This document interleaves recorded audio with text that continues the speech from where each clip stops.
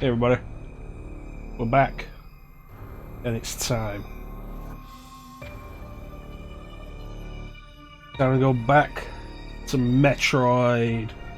The newest game in the series, Metroid Dread, yay!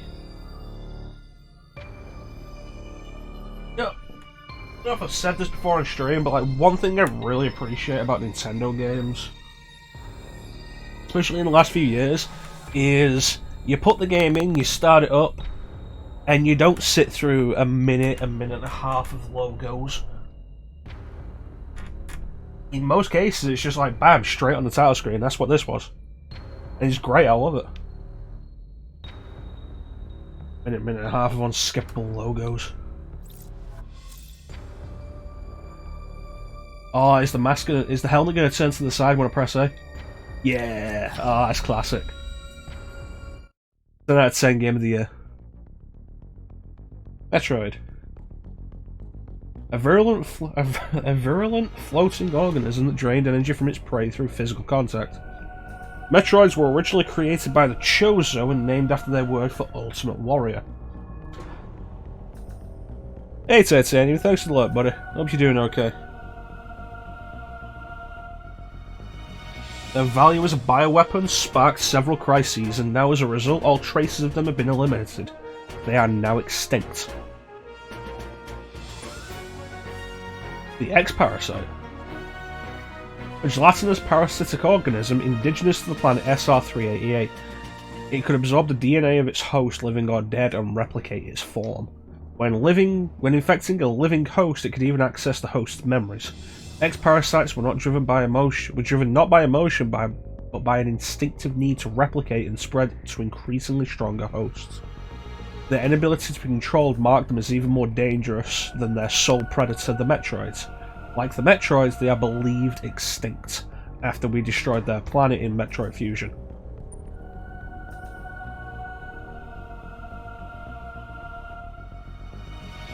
Here's a recap of Metroid Fusion. I love Samus's theme.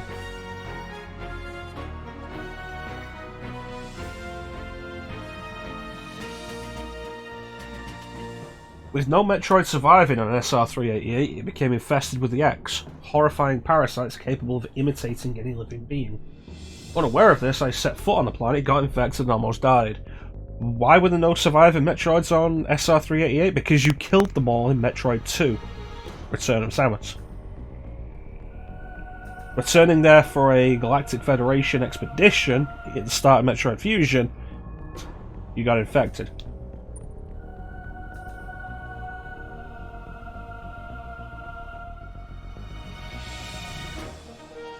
Not fond of that rendition of the fusion suit, honestly. The only thing that saved me was a vaccine created from Metroid DNA, which also left me uniquely able to oppose the X. This ability was tested immediately when I went to a biologic space laboratory's research station to investigate a distress signal.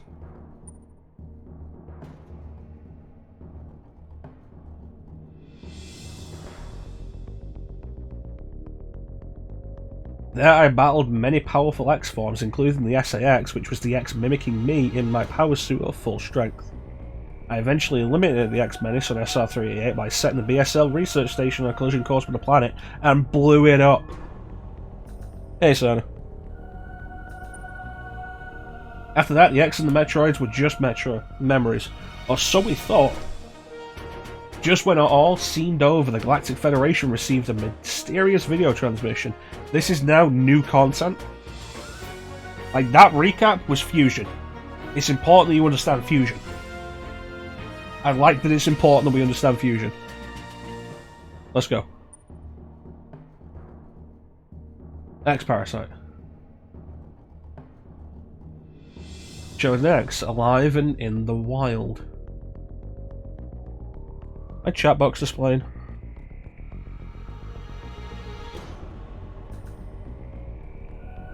My chat box is not displaying.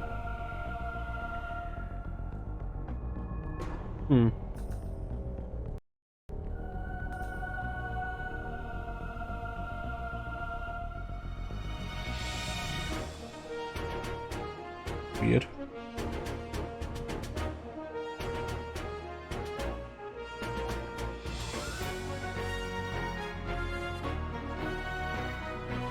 Give me a second, let me see if I can fix this. Ba-ba-da-boom.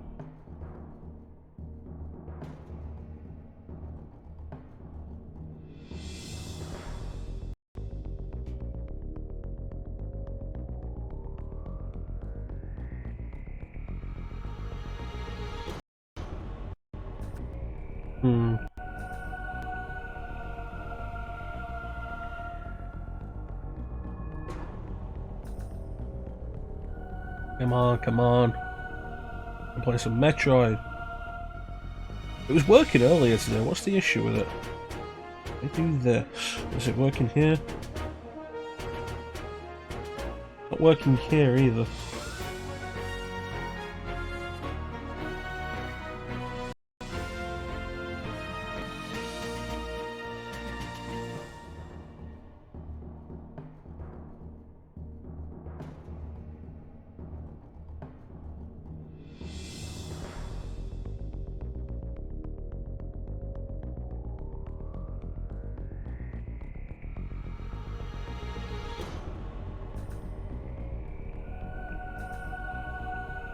Okay, let me change this.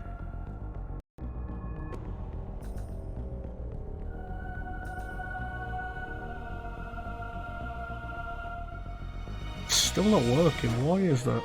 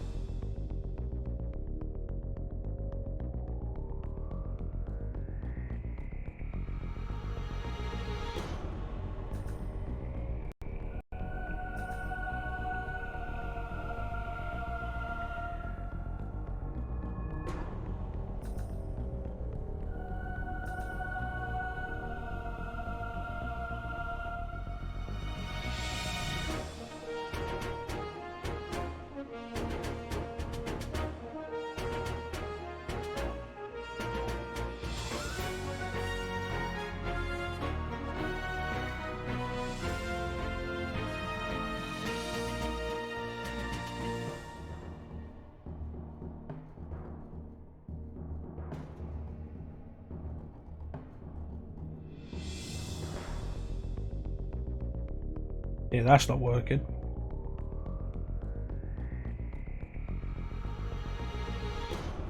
Seems like chat just isn't working on stream. That's weird, it was working earlier and I don't know what's changed.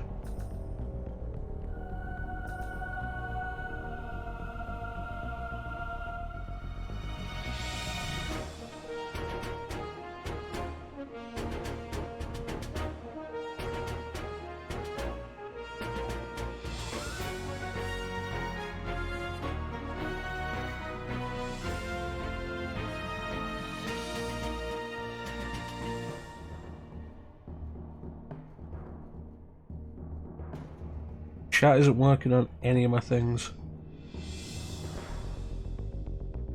I guess we gotta go forward with it like this then. So I am reading your chats, guys. They're just not gonna pop up on stream. I'm sorry about that. Thorough analysis proved the video was real, although the sender was unknown. The transmission was traced to a particular planet.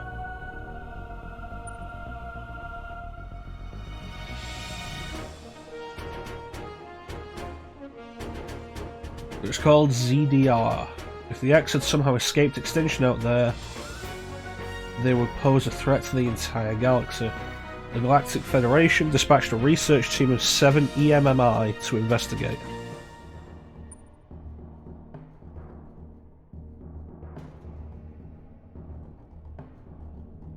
But the thing Fusion left off with was the Galactic Federation wanting to harvest the X for their limitless capabilities They make a point in Fusion of like, oh, the SAX, yeah, there's 10 of them now. You only ever fight one. You see one die, and then you fight a different one. You never see all 10. But like, they managed to completely replicate Samus and her power suit. That itself speaks to interesting capabilities, and the Galactic Federation wanted to harvest that and harness that.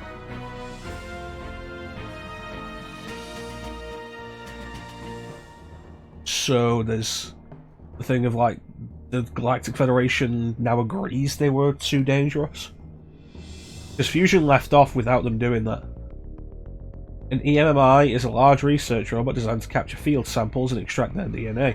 Their incredible mobility and protective plating made of the strongest stuff in the universe practically guaranteed their mission success, and makes them essentially monsters waiting to become monsters from the sounds of it. But not long after their arrival on the ZDR, all communication was lost.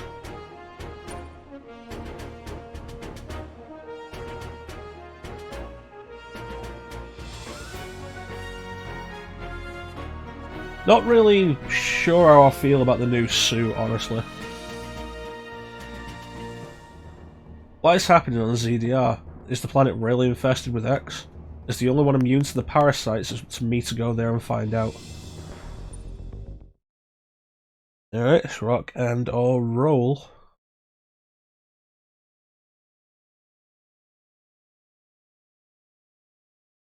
How you doing, Sana?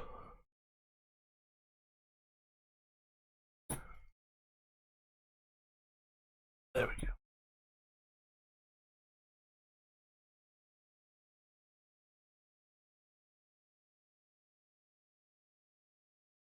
So I mentioned this during the FF7 remake stream earlier.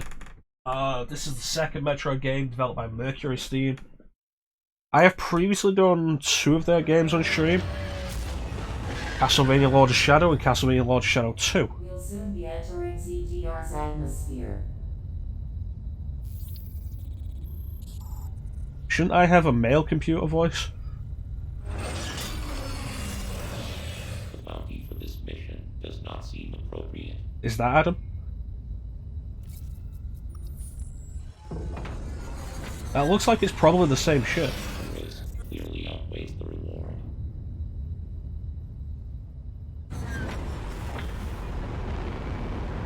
Treat our lost assets with care, lady. Yeah, that's supposed to be Adam.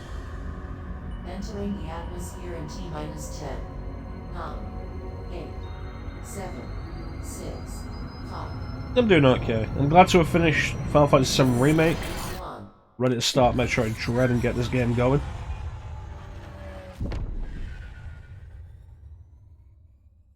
Yeah, Mercury Steam did the Lord of Shadow games for Castlevania. That's an interesting transition. This is their second Metroid game. They previously did Samus Returns on 3DS, a remake / reimagining of Metroid 2, Return of Samus, which was a Game Boy game. And it was enjoyable enough, it's just not a game I really want to go back to.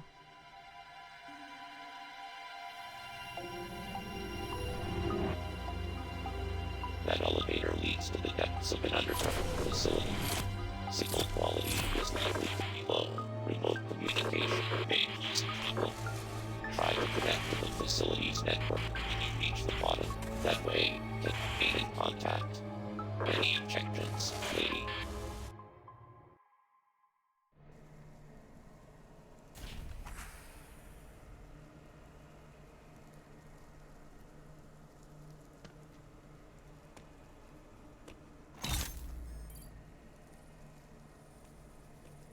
Hello.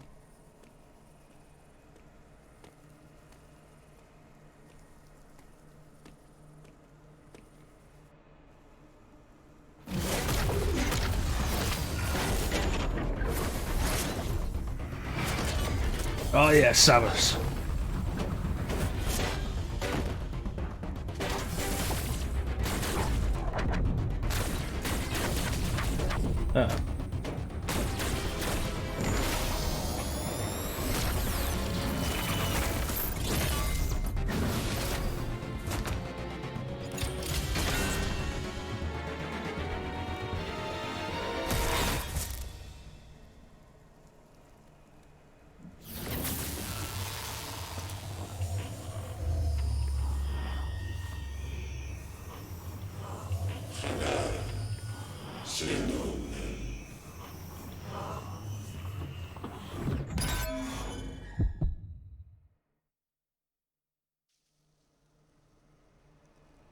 So, something's happened with the suit.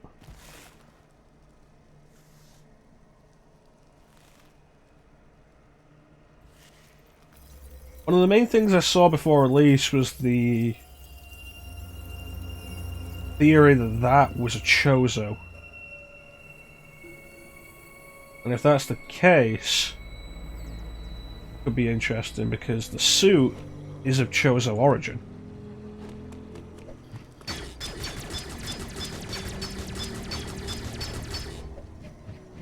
We brought the counter back.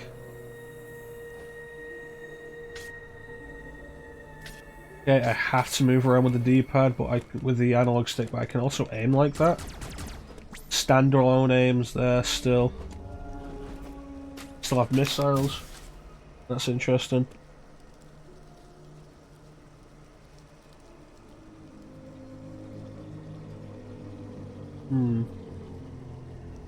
Don't have morph ball though.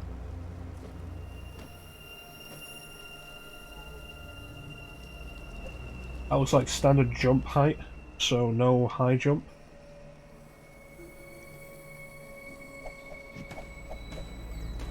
No space jump, no screw attack. What did we enter here with? The cutscene there showed a green missile that Samus launched. That would be a super missile most likely. Although Fusion merged supers and regulars together, and we ended the game with ice missiles. Take a look.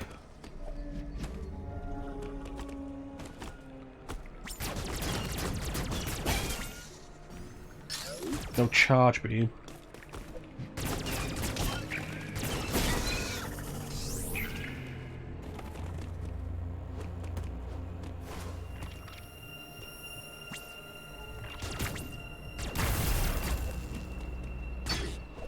Still got power grip, so that's nice.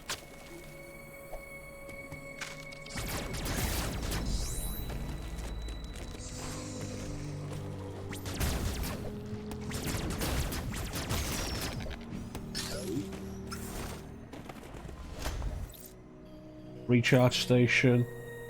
I'll have to remember this.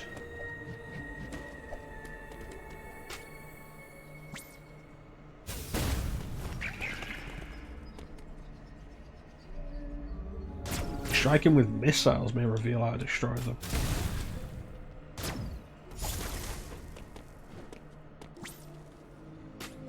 That's interesting. Because the old style was striking with morph ball bombs.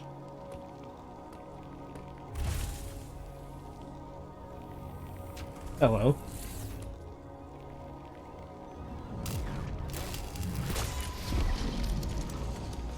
Uploading data.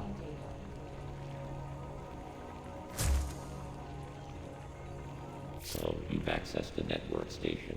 Well done, Samus. I have reviewed your vital signs and video log from the data you uploaded. I've run a full analysis, but I cannot account for why you lost consciousness. My readings indicate dramatic physical changes in you. Whatever caused these changes seems to have stripped you of most abilities. You might call it physical amnesia. That brings me to your assailant.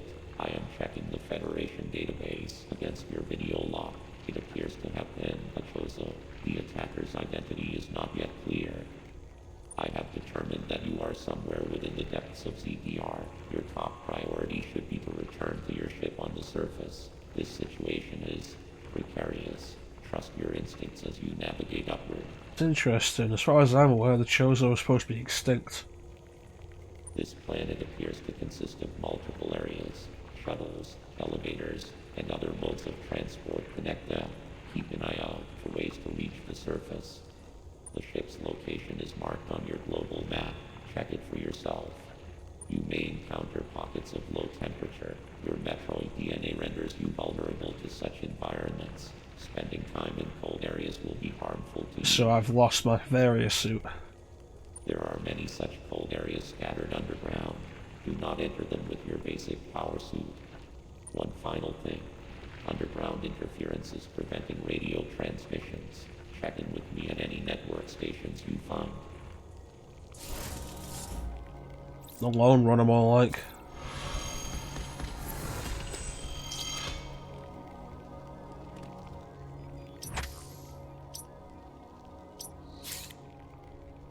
Yeah, all the way down at the bottom.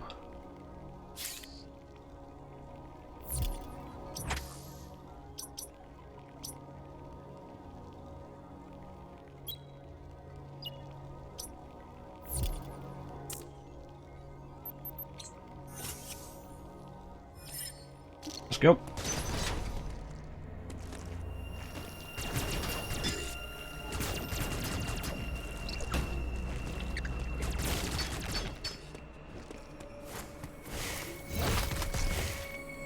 Hello.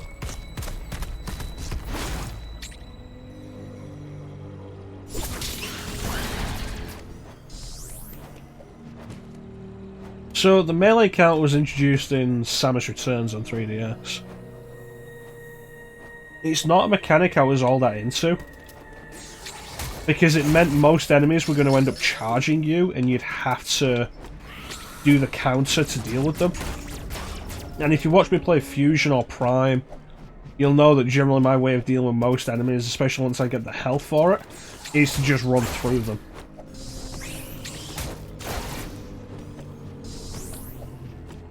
There we go. So it is possible to wall jump.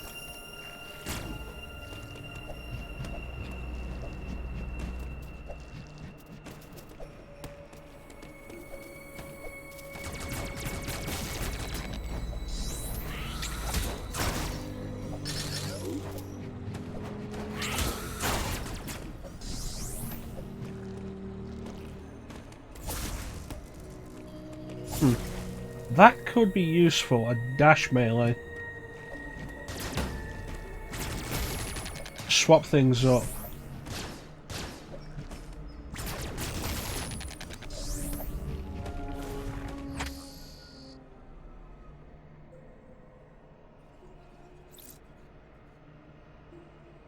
Okay.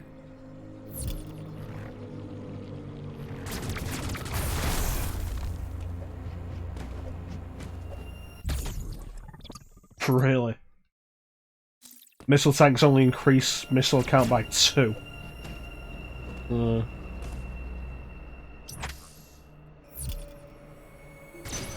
don't think I'm going to be fond of that.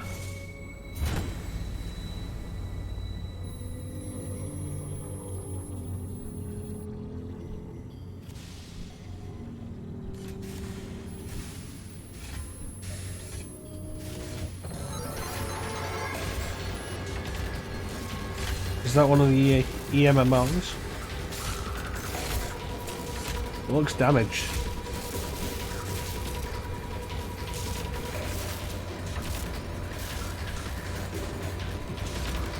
Oh, that's not good.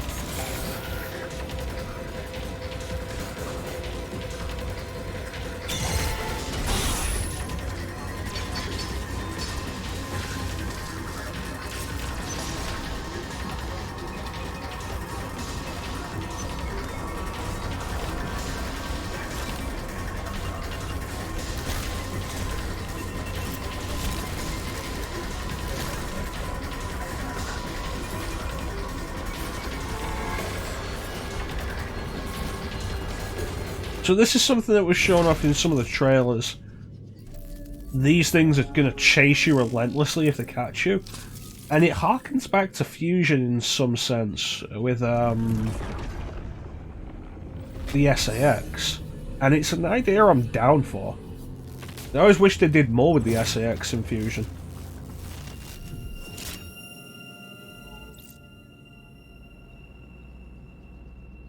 Or Mega Cannon.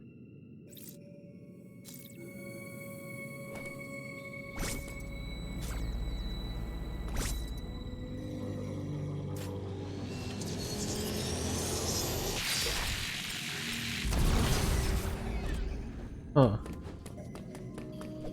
So the issue is that takes time.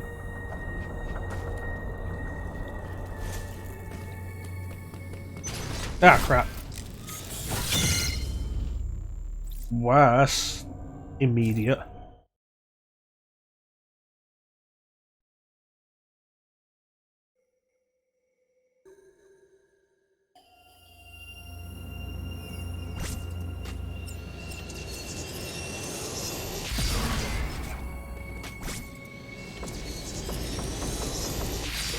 Okay. That takes time.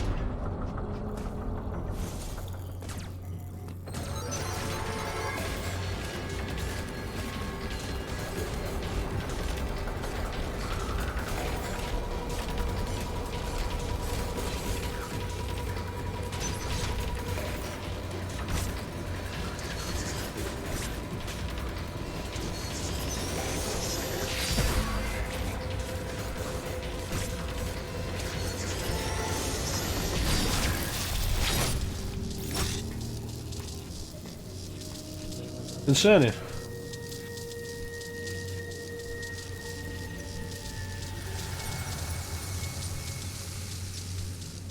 And that one was already damaged.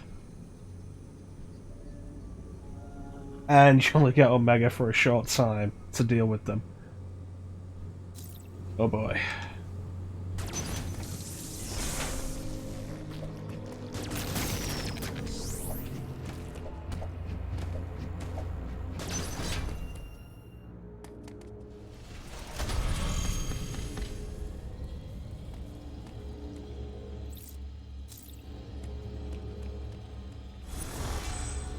This is going to be concerning.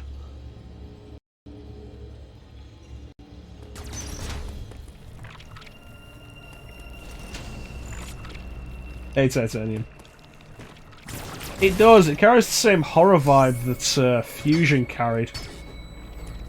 Which I'm down for. I was into that about Fusion. I always wish they did more with it.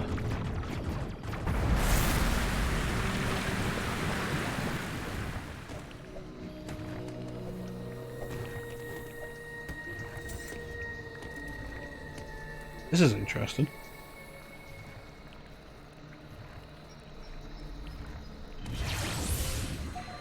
Yeah, for some reason as well, for anybody who doesn't know, chat is not displaying on stream, not sure why.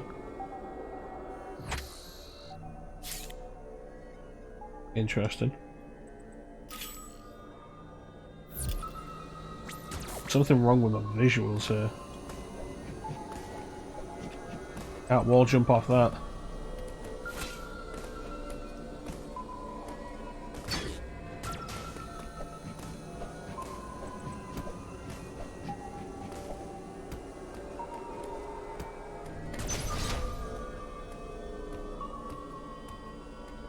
This one doesn't look damaged. That's concerning. I suppose you're friendly. Nope. Alright.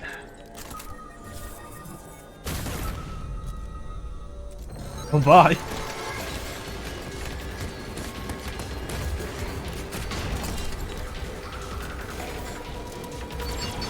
Bye.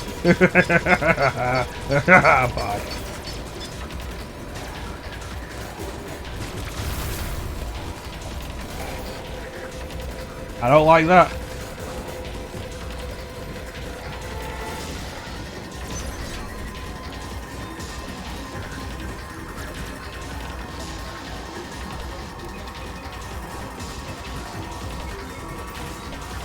Don't mind me.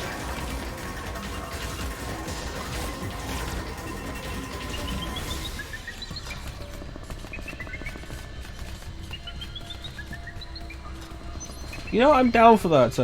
Mercury Steam wanted to do a Fusion remake, but Nintendo said do a sequel. I'm down for that. It's an interesting idea. Like I said earlier, like I'm really happy that we have a sequel to Fusion. Because I was always of the thought, like, because Fusion came out in 2002, I think it was. It was always like, where do we go from here? And the series avoided going anywhere for so long. So when he announced Metroid 5, I was down for it.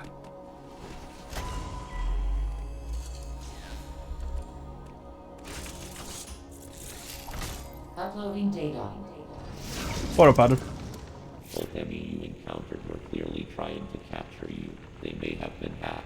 If so, it's reasonable to assume all e.m.m.i will be hostile. So we're calling them e.m.m.i. e.m.m.i send out a pulse to detect vibrations in the air within a certain range. Essentially, they can hear you.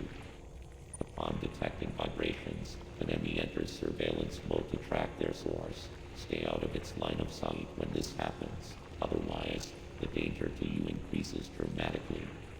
An e.m.m.i that has seen you will begin pursuit. Part of the pursuit protocol is to seal the e.m.m.i's own exits. You will be trapped inside. Right, so something of a combination of SAX chases and the space pirate chases towards the end of Zero mission. To survive, you must leave its range of pursuit. Evade the e.m.m.i and it will disengage. This will also unseal the exits. An e.m.m.i never leaves its assigned zone. Their control system must permit them to operate only within that range. I estimate a 99% probability of death if an e.m.m.i captures you. Okay. There may be a very small opportunity to escape, but exploiting this window will be virtually impossible. I like that they say, like, yeah, you can counter them if you do it just right, but it's going to be damn hard and don't rely on it. The e.m.m.i are immune to your current weapons. You lack the unique energy used to defeat the first e.m.m.i. Your only option now is to evade capture and find an exit. Your highest priority in an e.m.m.i zone should be simply to survive.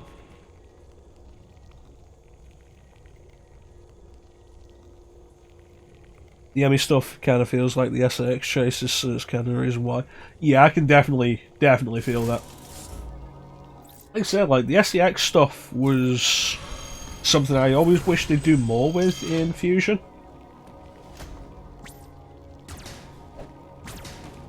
So having something like this, I'm down for. Although, it's definitely more unforgiving than Fusion was. That's for sure.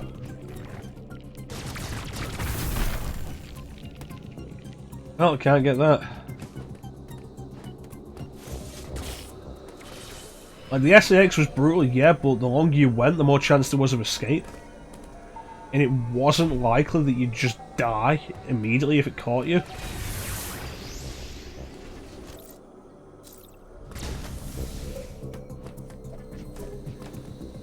Except for that first time, I guess. But that's because, like, the ice beam would tear you apart. This was just a case of, oh, it grabbed me and I'm dead.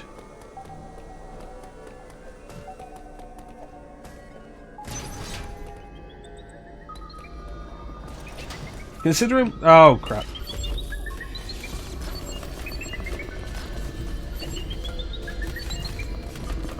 Help me, Adam.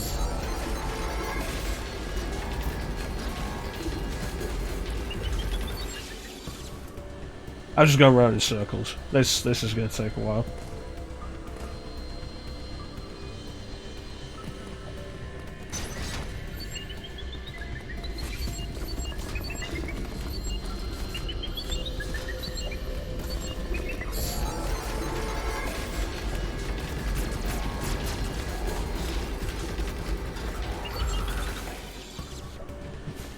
Okay, do I even want to go this way?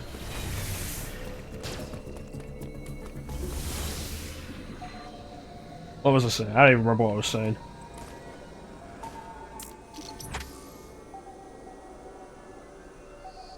Okay.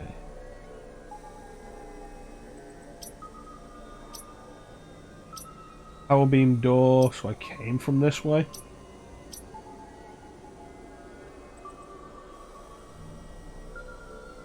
What is this? Dunno. Want to head over this way, I guess?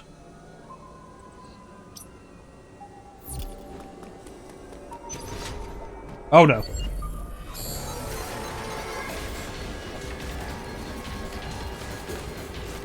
Well, they're definitely smarter than the SAXs.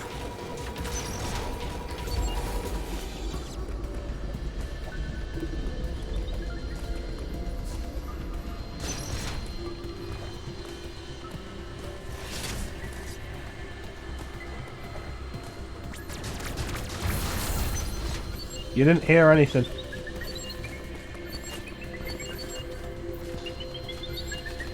Oh no, it's going around. And it can hear, like, any movement.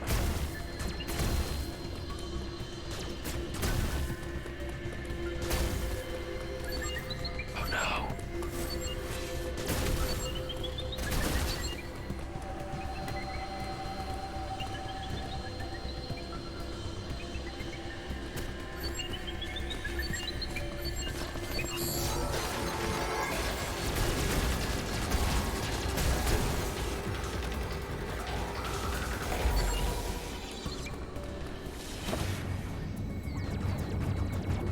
You know, I like that actually. That is a little nerve pumping. I like it. Good stuff.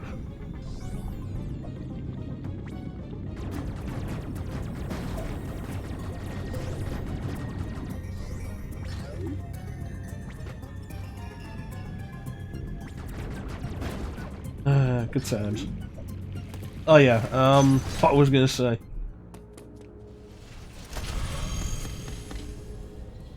Since we have to use the analog stick to move, I'm kind of disappointed that there's no walk. It's 0 to 100. Like, stood still, running. And Samus runs fast.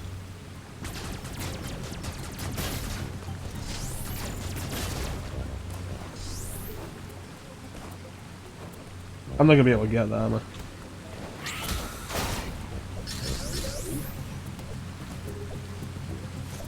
Nope.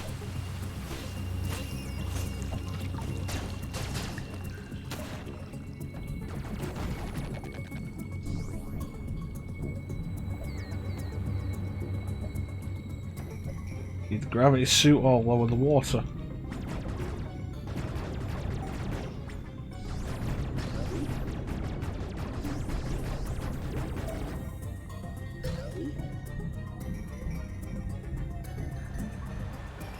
That looks like what I want. There we go. About even. I sure hope those things don't start chasing me through the water tunnels. That'll be a concern. Have they made wall jumping easier? They have. You don't have to press off at the right time just as you jump, you just jump. That's interesting.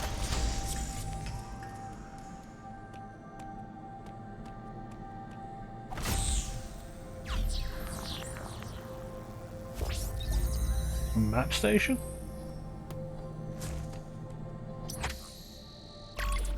Yes.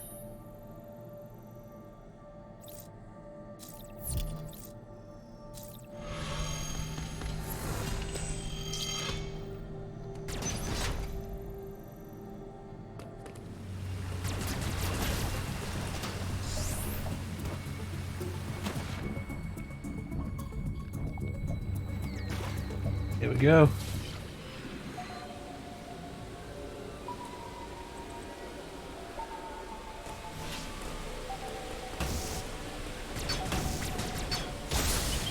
Oh no.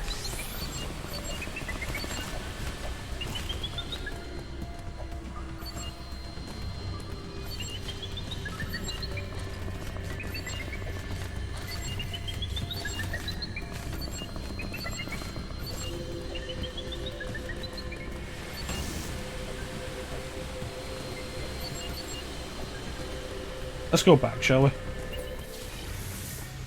I do like how fast Samus is here, though. Feels like, I guess, a natural evolution from how fast she was in Fusion into Zero Mission into this. And I like it. Good stuff.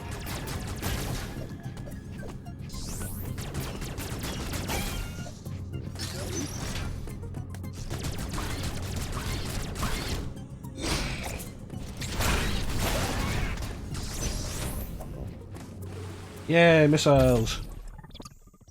Da da da da da da da da da da da.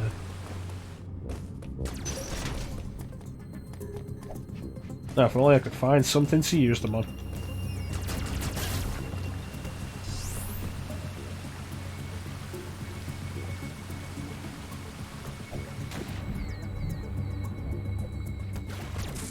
Alright, let's try to figure out where I want to go.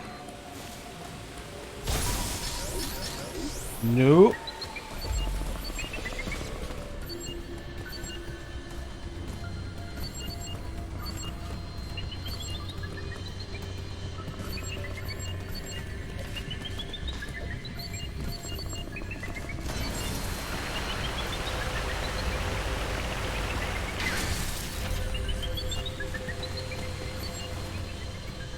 I might have found something.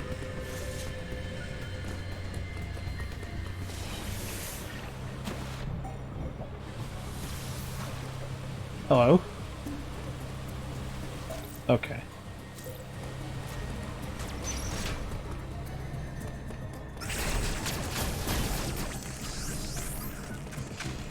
So Metroid has always had the isolationist idea. Part of the reason why people think that other M doesn't work and why Fusion isn't super popular for some people. But like, the way this is working, I do quite like it. Because you are isolated and alone. And the difference of this compared to, say, Prime or OG, or like Zero Mission or whatever, is that while you're alone, you're also being hunted. Not that way.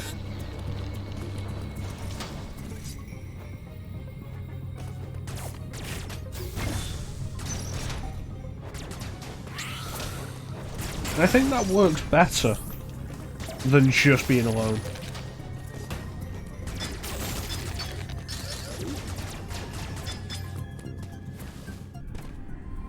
Upgrade!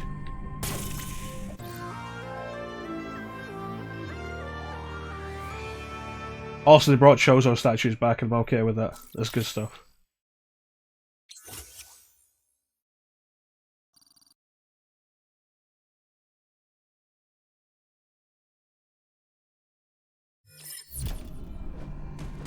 I'm happy they brought Chozo statues back.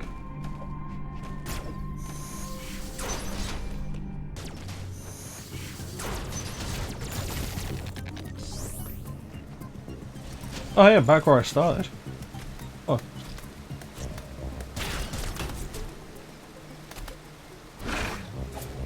That's an interesting design. Doesn't like it has a backwards or a forwards. It can go one way or the other regardless. Or it only ever attacks with its hind legs. Interesting.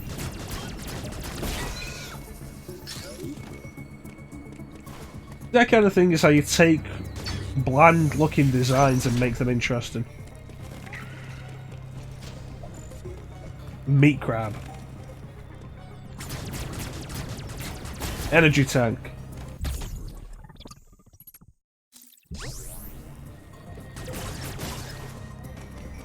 Yeah, suggest some kind of ecology for it. Good stuff.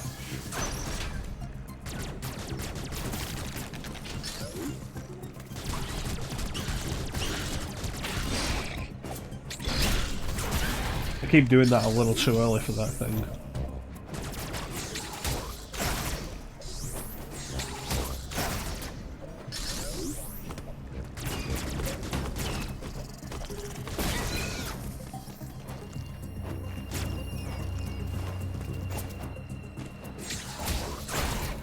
At least health is easy enough to recover.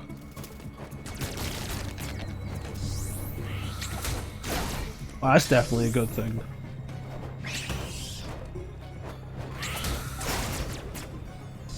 Thank you, Titanium.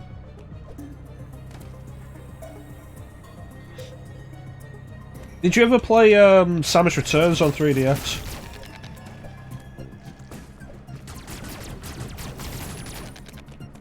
Because if not, that might be why I'm doing better with the counter than you did. No. Because the counter's a mechanic that they brought back from that.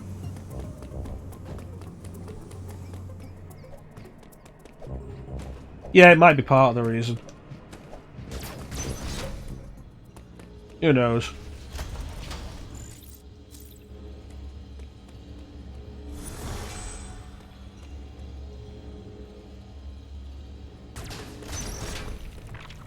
Yeah, I want to get up there. But yeah, I'll mess up the timing on some of these counters soon enough.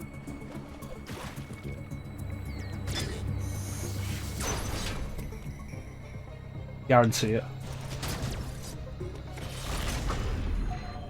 A new one. They're all going to have different quirks, aren't they?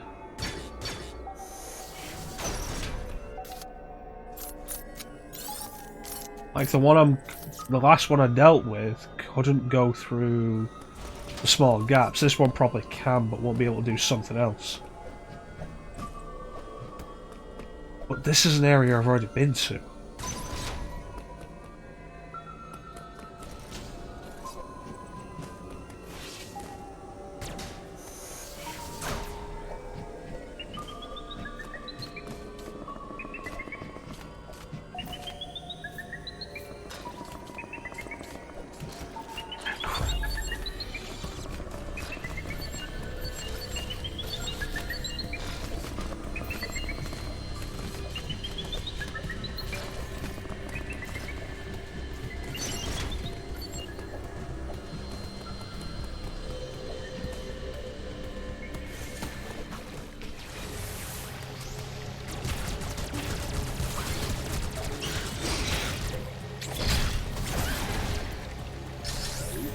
As far as counters in games like this go, it's definitely one of the more generous ones I've ever seen.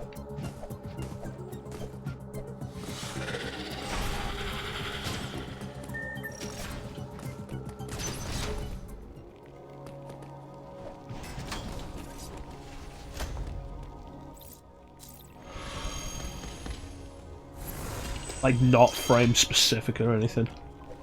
Like, the wide arc, as long as it connects with any part of that, is pretty good.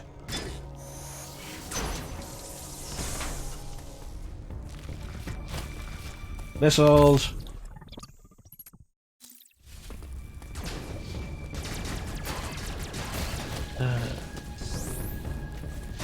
Honestly, I'm really happy to just be playing a new Metroid game. It's one of those things of like, there hadn't been a new Metroid for so long.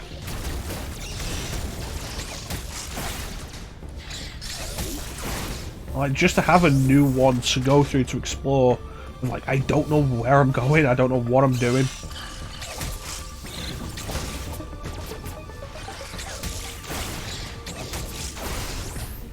And that not knowing is one of the best things. I'm really down for that. It's like with, I've got Skyward Sword HD, I picked both of them up at the same time actually, this and Skyward Sword HD. That's cool.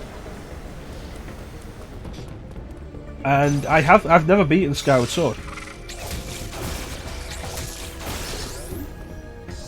So it's kind of a similar thing of, there's this 3D Zelda game. That's going to damage me if I go in there, isn't it? Yes. Alright, good to know.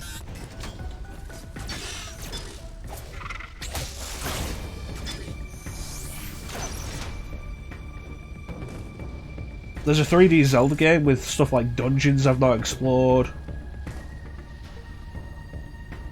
items I've not used, that kind of thing. And that's a really cool feeling to be able to go for. And it's a finite feeling.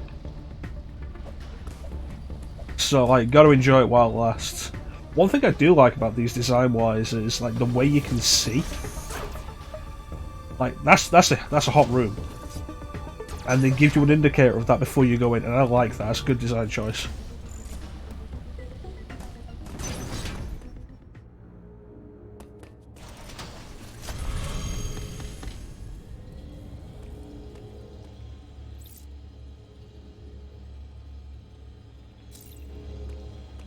Mystery is such a good feeling in games. First time through Metroid Prime is amazing.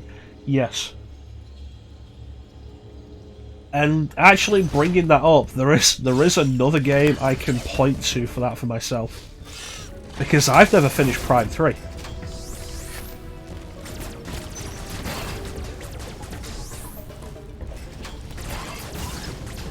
So Prime 3 sat there and I've only done like the first 2 planets on it.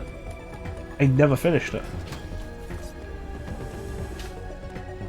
So at some point I should go back and do that. Interesting.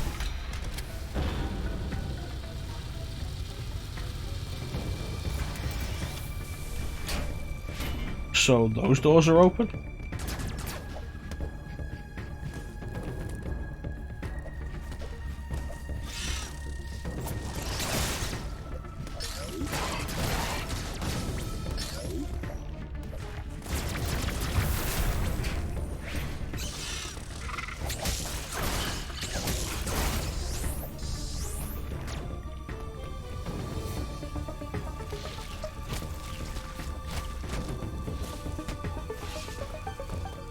Yeah, it's a cool feeling of like, oh, there's a series that you love, and you've been through basically all of it, and then a new Uploading data. installment in that series comes out. There was no record of your assailant in the Federation database. However, there are records of the chosen warrior tribe. There is a strong possibility the two are connected. It's like, oh, as a new installment comes out, and now you can play a new. You can go into a piece of this thing that you really love, you really enjoy, without knowing everything in it. Well, that's a great feeling. You have seen the warrior tribe's architecture and artifacts on this planet. I conclude that this was one of their settlements. But why would someone leave you here and send the e.m.m.i after you? The footage of the X-parasite may have been staged to lure you in. The situation remains unclear, but your priority hasn't changed. You must return to the ship. You have activated the magma supply system that has restored power to the closed thermal doors. Seek them out to proceed. Continue to search for the unique energy you employed against the first e.m.m.i. It is the only way you can confront them. Unfortunately, this energy is limited. You may have noticed it dissipating after an e.m.m.i is destroyed. There are 6 remaining e.m.m.i hunting you. You have no means to confront them. Remember that. Certainly. You've been waiting for me to do this because you knew even if I thought it was really okay, I'd still love the actor and so forth. Yeah, no, I am down for like so much of the idea of this.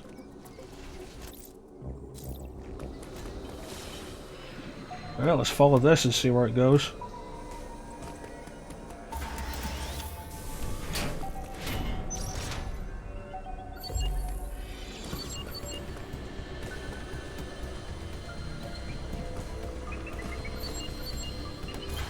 There we go. Uh-oh.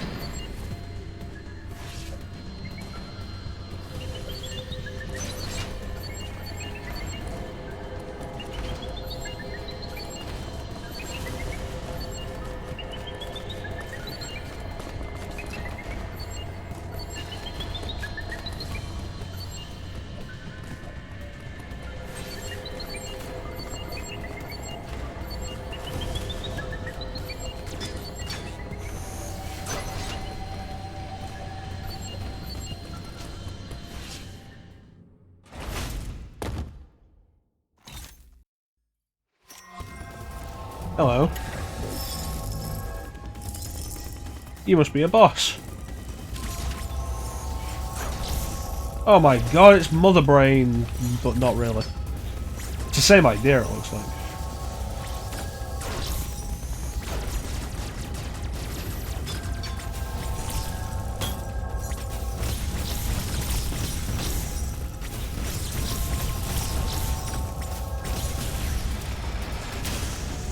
Oh hey, it's Krakow from the Kirby series.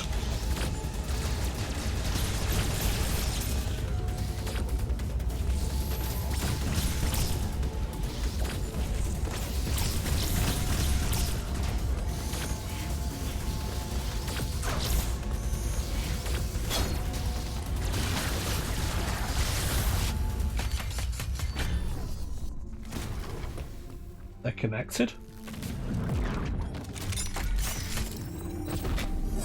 Oh. This is what I get Omega Energy from.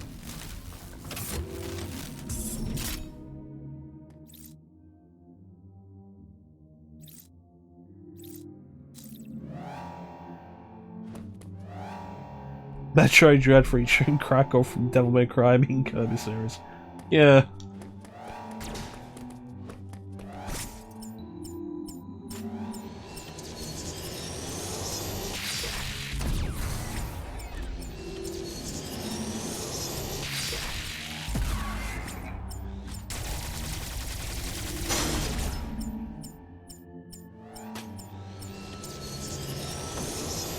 Alright, let's do this.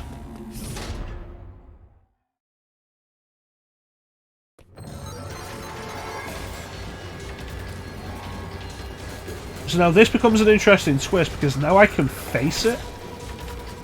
but like it's still a really, really close thing.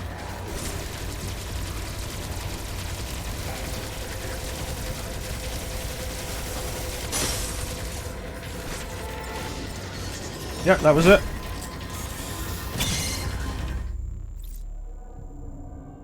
So I have the means to defend myself, but it's still just like, and I'm dead. So that's an interesting reversal of ideas.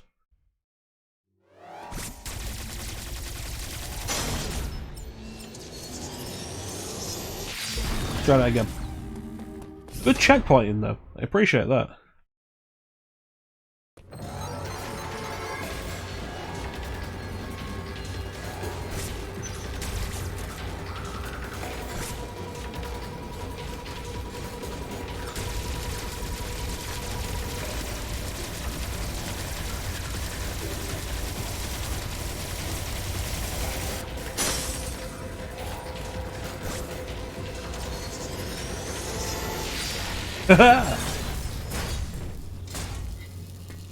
Two down. Give me your goods.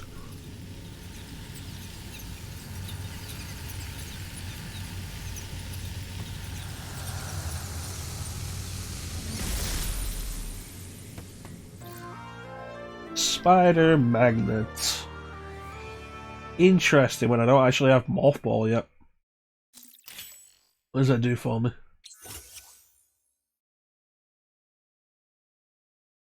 Huh.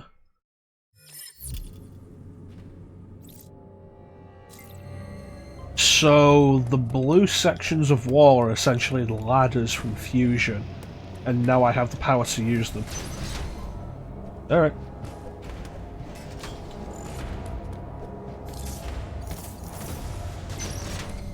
I'm okay with that.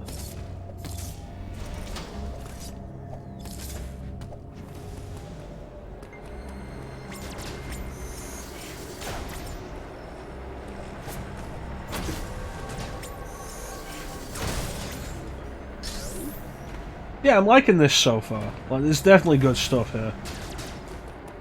There is a criticism I'll level at it, and that is the general lack of music. It's really only been atmospheric.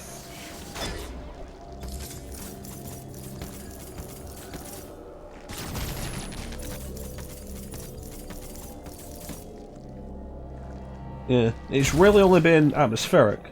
And not like atmospheric music, just atmospheric noise. Which I'm not super down with. Because that kind of thing eventually gets a little tiresome.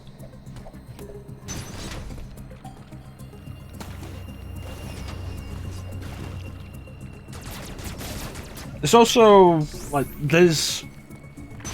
The thing with Metroid is Metroid has regularly done atmospheric music that you can enjoy regularly. Super Metroid's great for it. It's low beat, down key track. It's low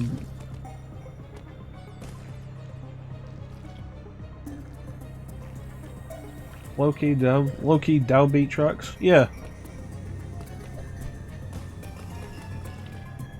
Like, Super Metroid's a good example of it. Metroid Prime's a little more out there with it, but still works.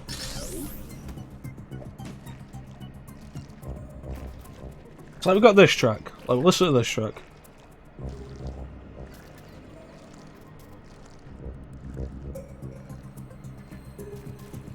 There's not a whole lot there.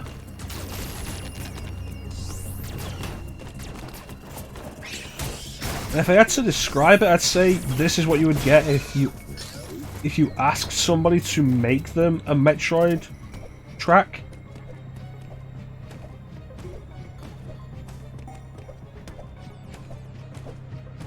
Like if it was their first effort or something.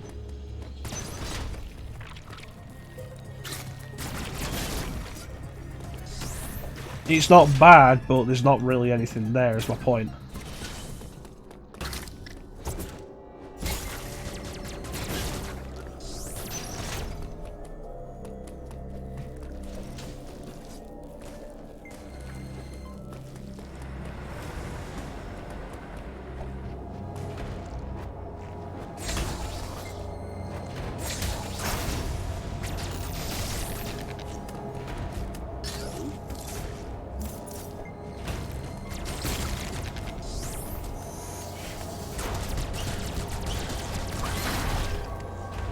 Oh, I want to just get the morph ball.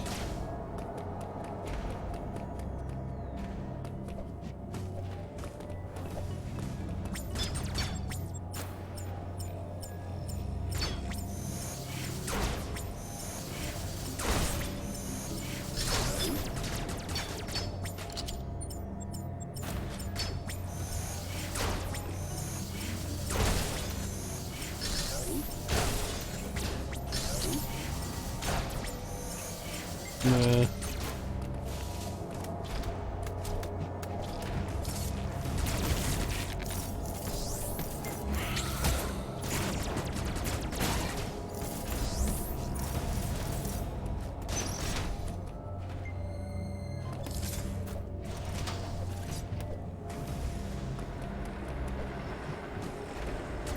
That means this has to be the way forward. Can't find my way to anything else.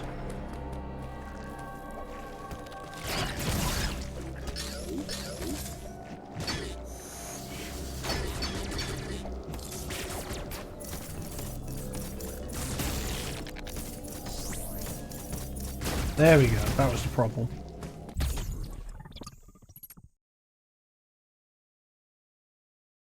That's probably going to continue being a problem, actually.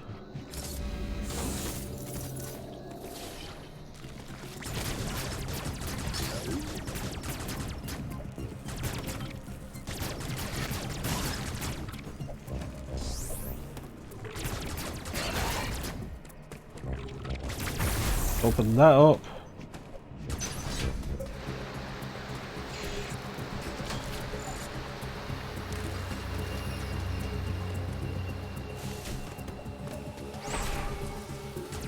That's interesting.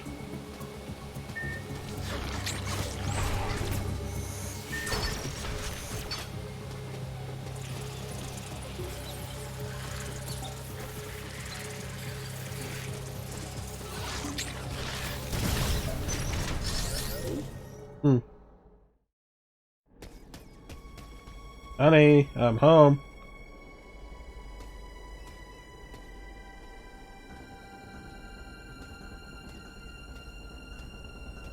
I'm here for Chozo artifacts.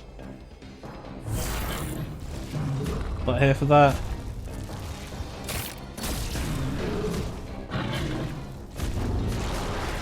Samus is so cool. Oh no, giant monster that can go invisible. What's her first reaction? Shoot it in the face.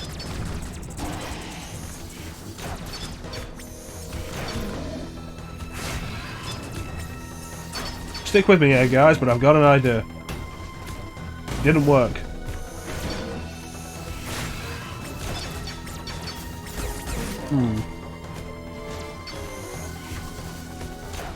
Well, that worked.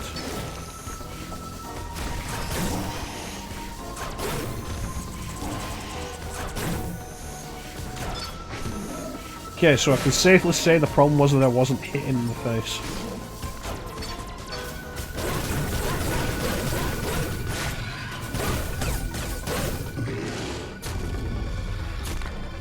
Why do I get the feeling you're not dead? Curious.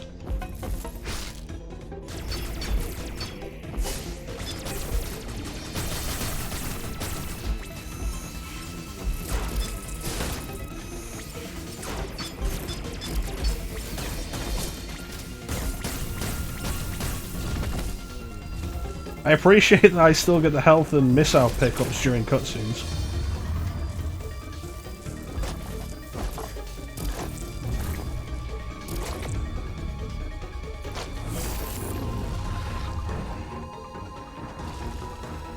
What the hell? Oh. You sneaky bugger. You were waiting for me to do that.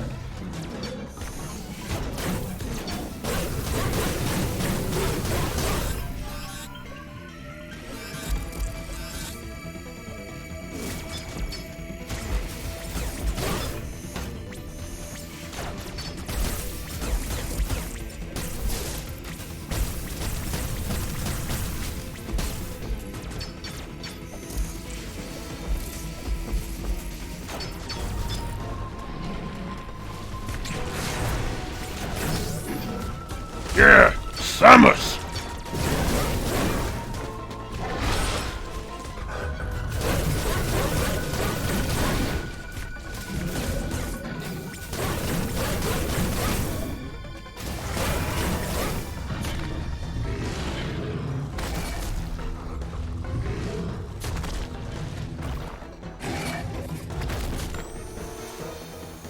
Oh god, Samus is so cool.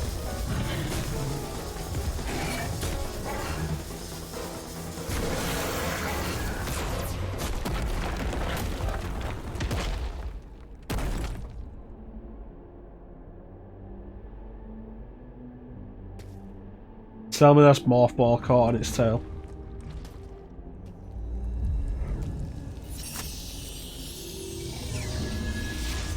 He's Morph Ball. Aww. Is this gonna be like a subversion where I don't get Morph Ball till like right at the end of the game?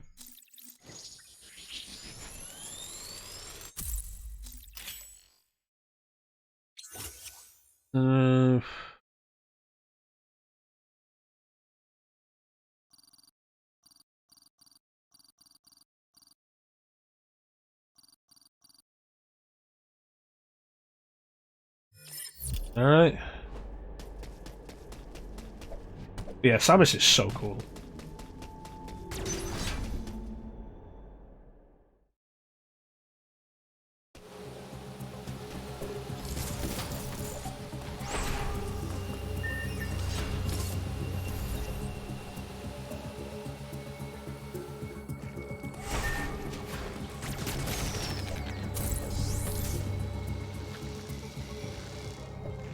I've already been here.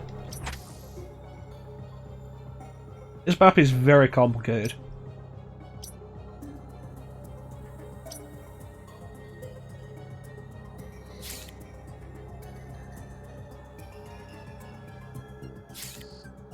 What is this? I don't know what that is.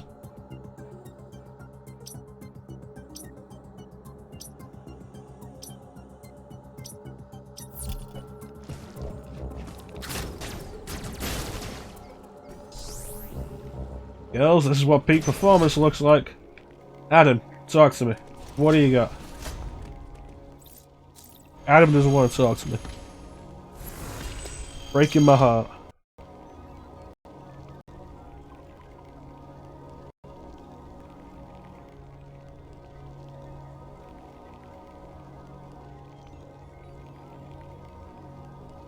Alright, so... That's new.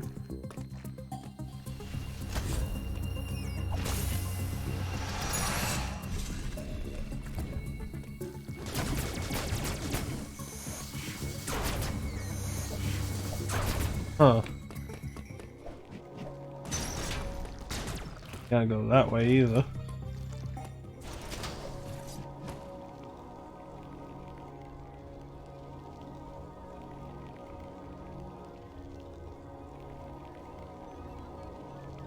By the way, pretty much every boss has one of those cutscene parts where you can attack for big damage, generally where you just unload missiles like crazy.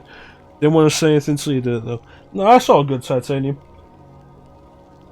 Samus Returns also did that kind of thing. The difference with Samus Returns, for the most part, was that almost every boss was a Metroid.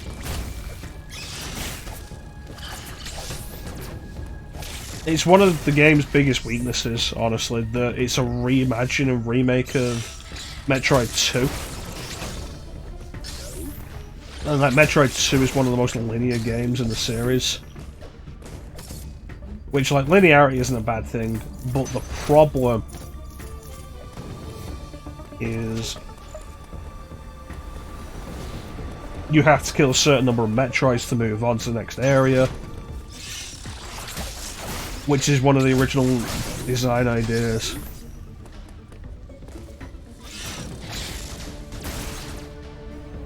And so a lot of your bosses for that end up being Metroids. So you fight a lot of Metroids throughout the course of the game. And Metroid 2 is what introduced like the other kinds of Metroids. Like the first Metroid you see is Metroid Lava, as you would expect, but you don't even fight it.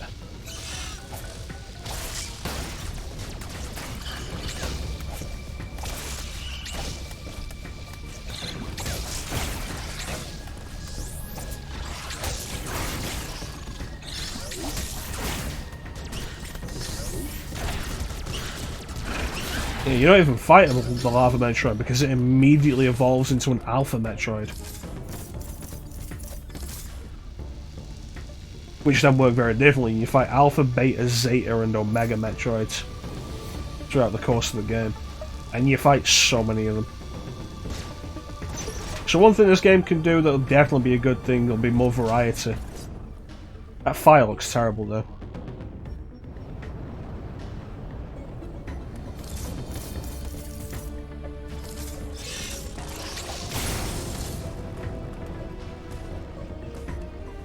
Oh, we're leaving this area? Alright. I'm down for that. Kataris. Samus Aran, let's go!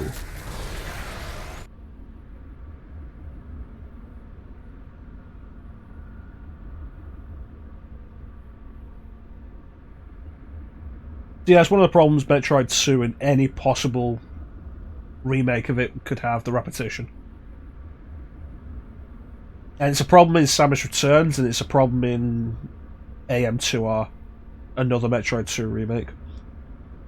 The repetition of just fighting Metroids so damn often as bosses. Turbo left to 10 forward. I need guidance to tell me how to live my life.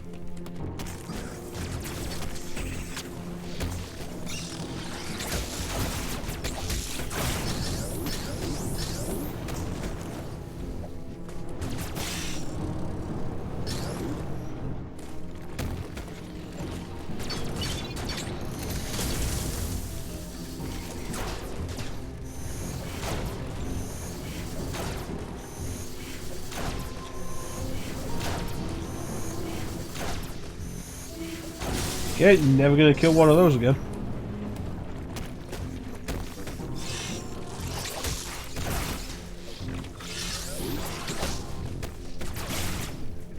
What do we got? Adam, talk to me.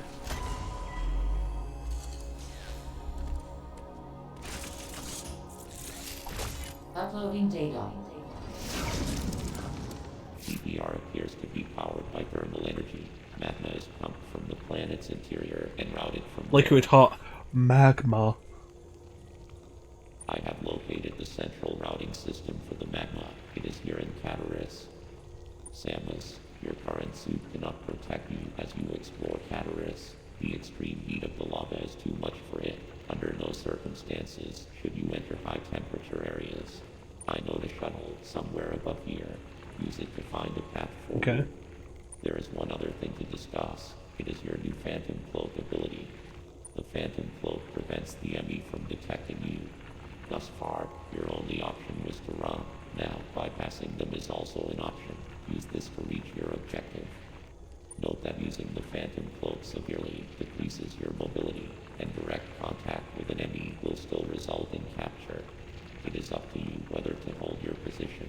Just be aware. So I can't just get them to walk past me. If they touch me, they're gonna know I'm there. The Phantom Cloak is useless. Once an e.m.m.i sees you, you will need to evade capture They could be until it troubling. picks up pursuit.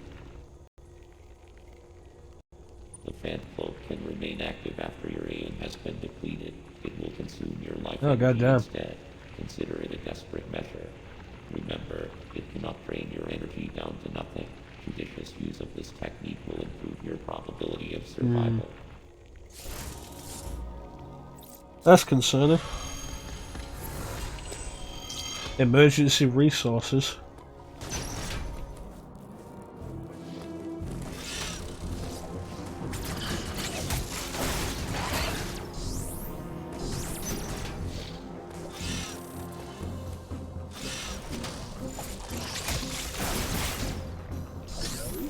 Yeah, I rate that if you like this game, Titanium, you would probably enjoy Samus Returns. It'd be worth checking out.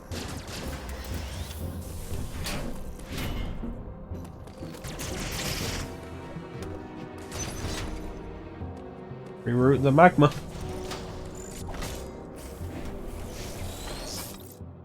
Now's probably like the best time to start trying to pick up 3DS games.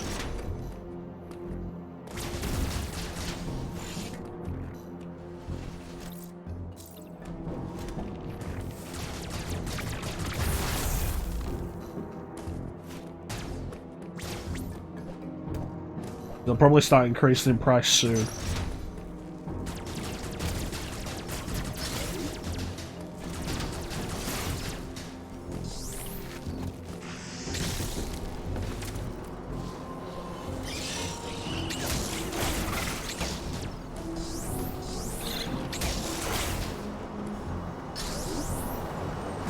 Oh no.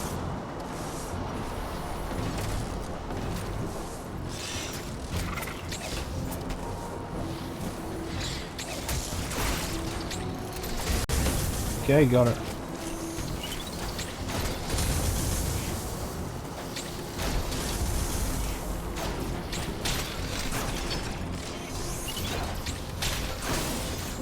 Okay, those are easier to kill when you do the proper method of killing them. Got it.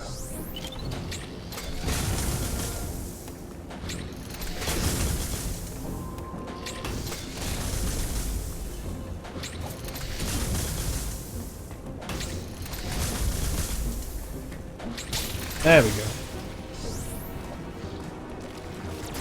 Watch out from on the ceiling, it seems.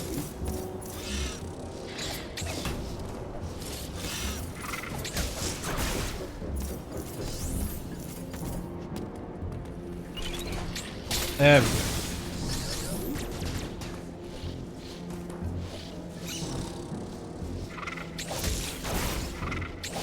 Sound cue. Best way to tell that they're about to charge.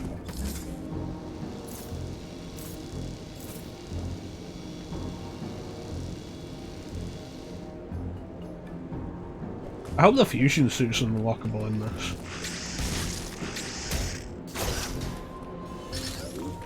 I hope the fusion suit's unlockable in this and isn't locked behind amiibos.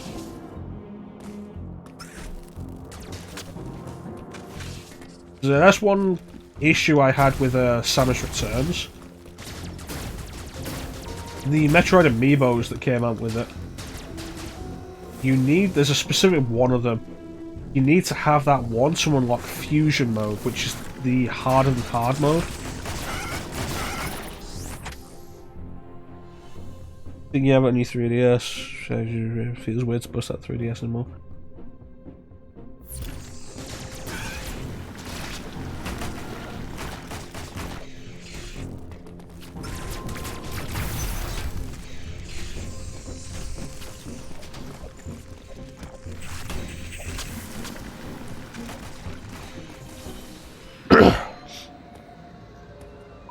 But yeah, the harder than hard mode in Samus Returns.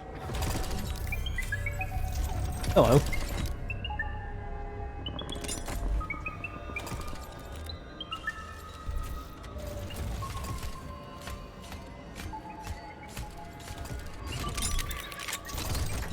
Okay, so this one can go through small spaces.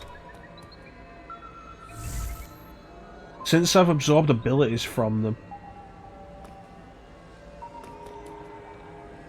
turns out that one will get me Morph Ball.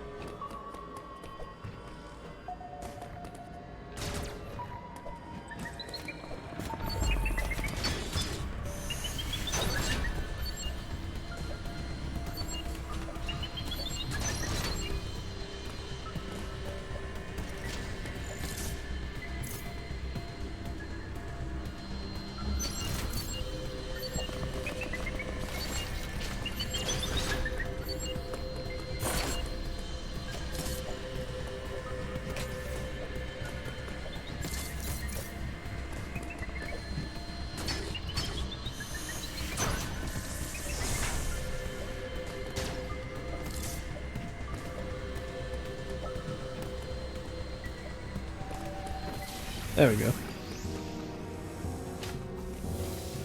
Yeah, Fusion mode, the harder than hard mode on Samus Returns. It gives you the fusion suit, which is really neat.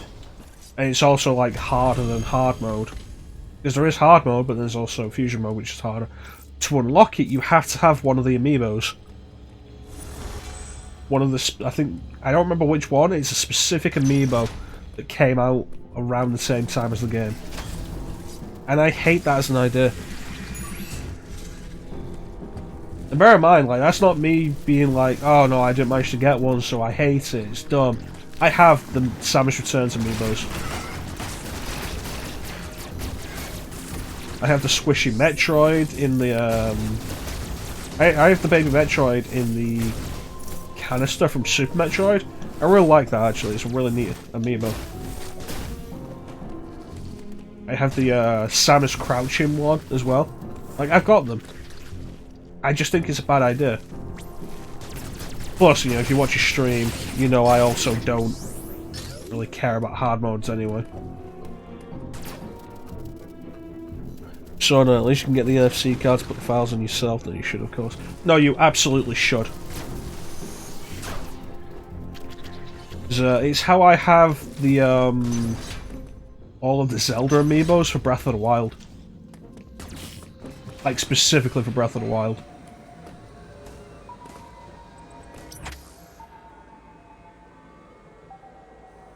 I have a little booklet. A little book wallet thing. I bought it on Amazon, and it has NFC cards related that cover all of the amiibos.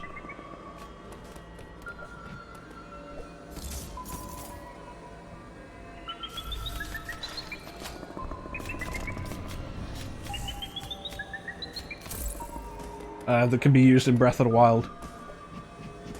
The main thing with that is, like, I really wanted the Ocarina of Time amiibo. But they did, like, one run of it, and then it was gone, and it's now, to pick one up, it's more expensive than I want to pay. And I wanted it because I like the design, and using it also gets you the Ocarina of Time tunic in Breath of the Wild, which is my favourite tunic design.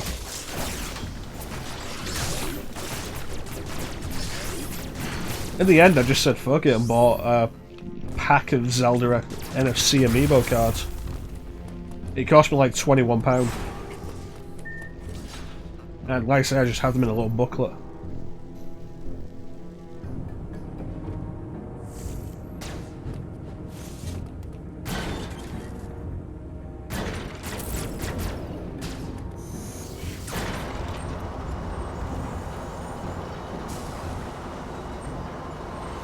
So absolutely do that. DLC is an irritating enough issue as it is. Physical limited DLC is absolute bullshit. And Nintendo did it again with Skyward Sword.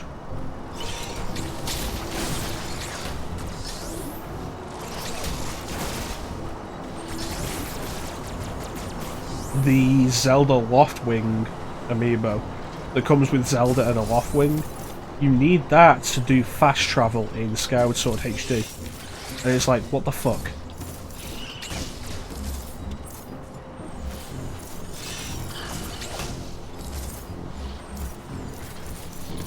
Bear in mind, because it's a bigger amiibo as well, it's more expensive.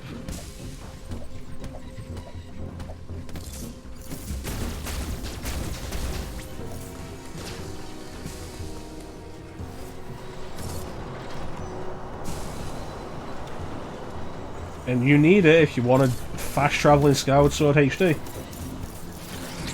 Which is absolutely ridiculous.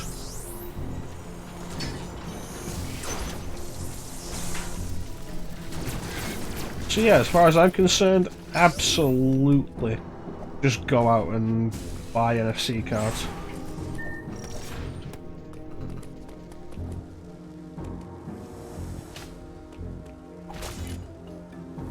Or do them yourself.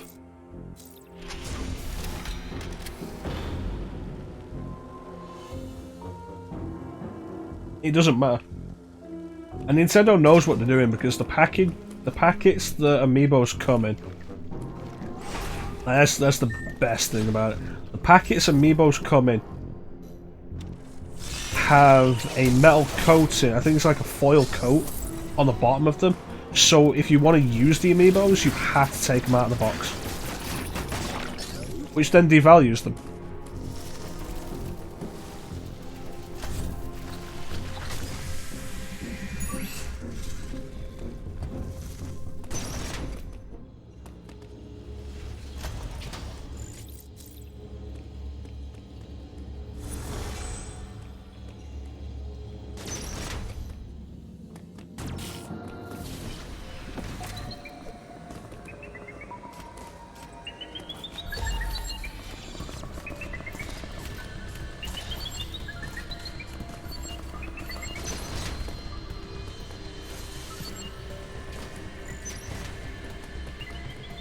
Uh-oh.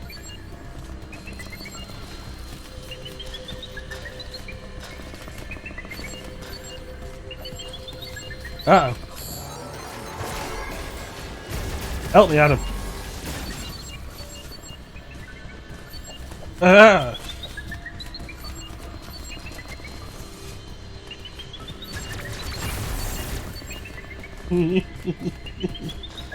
Ah, you can't catch me. And Samus Aran. Where was I going? I'm so lost right now.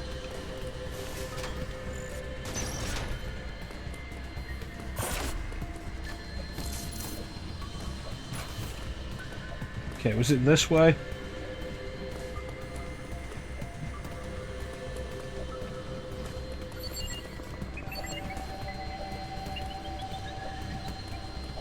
Okay, this way. Follow this pipe. Up here. So it's this room. I think.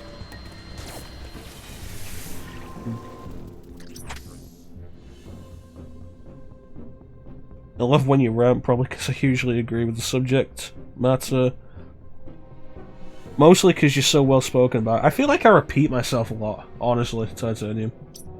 I came from that way. But the lava is going this way. So where is it leading? Not there.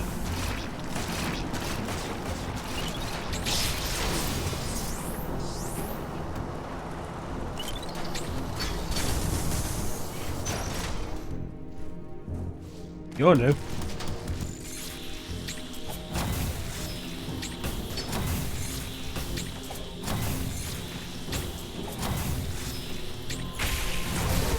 That was a little awkward to get the hang of.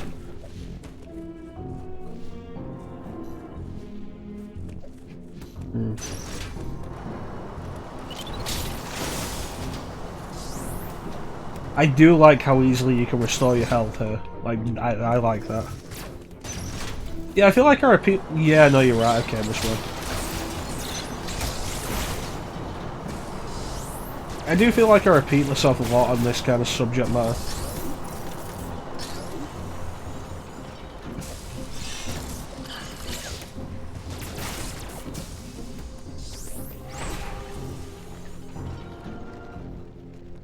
Okay. This is where we changed it.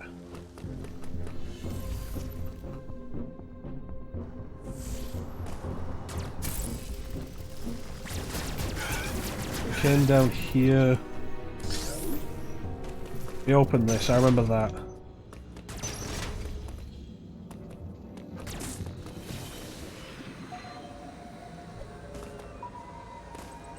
So we would have had to open this gate, which means we want to go here.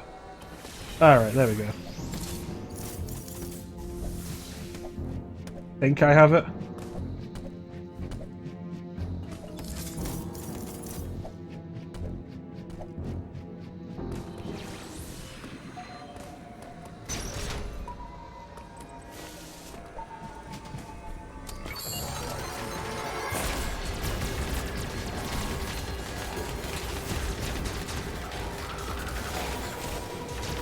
No!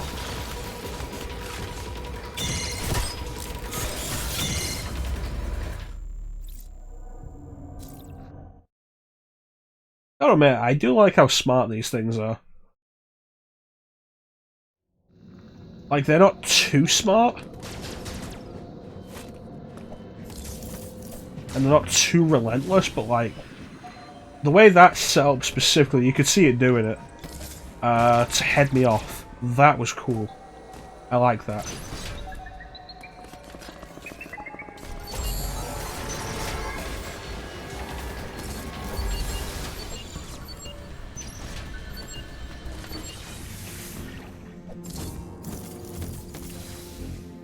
Gotta be this way, but I need to activate.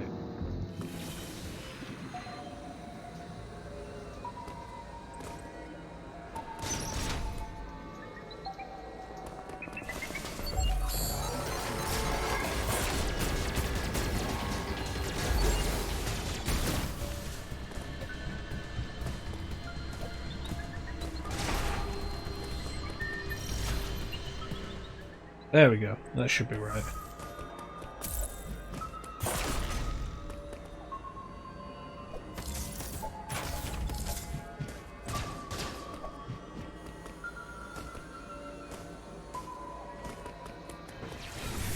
Well, that's interesting.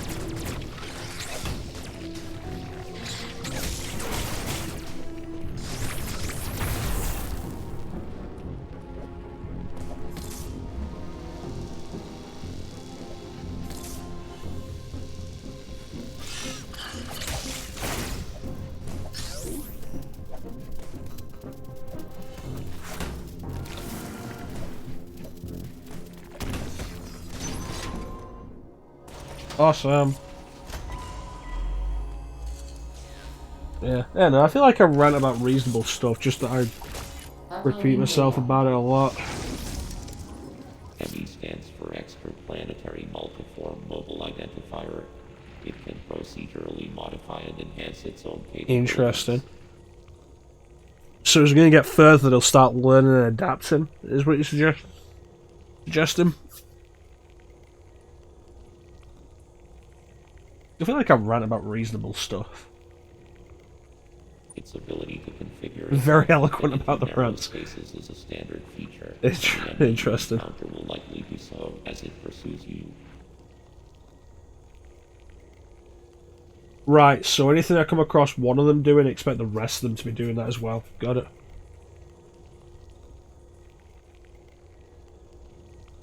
I'm just glad you can understand me when I'm ranting. You are not capable of destroying their armor plating. This would be true even at your full capability. That's interesting. You are faced with overwhelming power. Accept your helplessness. That's a weird way of wording it. Study e.m.m.i carefully and use the Phantom Cloak to advance. There are risks even here. The Phantom Cloak reduces your mobility and consumes more e.m.m.i when you move or shoot. It is still your best chance at survival.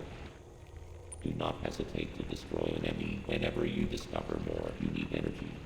This was not one of your original priorities. However, I see no other way to accomplish your goal. These existential threats cannot be sanctioned.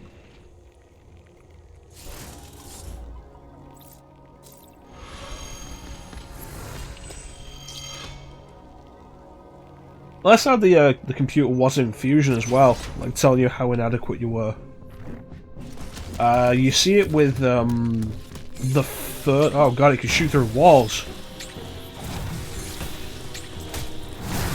You see it with the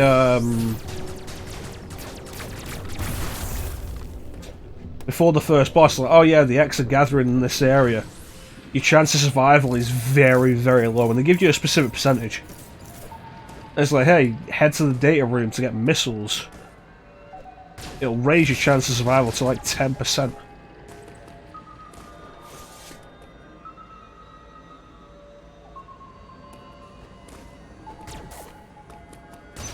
Oh god!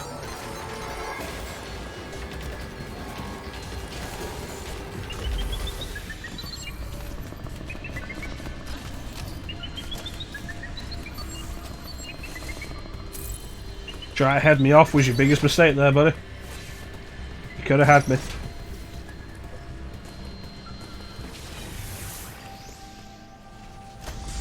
A map room. I'm enjoying this. Really am. Part of it's definitely how fast paced it is.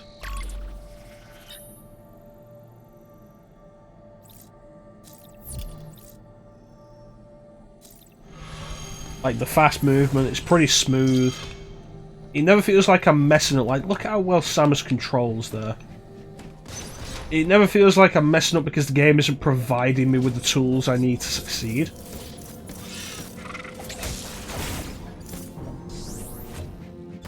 Like, Samus's movement has never really felt so free. I know people generally... Uh-oh.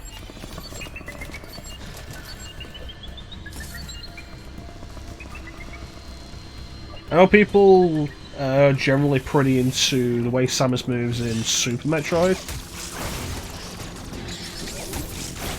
Like, she's kind of floaty there and can do a lot because of that. I'm not really into it because I played Fusion first, and Fusion has Samus with a much tighter control. And I've always preferred that. And then there's Zero Mission, which arguably has slightly tighter controls, but gives her more mobility in the air. Like, that's good. And then there's this, which is like, it feels like a natural progression.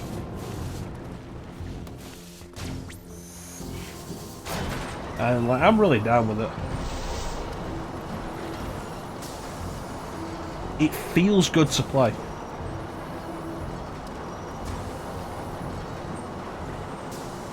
Figured I would. Honestly felt to you like being transported back to the first time you played Fusion, the first Metroid you played through. Yeah. It's good. It's definitely good. I think it really helps with the being chased by the e.m.m.is. I want to get that energy tank.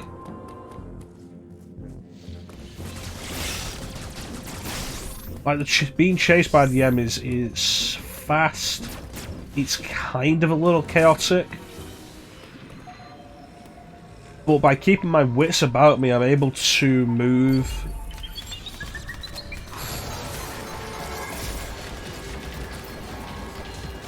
I'm able to move well enough to evade them, if you get what I mean. Like that, how I was able to just jump over it and get around it. Basic movement. That might get harder as the game goes on.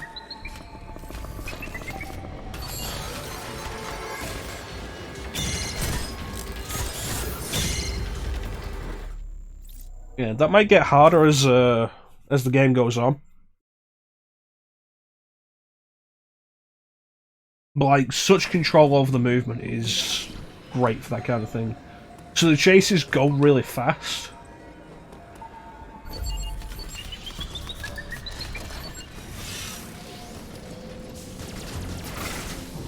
But it never feels like you're moving too fast to be able to move where you want to move. Which is good.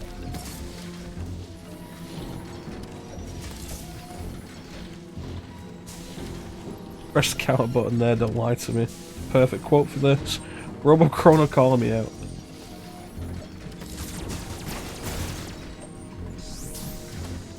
Listen, they've already established, and I'm glad they did, of...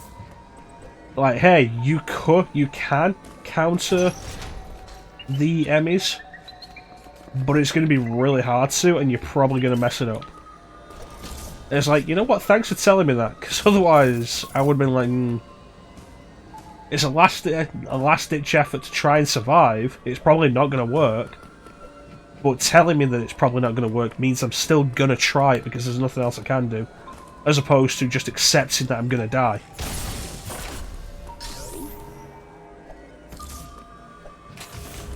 It's a smart play.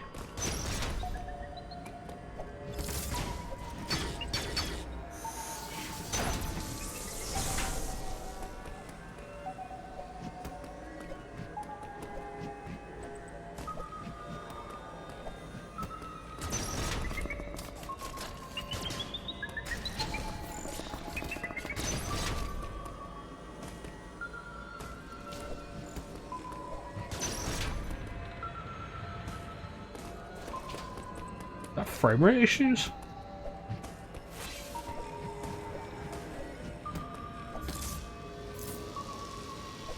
Huh.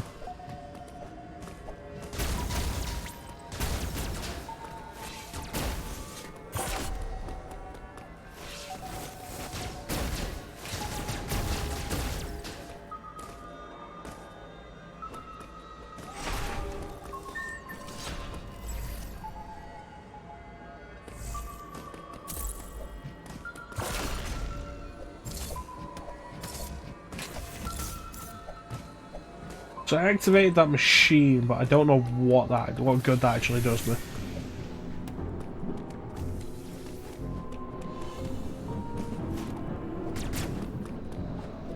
And I can't believe I've not got Morphball yet.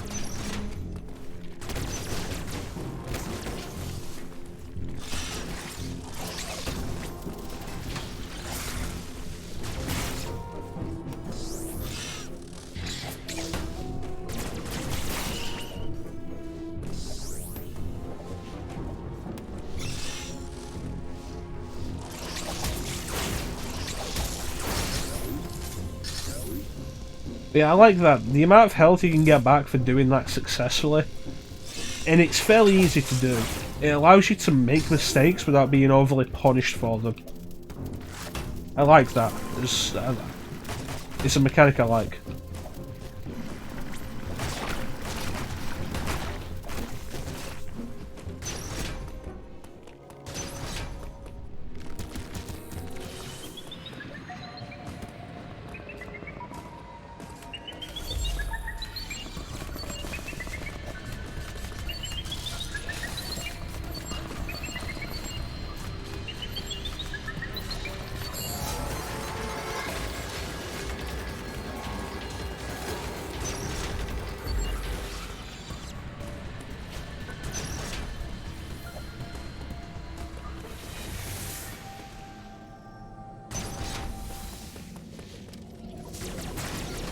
I don't get what the point of this is. I have to be on this side to activate it, but I'd already been on the other side anyway. So what good does having this active do me?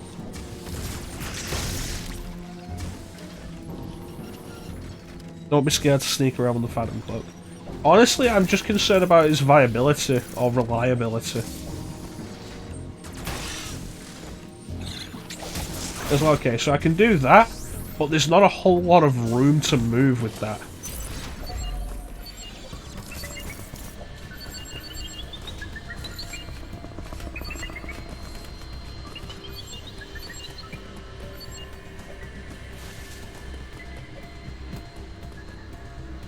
On the path on the left.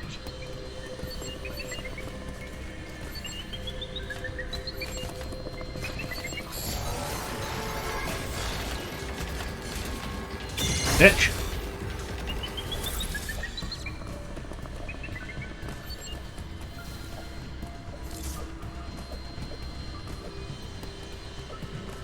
In the room when I activate the levers. I'm sure I went up that pathway to activate the levers.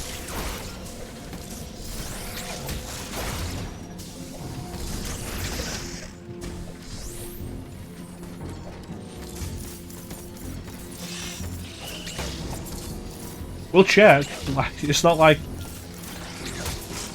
You mean this one? Because, like, yeah, no, I definitely went this way and it's marked on the map.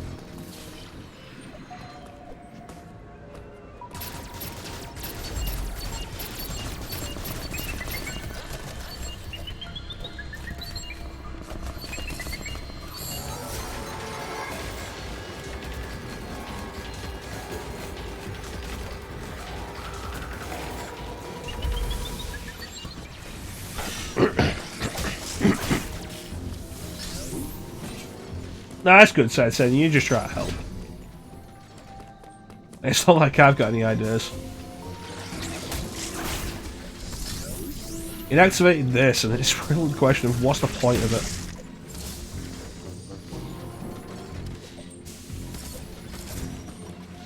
Let me see that.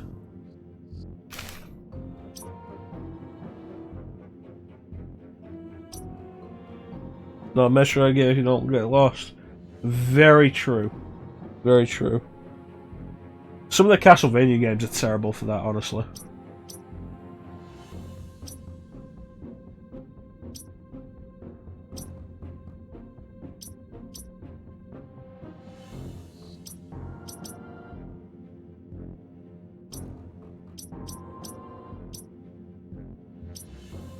That's where I need to go.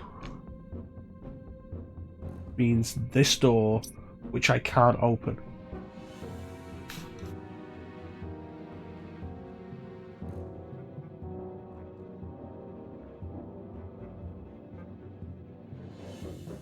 To the right?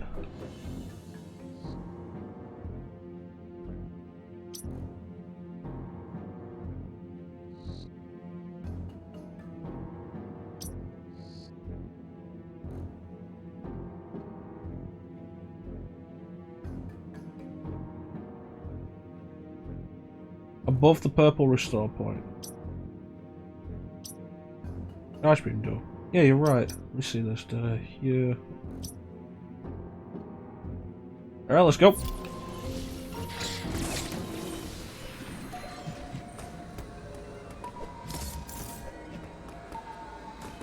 Seriously, love how fast you move in this game.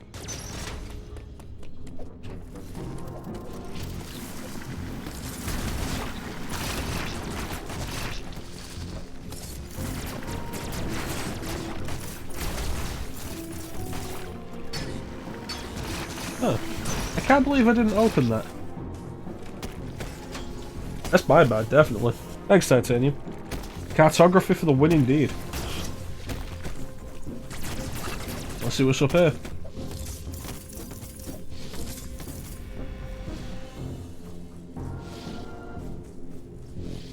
Okay, you know what? I'm going back for that energy tank now.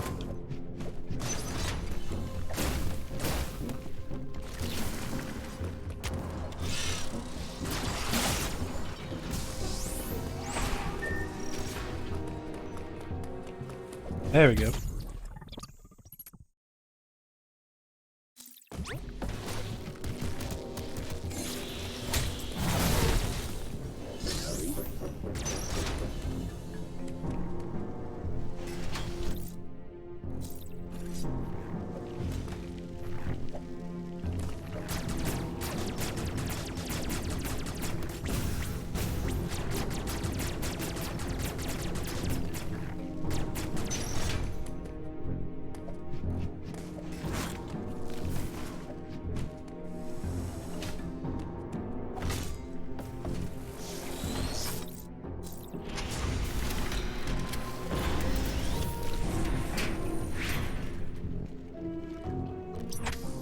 Which is an interesting idea, interesting design choice.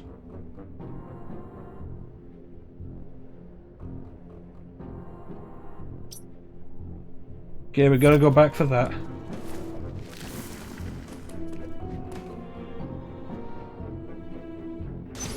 I just locked the door going back.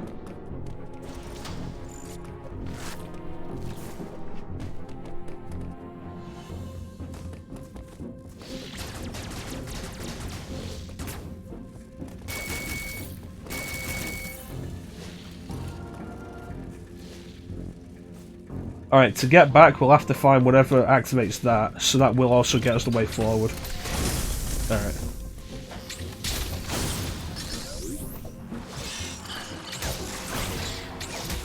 Standard Metroidvania idea.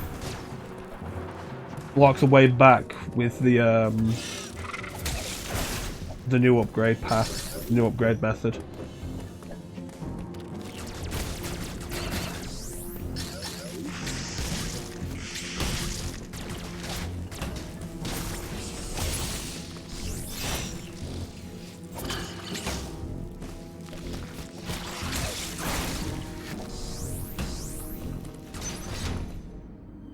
That's interesting.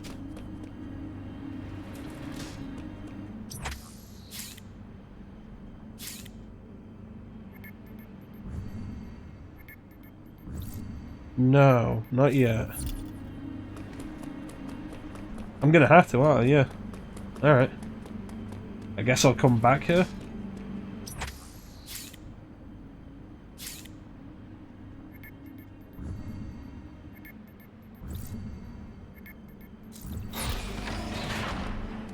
Hmm.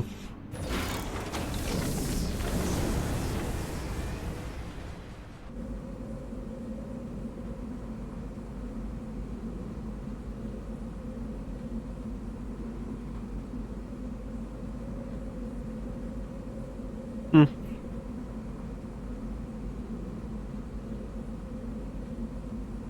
Oh yeah, the Nintendo Direct, I forgot about that. I probably should watch it. Oh, was it 2 PM Pacific time? What is that, like 10 o'clock for me?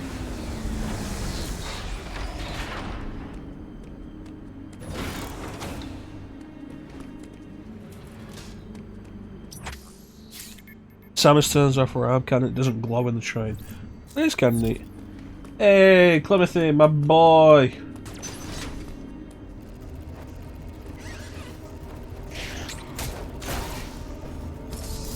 So many good streamers on right now. But who do you watch, Clem? It's going. I'm enjoying Metroid, so that's a good thing.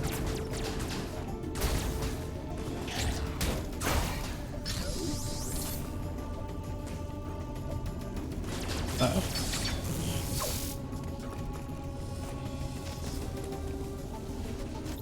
How you doing, Clem?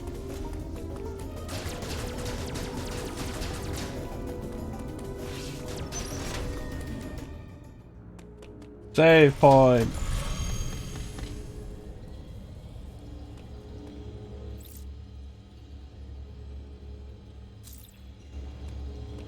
You were pooping and debating stream and your friend Steve told me I was on. You're like, wait, really? So here you are. You wash your hands and all that. I didn't run up here. Took recycling out also the snack. Alright. That's good stuff, Clem, I guess.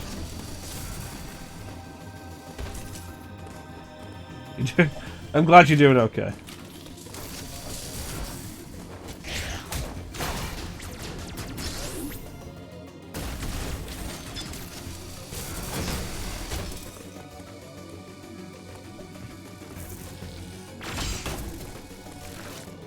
Yeah.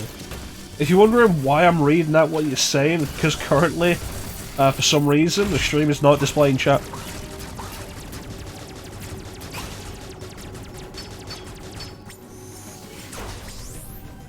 I don't know why.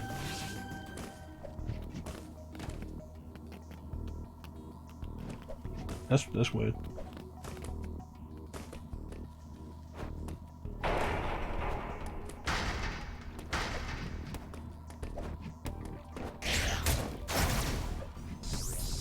It is frustrating. I don't know what's going on with it, because it was working earlier during FF7. Which I finished.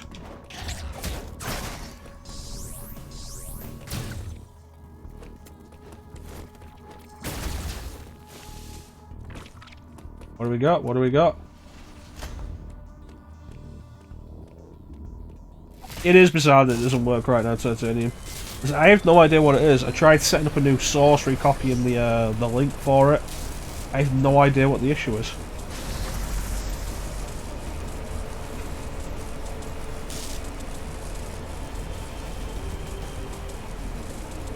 What did I think of FF7 Remake?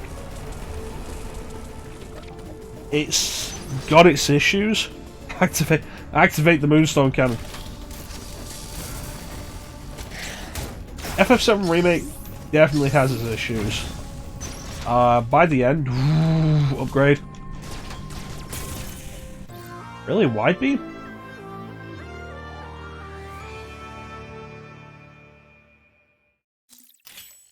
Alright.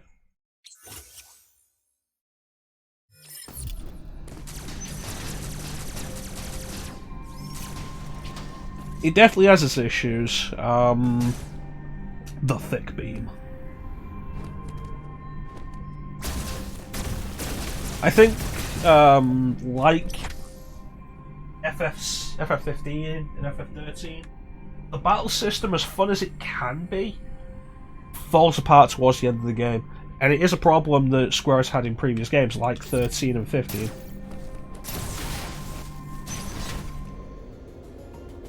It feels like as you go further towards the end and the battles start getting more and more difficult, the battle system just doesn't allow the kind of immediate response time you need for a lot of stuff.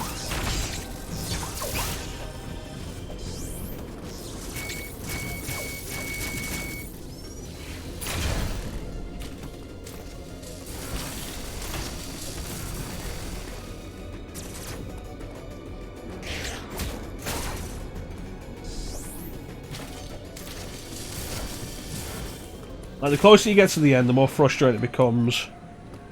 You think you get what they're saying, and the game is pretty hectic. Yeah. So it feels like the battle system just isn't made for those endgame battles. And it's an issue other FF games have had in recent years. Oh, jeez. This one has speed booster.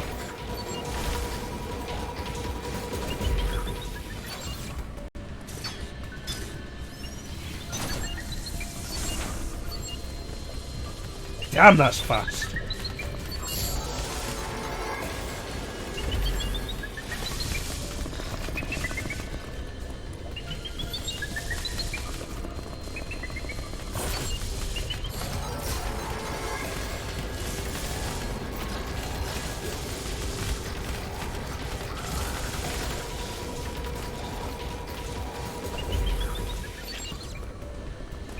Woohoo! Interesting.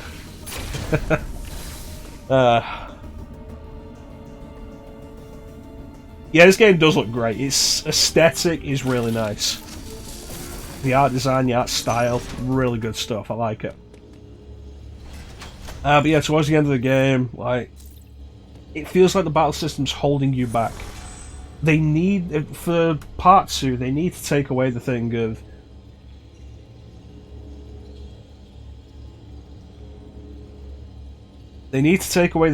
to heal, you need an ATB gauge. That's a problem. They also need to do something about the animation lock for it. Of, oh hey, I'm gonna heal. Oh no, the character took too long in their healing animation, and now the character I was trying to heal is dead. That happens too often.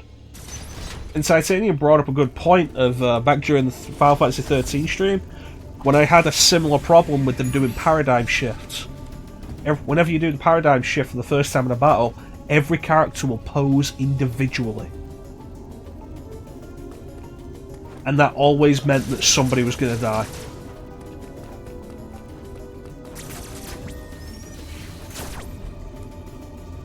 Beyond that, though, like, the change? Like, the big change, oh yeah. Spoilers for FF7 Remake, if you haven't actually finished it now. We're gonna go down a different path. Things are gonna be different from the original. Like, I'm down for that. And my big question going towards the end of it was like, okay, they're saying...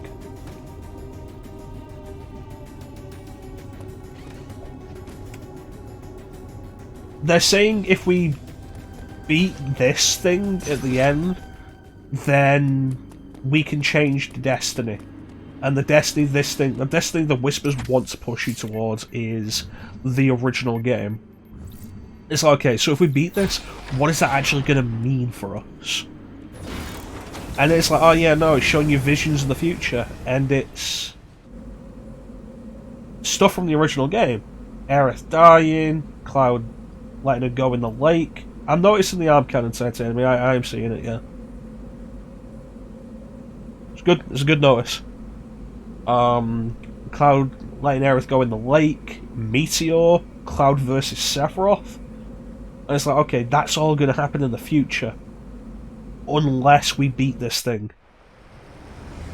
And it's like, okay, we beat it. What does that actually mean now? Zack's alive? What the fuck? And it's like, you know what? I am now actually interested to play Remake Part 2. Because I want to know what that's going to mean. We can go anywhere with this, and I am down for this. Because now it's not FF7 Remake, it's FF7 What If.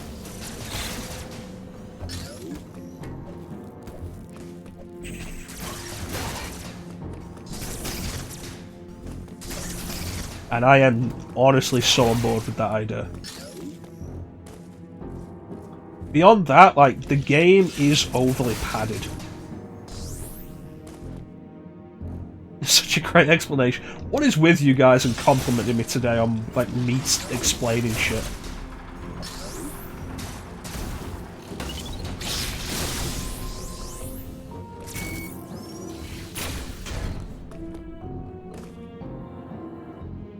Unless I see a substantial upgrade to the combat, I'm going to watch someone play it. I can understand that. I'm not going to do that, I will end up playing it myself, but I'm in no hurry to get to it. Not what I'm after.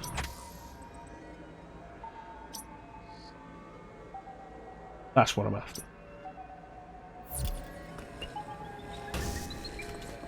God damn it. To be fair, he just showed up. So interesting, you love the combat. I liked the combat. When the combat was good, it was really good.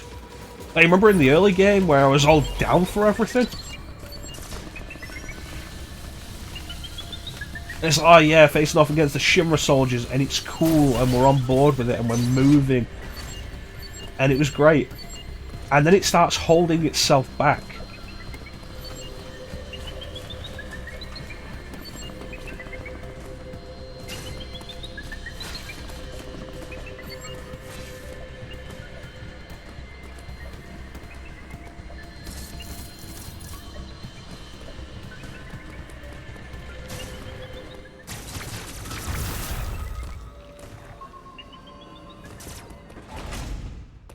There we go. Alright, so let's talk. You get what I'm saying about the final bosses? Overall, you were thrilled. The only, like, of the build up to the final bosses, going through all those final bosses, Rufus was frustrating. Motorball can fuck off. Honestly, that was awful. The Sephiroth fight was neat until the point where I had 3 characters together. At which point it started to become a hassle.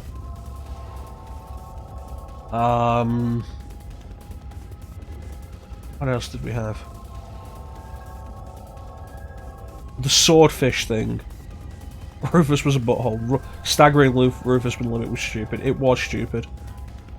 The only one of like the final run-up of bosses that I didn't hate was Genova Dreamweaver. Motorball was trash. Motorball was definitely trash. Genova Dreamweaver, I was down with.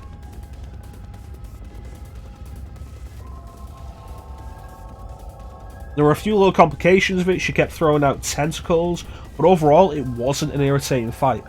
It wasn't irritating, it wasn't gimmicky. It was deal with this and then deal with that, and I was okay with that.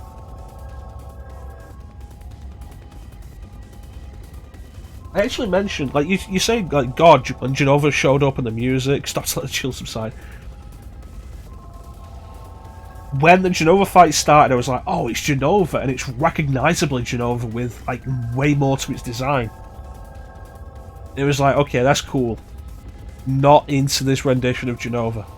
And then, like, the second phase, it really hits, and they put out this new version of Genova, and at that point I was like, yes. Because you know I love I love the Genova theme. Yeah, the tentacles were a lot. But they weren't such a pain to take out, which was nice.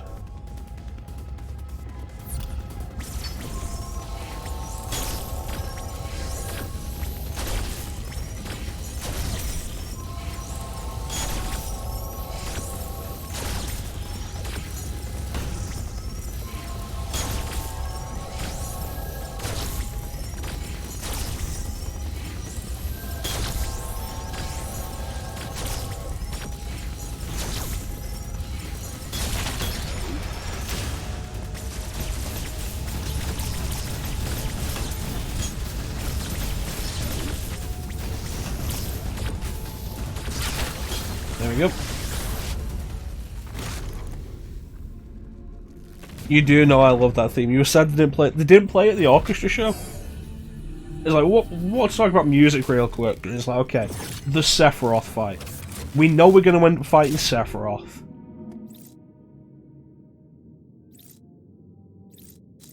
And it's like, okay, what are we doing with that? And I was all like don't do One Winged Angel again. Do something like the World's Enemy. Don't just do One Winged Angel again. And they did One Winged Angel again. But it was faster. And it was like, you know what? It's weird, but I am down for this very simple change. And it felt like really good. All they did was made it faster, and it was awesome.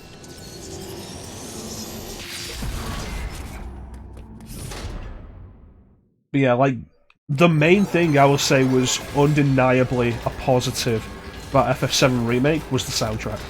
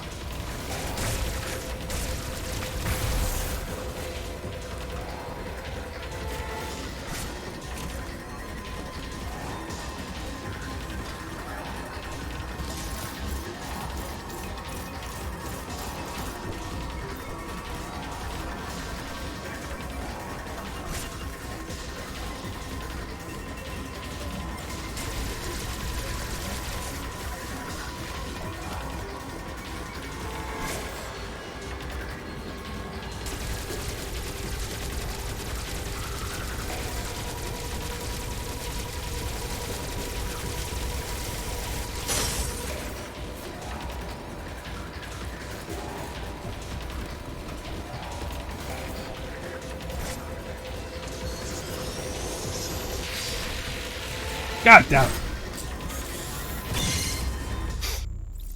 That thing was on me quick there. That is correct. Yeah, the soundtrack was fantastic. Recognizable themes all over the place. New renditions of recognizable themes that were so good.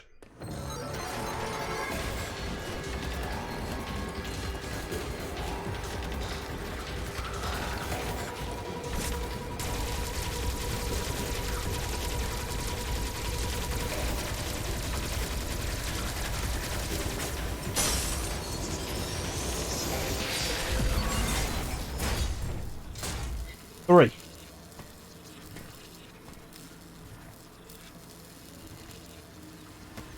Activate the pew pew lasers. Give me my morph ball.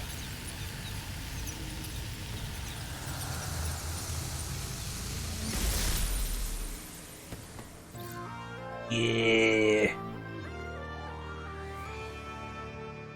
It has been uncomfortable to go this long without morph ball.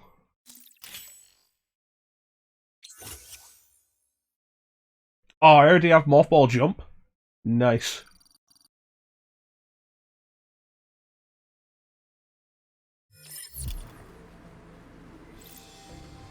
Down for that.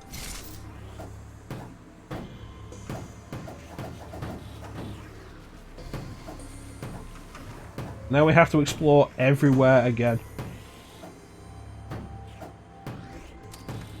Yeah, pew pew. Missile tank.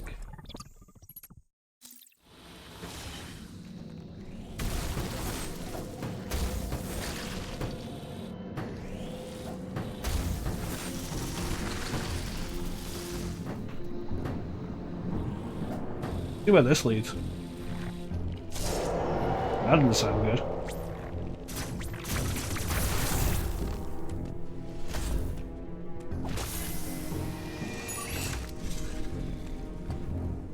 You think Morph Ball would be standard issue now, like Samus got back from Mission 1 and said, hey, let's put this in all our suits, okay. Well, Samus only has the one suit. And it's just changed throughout various, like, games. But it's generally the one suit. I haven't fought Kraid, have I? I did a sequence break without attempting to. I was supposed to fight Kraid. Oh no. Kraid, is that you, Kraid? Goodbye, Kraid.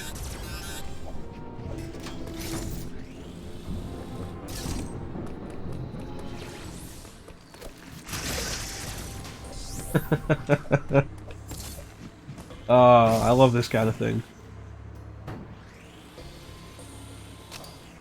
You see, for me, this is the kind of thing that Metroid should be. You think I need bombs as well? You may be wrong. Okay. Like, the possibility that I could have missed Kraid accidentally. That's the kind of thing I think Metroid should be. That kind of open-endedness. Not even, like, open-endedness, the ability to just do it. Even accidentally.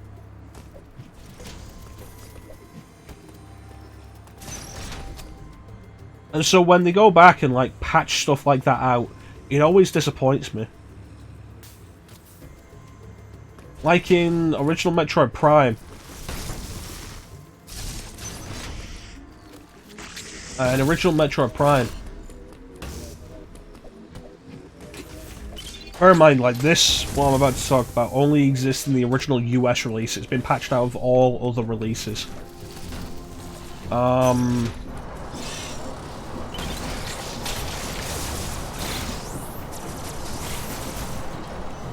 If you do a scan jump, you can do what's called a scan jump. When you land, as soon as you land on Talon 4, you can base a thing.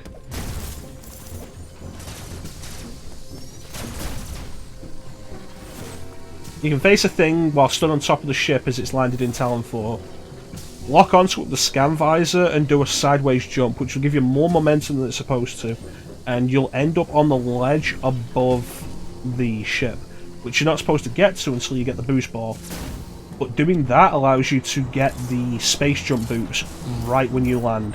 And I think that's a really cool thing, and they patched it out with every subsequent version of Prime. And I think that's really disappointing. Developers said they purposely put stuff in so you can sequence break. That makes sense. That goes back to Metroid Fusion.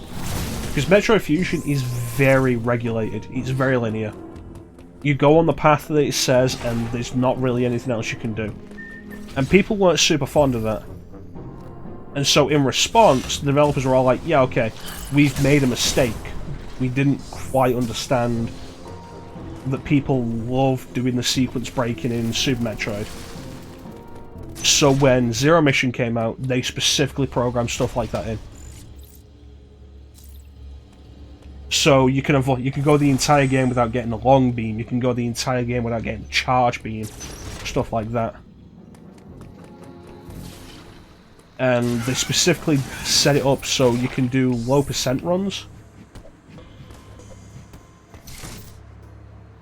Alright.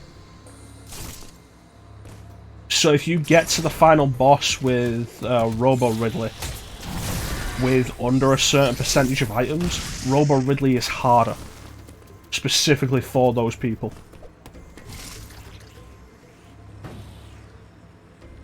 Obviously stuff they didn't think about. The experiment you fought with the glowy tail, you can get there without the charge beam, but in the cutscene she'll still kill it with the charge beam. That's fair enough.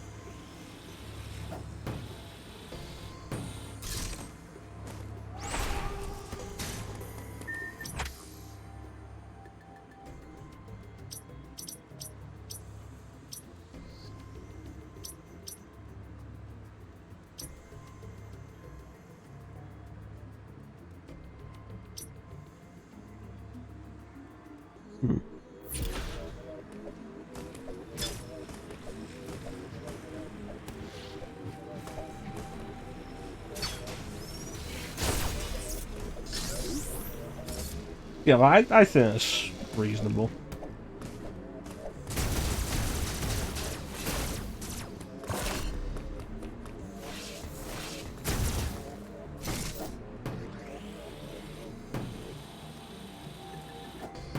But it's like, okay, if you're gonna make the game the way you want to make it, fair enough. But if people discover glitches and stuff that don't actively break the code, I think you should leave them in.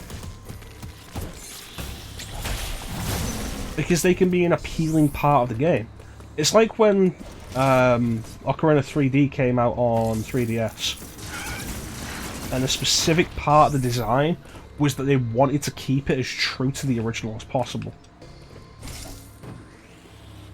This is new.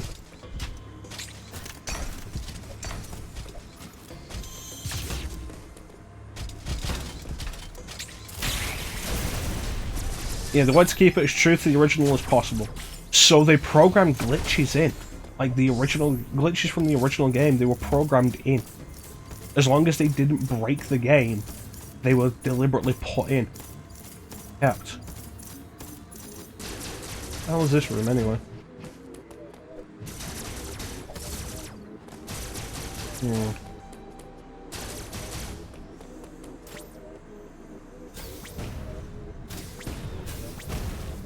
There we go. And I think that's the way to do that kind of thing.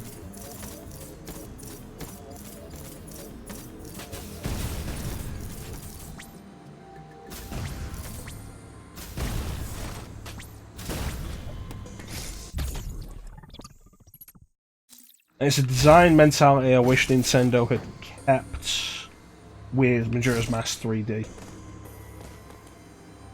As I've said before, like my problems with Majora's Mask 3D. They changed so much of it, and for the worse, undeniably for the worse. It's a perfectly normal room, stop worrying about it. I don't even know where I'm going in. I don't even know where I'm going anymore. Let's go get that. I appreciate that the map marks off this stuff for me. That's a good feature, because I would not remember this.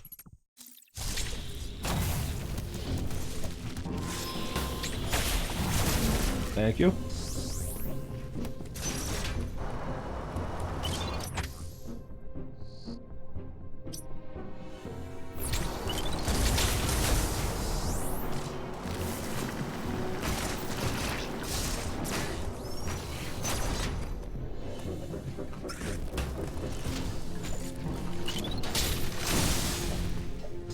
Nope.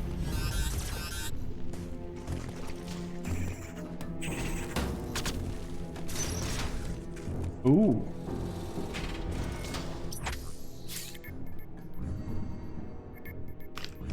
I don't know. Do I want to go back?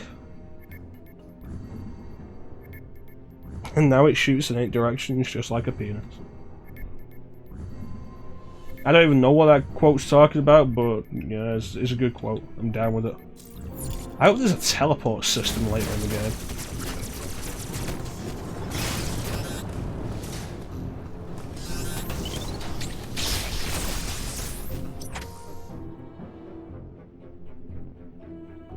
Holes in wall. Neat speedy way to go through holes in the walls, like walk towards it and hit jumps, I'm automatically morph ball for you. That's an interesting thought. I'll have to try that.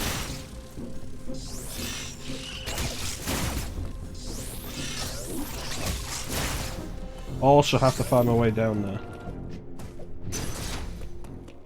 Remember where we parked the ship?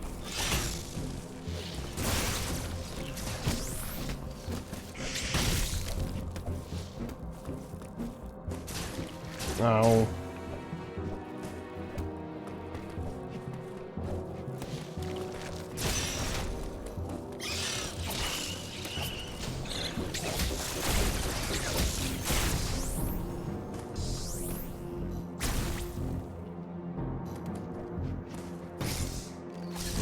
Wait a minute. It's over here that I want. Ah, so she does. Good call, Titanium. I'm probably gonna forget that that's actually there next time. I'll probably forget that it's a thing that she does, and I'll just be doing it on my own again anyway. I can feel it.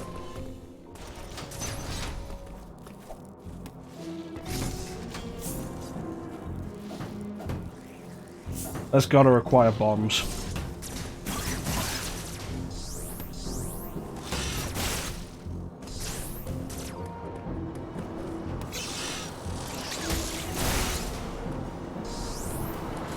Going up.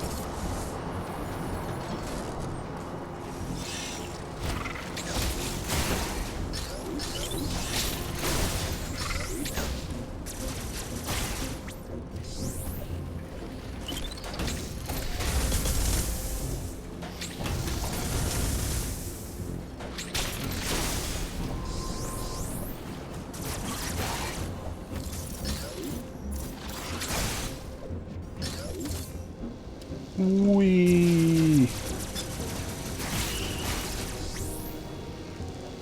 I hope I'm going the right way.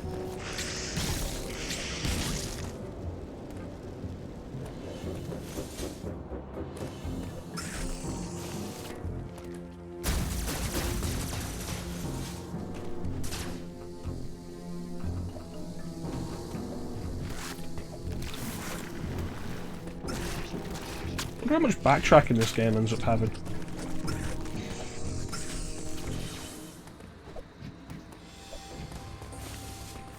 It's interesting that the e.m.m.i areas are all so white and pristine. Considering they're not areas built for the e.m.m.is, they're just areas the e.m.m.is happen to inhabit.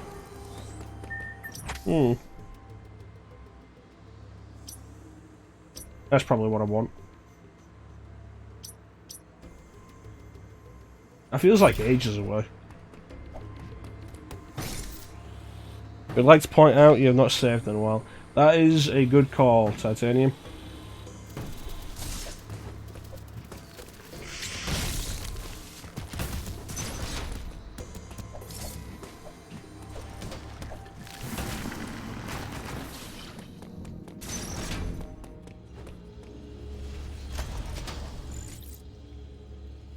Ah, da bing.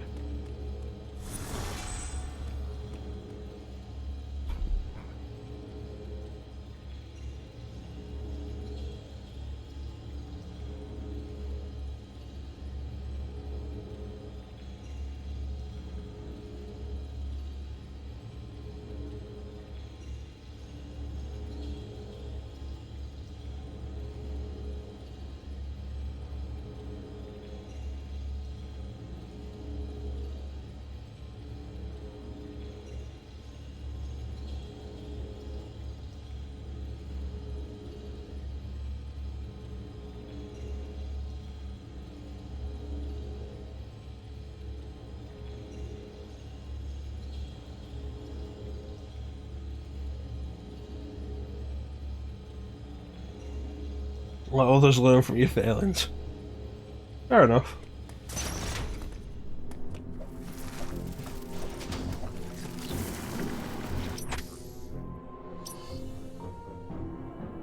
That's blocked off now.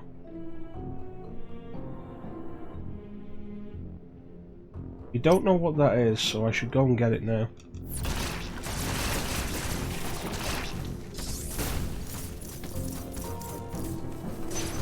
I'll be honest with you, I was actually a little concerned about doing this with its reputation as the hardest Metroid game. Bearing in mind that I remember what it was like to do Fusion for the first time. But you know, Fusion was also like my first Metroid, so you know, that didn't help. Energy tank. Energy part? What?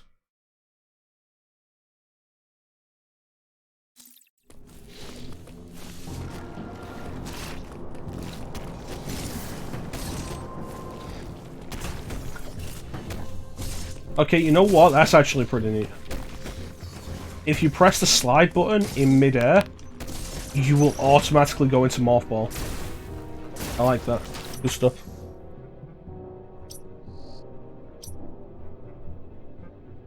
Warning you about those, but you had to witness that reaction. Yes, fair enough.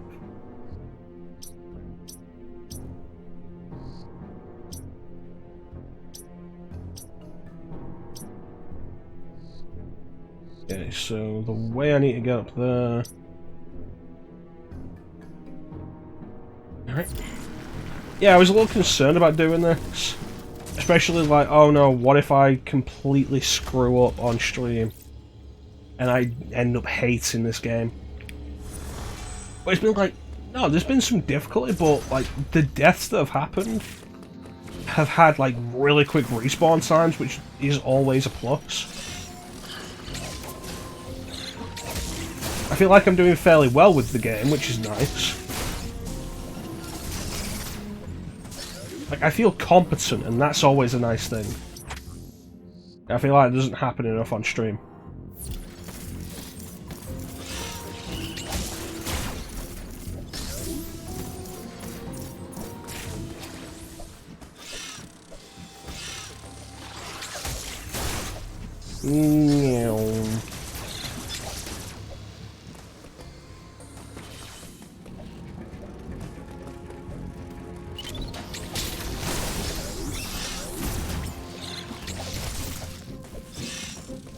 There we go. That did not take long at all. So the map size doesn't feel like intimidating or tiresome because of just how fast you move, and that is a good thing. I like it.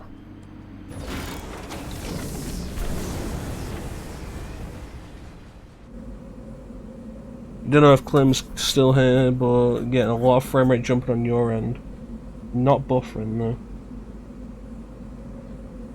I'm seeing this. The stream's reading 60. Klim is all places. Klim is all things.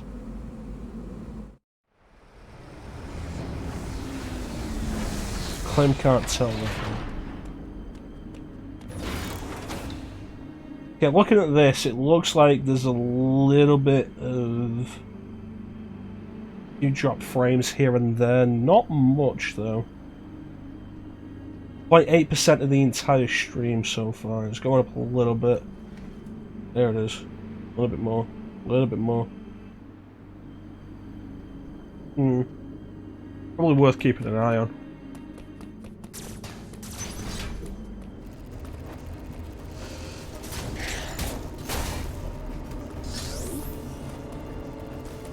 Yeah, I feel competent, and that's always nice, because it doesn't happen often. Oh well, thanks for looking into it. Oh, hopefully it gets better, I guess.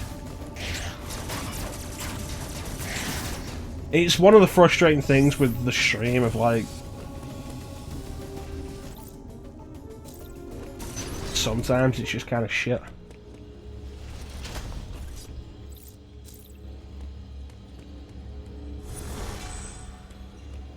And you're probably going to notice it on a game like this more than you would on like an RPG, if I was doing an RPG.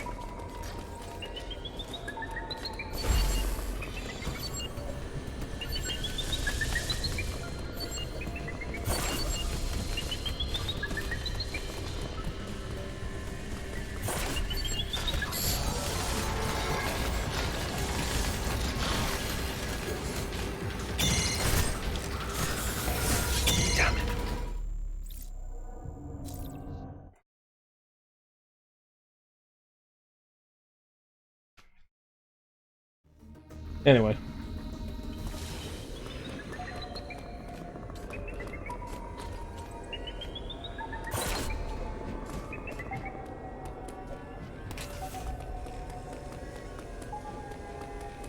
It's not just the videos doing no problems with the audio.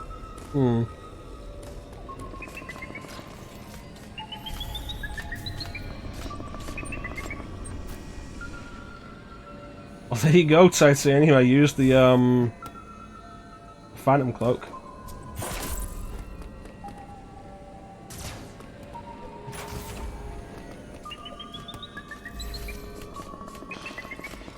Ah, shit.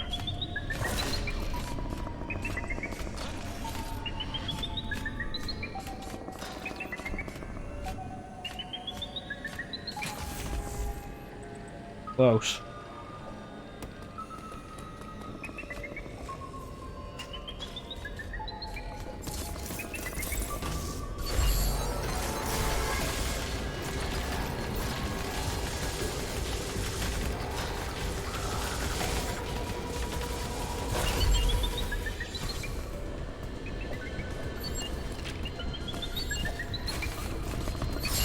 Yeah. There we go. So this is not the way I want to go.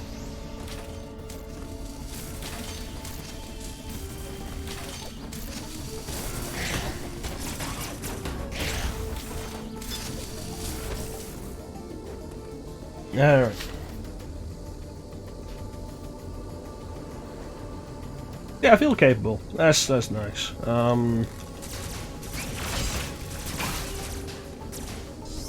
I feel like we don't see that too often in action games on this stream.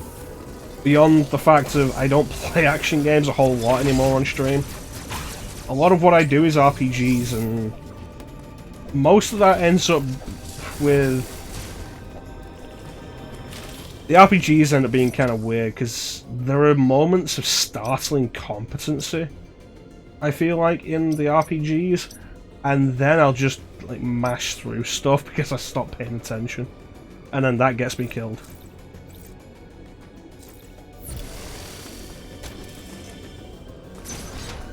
And that's happened multiple times.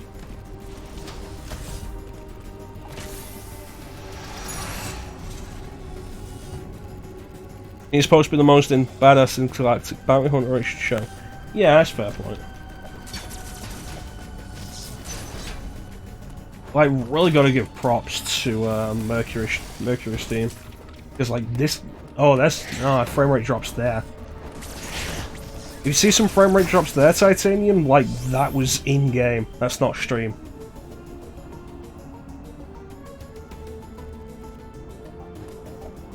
Yeah, like props has to be given to Mercury's team for this. Like the game plays so well. You guys didn't notice? That's fair enough. I noticed.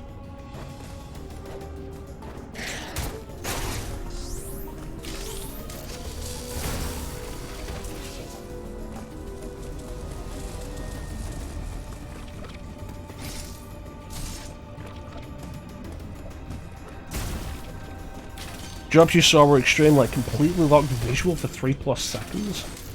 That is weird. Seems to have cleared up though. I'm glad it's cleared up. That is weird.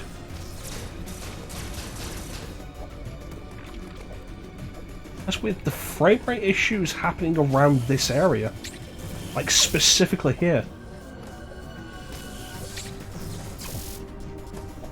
What is that about?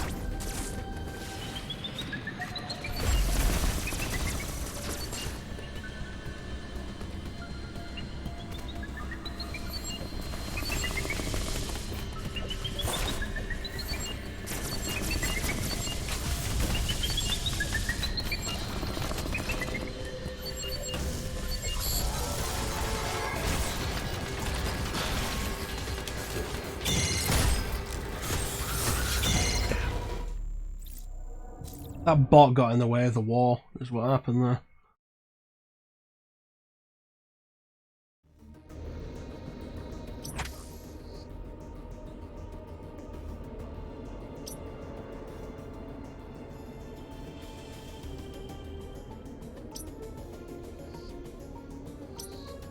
Hmm.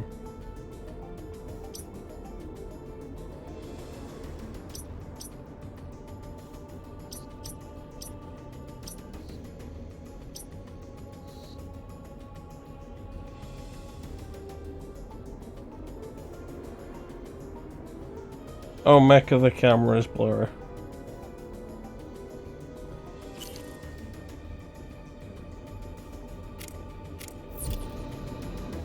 Thanks, Clem.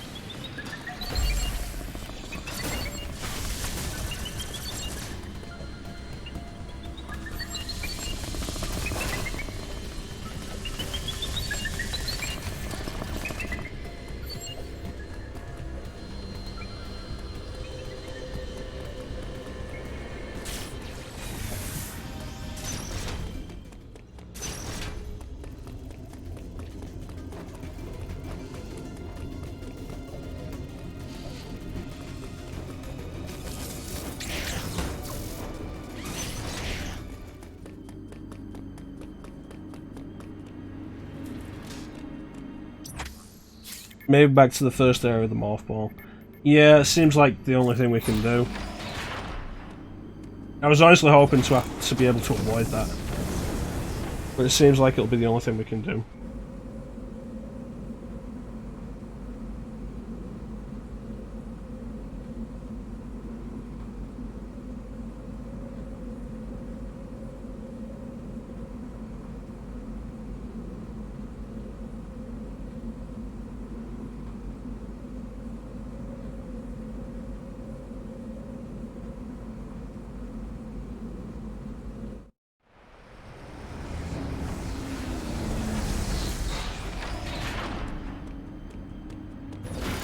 Alright, let's go.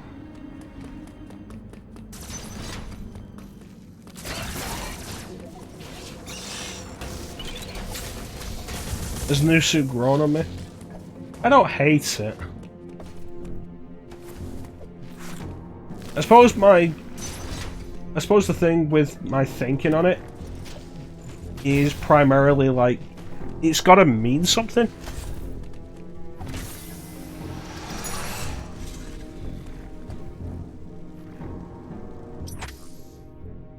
Now you're getting drop frames. Yeah, the thing's dying now.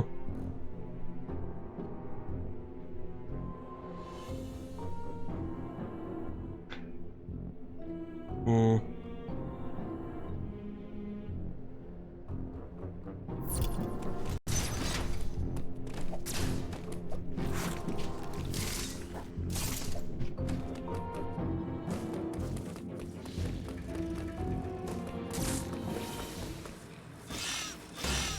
Hopefully it'll get better in a few minutes.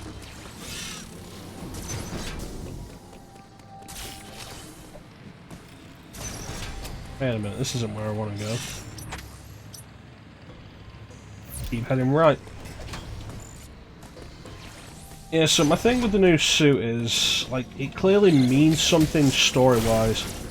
Because we had a different suit when we landed.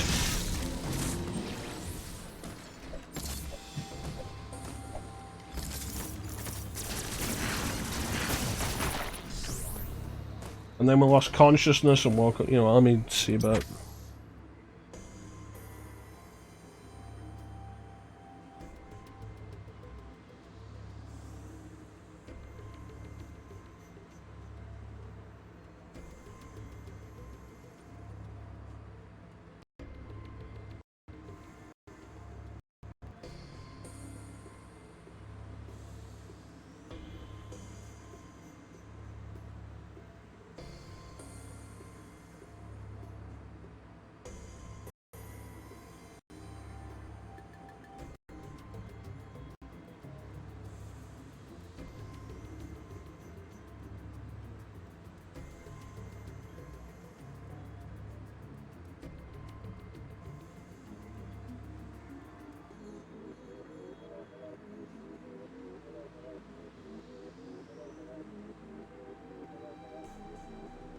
Okay, has that improved it at all? Yeah, looks like we're doing better now. Excellent. This is a dead end. Yep, there we are.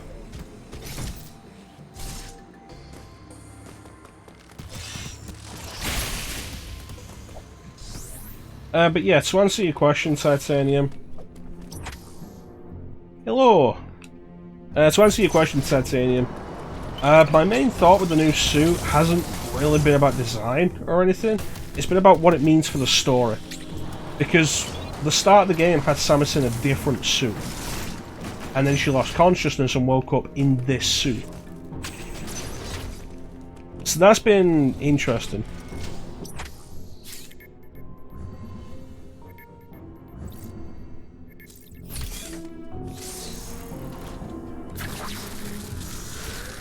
Can't believe I'm talking to the famous mecha-chrono. Legendary? It's legendary, isn't it? Infamous, more likely. The line is, I can't believe I'm being hit on by the famous Solid Snake.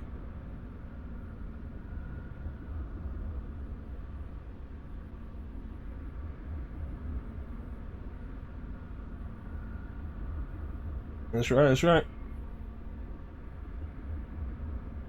Yeah, That's actually a point, Clem. Now that you've got PS1 emulation working on your stream, why don't you do Metal Gear Solid?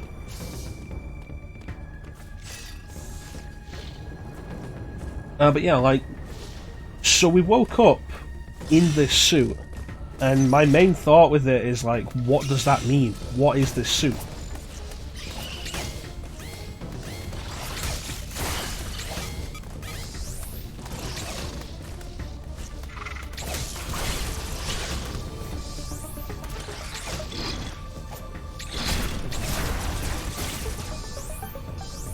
Yeah, you should stream MGS, Clem. As soon as you finish the other 1,000 of games. I'll be honest with you, Clem, I don't know if I can be there for RE8 because I haven't played it yet. You chose to get RE8 with it, that's fair enough. I should pick up Village. And then stream it. Because like, oh hey, remember that time I did the blind stream of RE3 Remake, and that seemed to go fairly well? Well, hey, what if I do that for RE8? I'll be there in spirit. Yeah.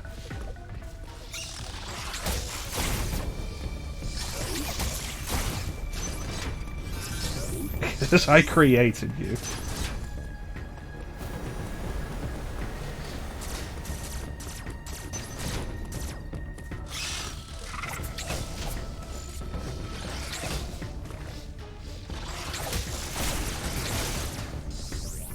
That the one with the Amazon zombie.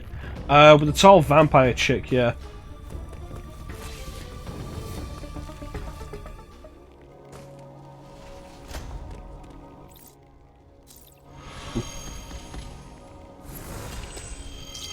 Yeah, I don't know, like...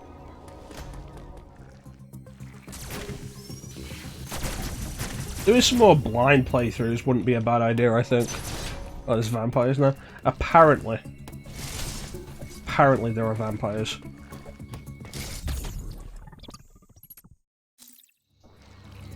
That was the thing with RE8 when, like, pre-release, it was like, oh yeah, no, vampires and also werewolves. And I remember I said this, like, during, like, before the game came out. It was like, RE8 looks really interesting, it's a shame that it's called Resident Evil. Because the concept sounded interesting. Like vampires and werewolves. Stuff like that in this whole thing. Terrorizing a village and there's a castle overlooking the village and stuff. Where the vampires live. And it sounded like an interesting concept for a game. But with it being Resident Evil, it's going to turn out to be a virus. Like, not actual vampires and werewolves. And that disappoints me.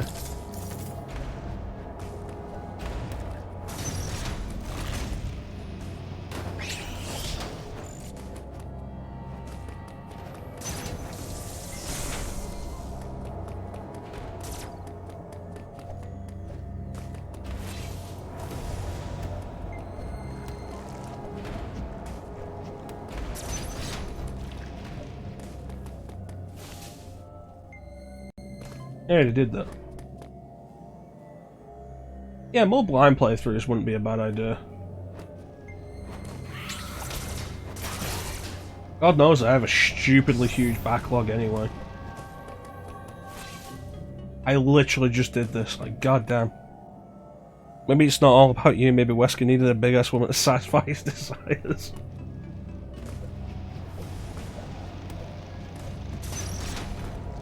Wesker!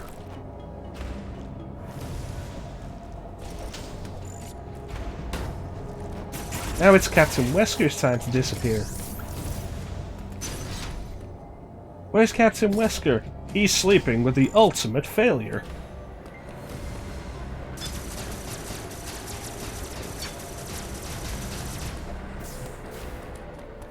Yeah, like some non-RPG backlog stuff. Like hell, let's pause this for a second and take a look at the shit I've got on Switch. It's like Hat in Time, I haven't finished that. The Somnium Files I want to do.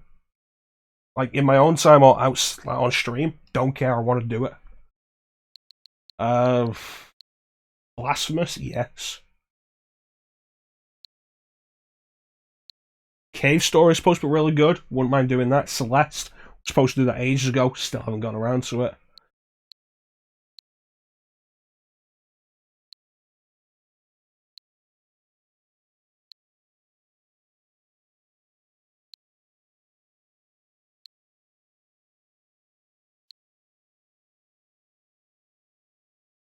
Rocket Melee, Hades is supposed to be fantastic. The Hunt Down interested me for some reason, and I cannot remember why. Like so many other games, but I'd be down to do that. I did actually do Katana Zero off stream, that was a lot of fun.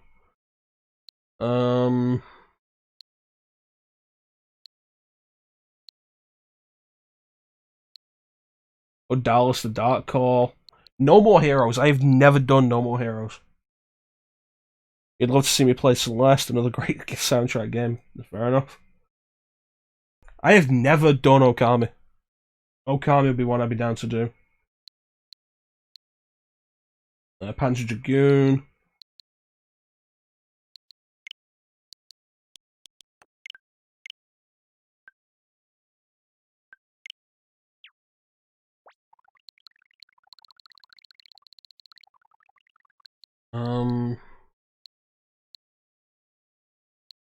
I have Planescape Torment on here.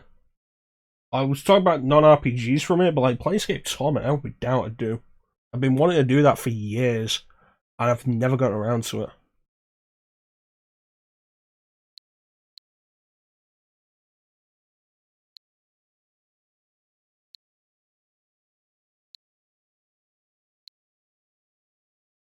Songbird Symphony sounded really good. Sphinx and the Cursed Mummy.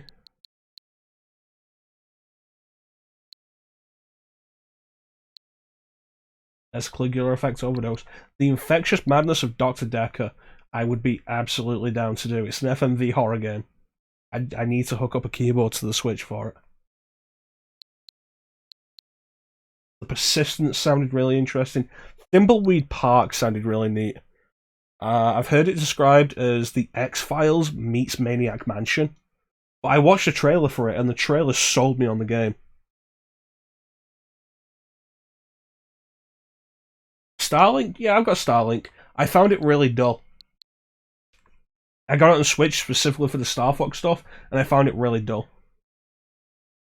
Valhalla, Valfaris.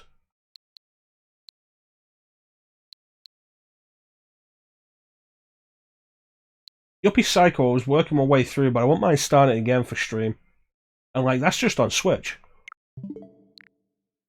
Who's online?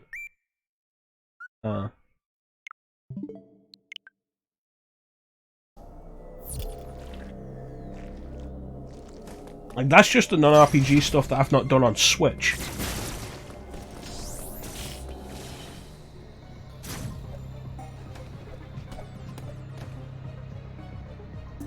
You enjoyed the system, which is like 8% of the game, so it was enough for you. That's fair enough. I'm not here to tell you what games you can and can't enjoy. At least not until the device is completed.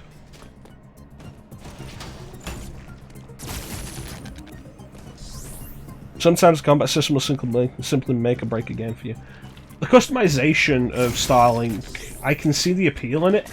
I just found the game kind of boring and tedious. That standard open world, let's take 50 hours to do something, it should take like 10 kind of thing.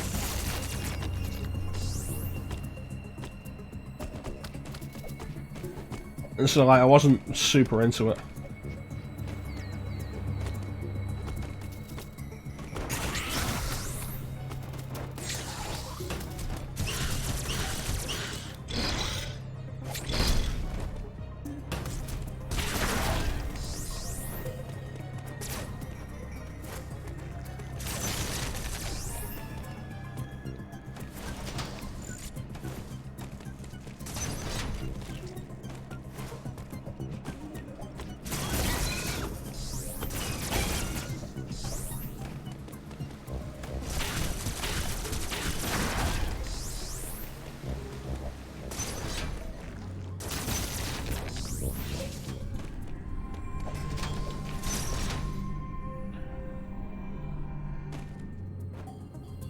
So yeah, I'm not set on what I'm going to do after Dread. But yeah, maybe I'll start doing some non-RPG stuff that I haven't finished. Or, like, haven't played. That could be good. I feel like that could be good for the stream, but more importantly, good for me. Oh, shit.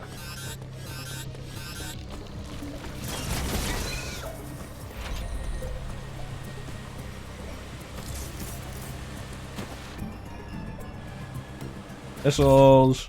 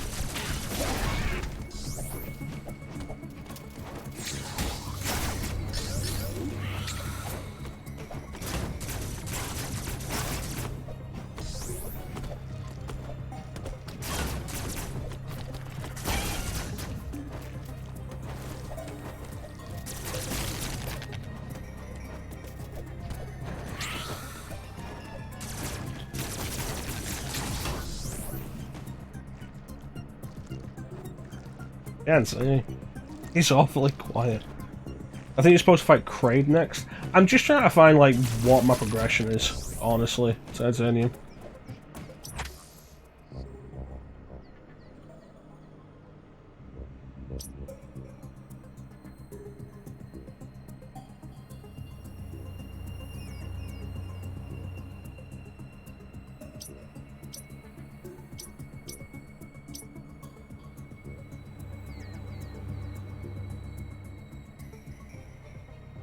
Yeah, that's the way out.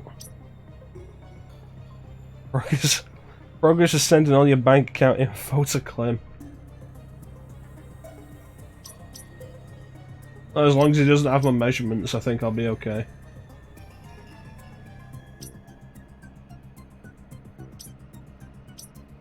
This first area is a lot bigger than I remember it being.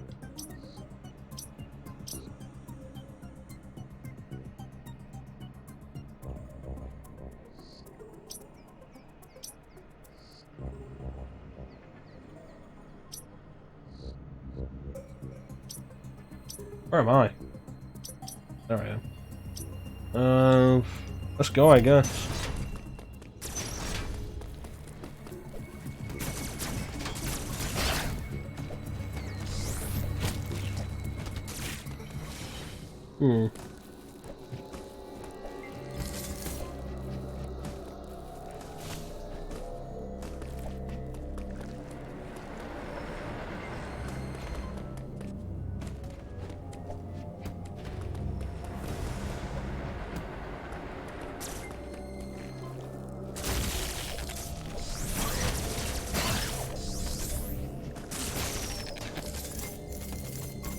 No, that's fine. We can go this way.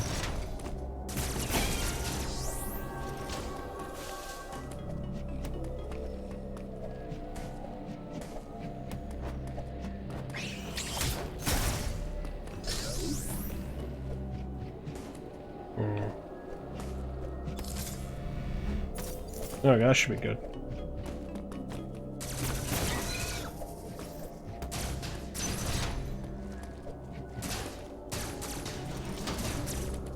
What is that? Whatever it is, I have to access it from inside. Hmm.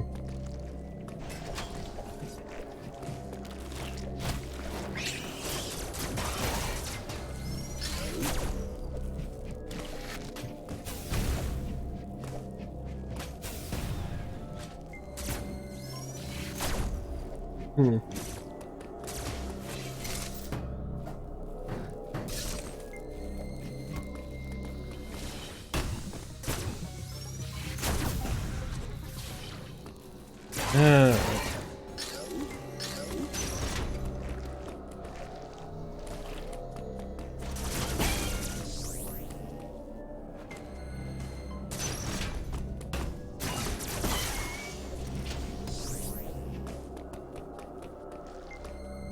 I might be starting to lose momentum now.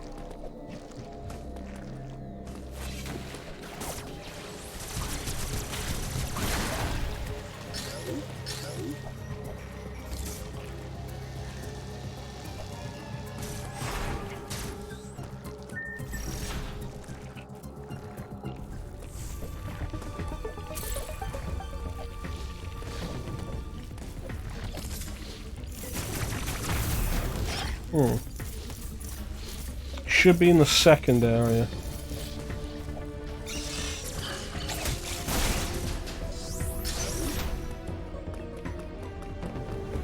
Pretty sure this is the right way.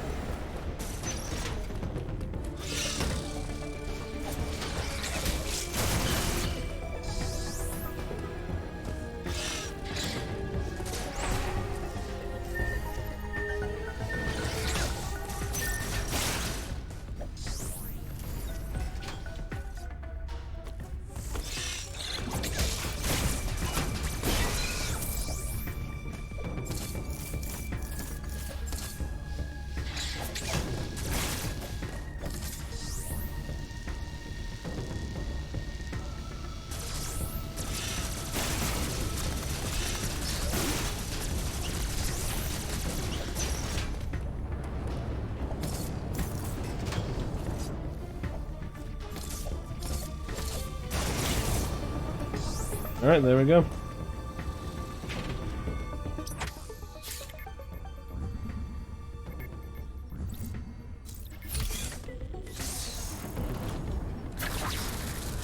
I suppose what I really need right now is the Varia suit.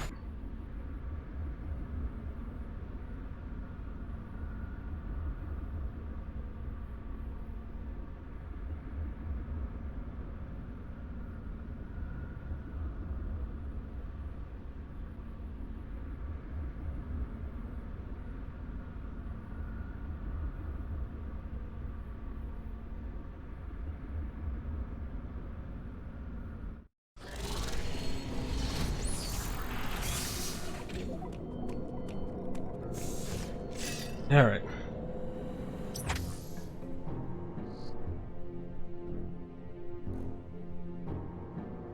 Already got that.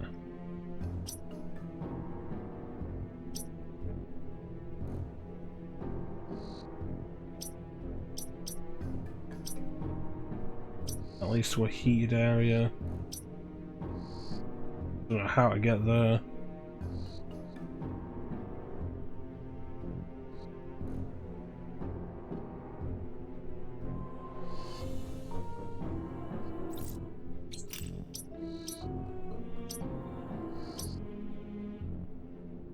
Where's that? Let's go there first.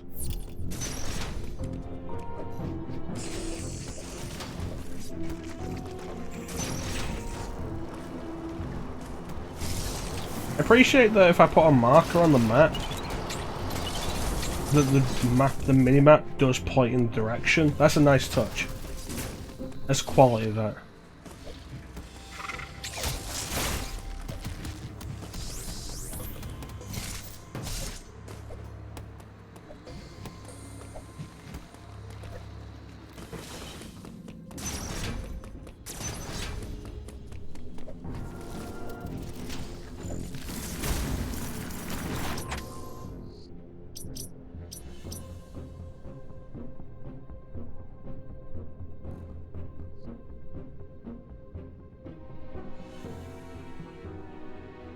Okay, not the way I want to go.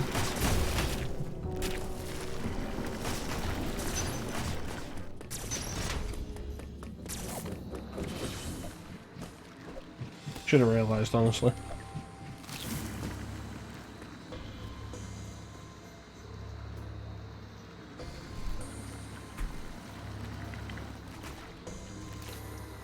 Hey, Star. You're the Metroid? If you want to go to a red icon, you might be a question mark one.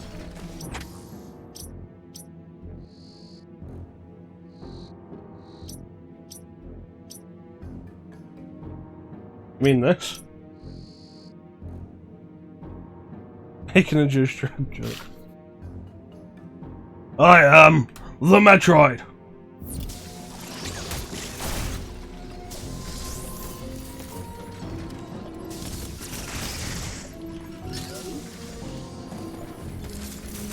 Alright.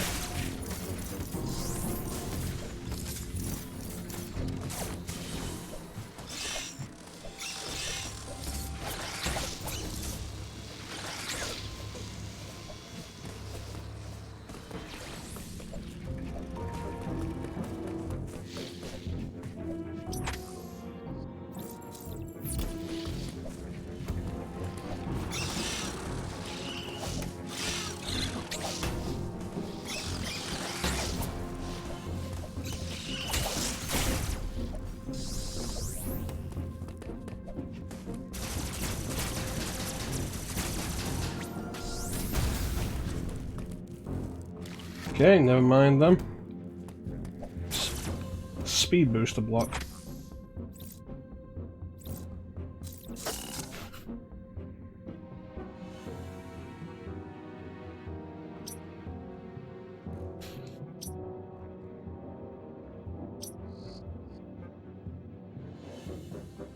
Hmm.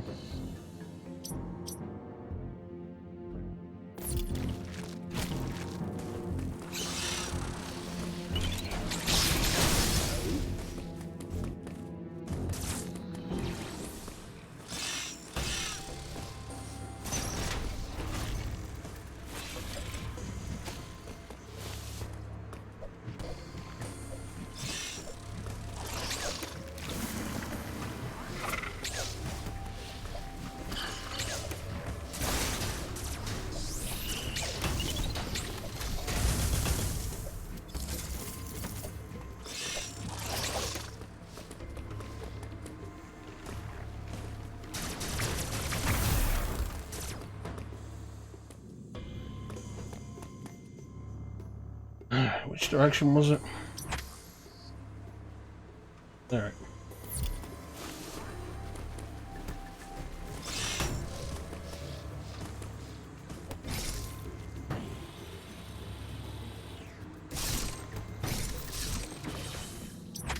They should say me there.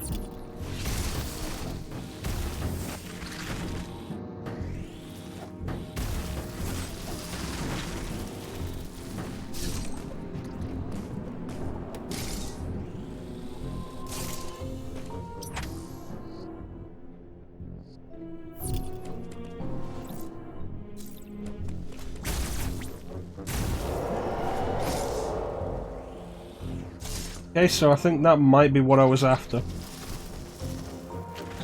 That specific direction.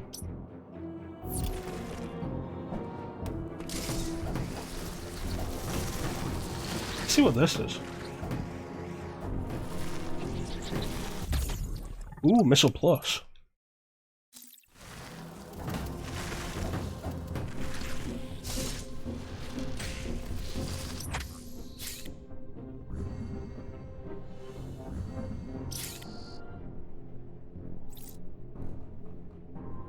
A warp point. Huh. That's interesting. And a save point.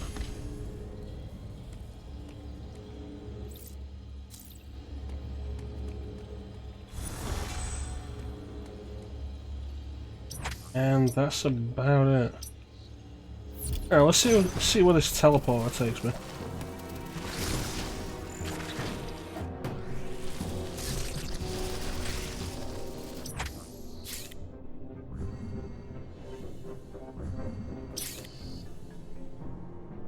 Yes.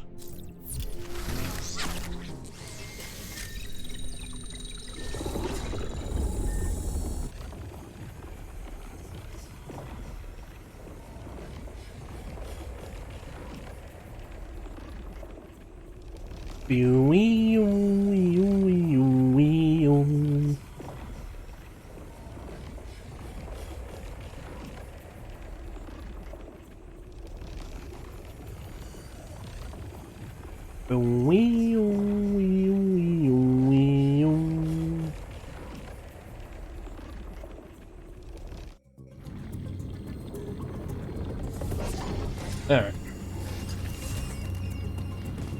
This is specifically an area I don't think I've currently been to.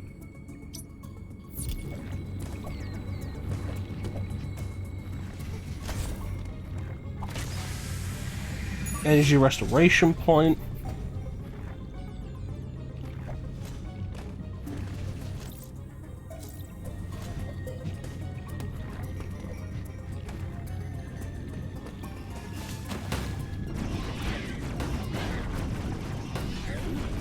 No, I think I have been here.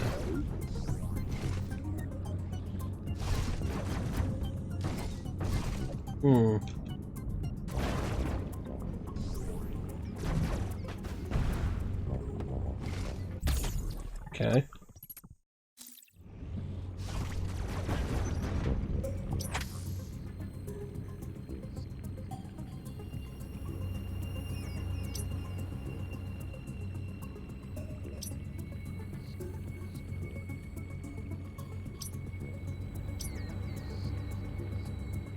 So I'd have to take the yellow teleport to get to that.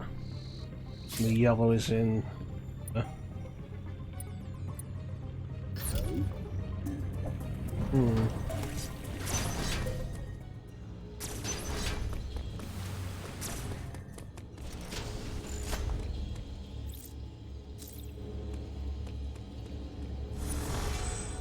should probably look at calling it soon.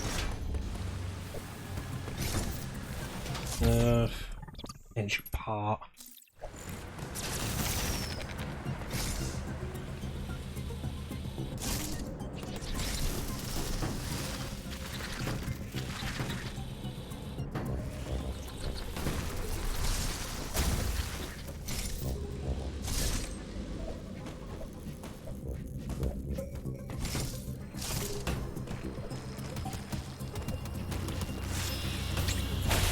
Green door, that means super missile.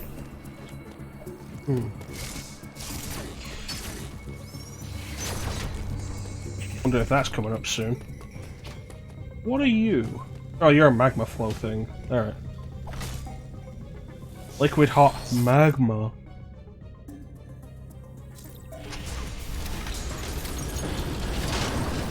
Oh, that changed things. Uh-oh.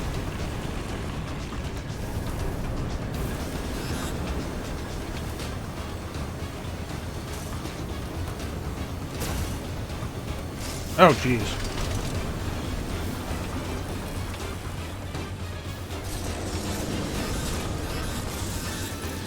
Increasing the temperature.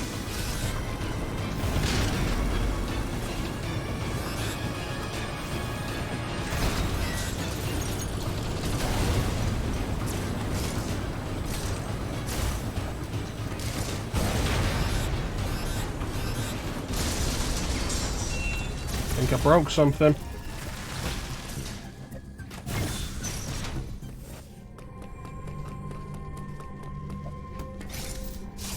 Very suit, very suit, very suit, very suit.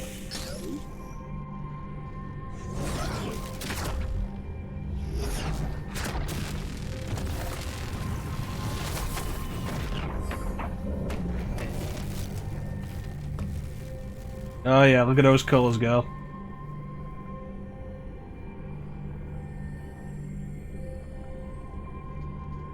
That explains something, though.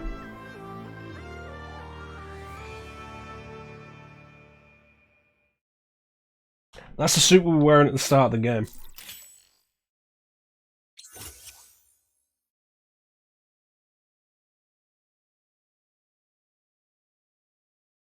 Does not prevent damage from extreme cold. What?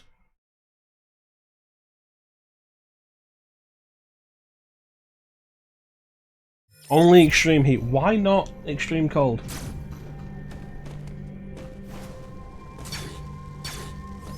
I do like this design of the various suit, I'll definitely admit that.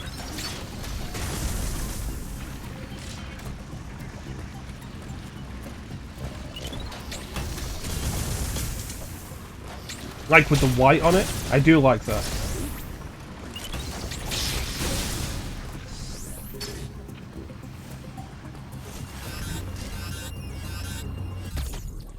Worth it. Oh jeez.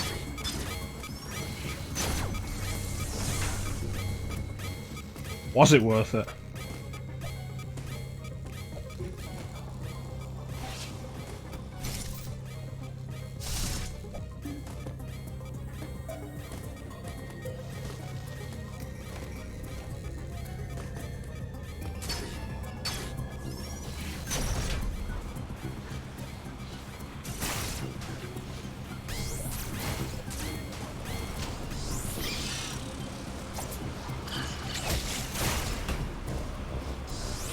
There we go. Worth it.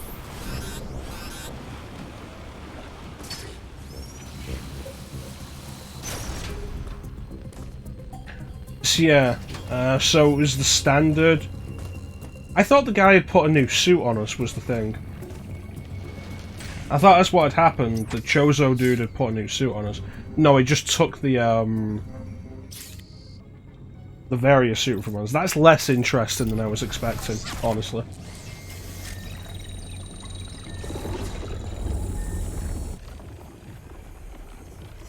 Worth it jumps right into lava. Well, the worth it was like the damage I took from the lava for plus 10 missiles.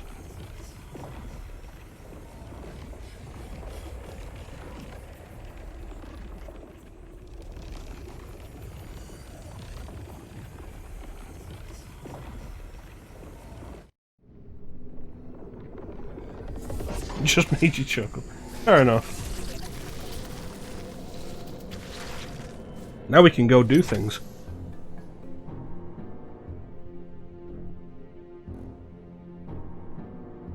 So the good thing with the various suit now is that it opens up a considerable number of areas. So that's nice.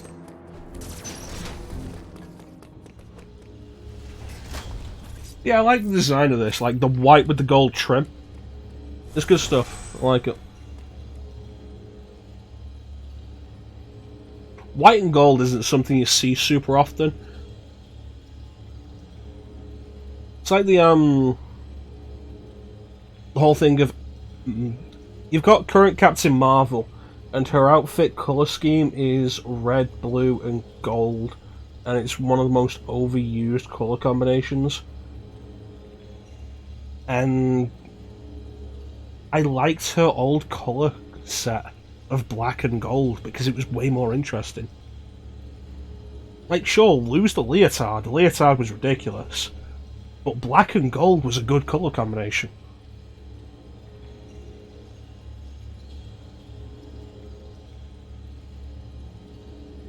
Lightning bolts on her chest got longer, like the green bolts on the suit. Yeah, they are longer than normal, aren't they? Huh. That's a fair point.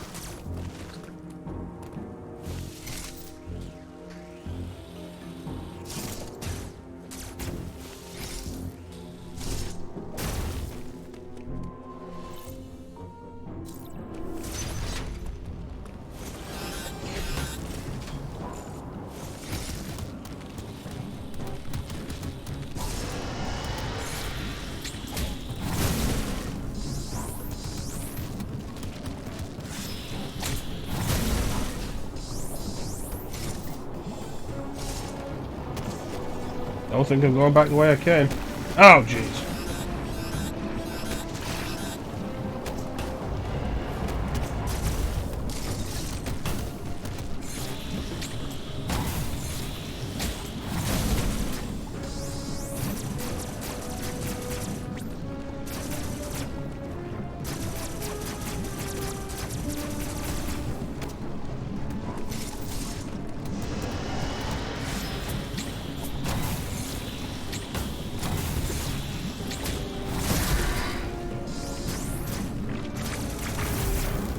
Where does this open up?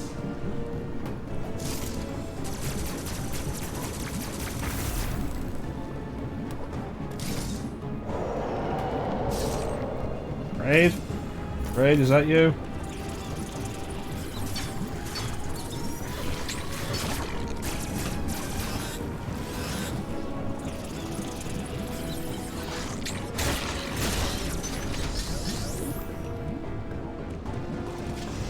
Raid. Samus. I'm here to say hello. First appearance in 3D.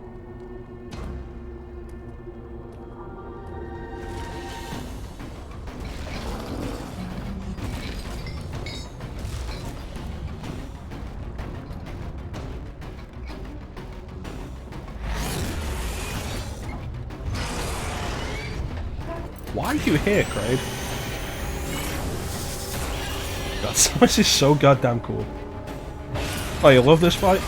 Awesome. Love how Samus is like, what is that?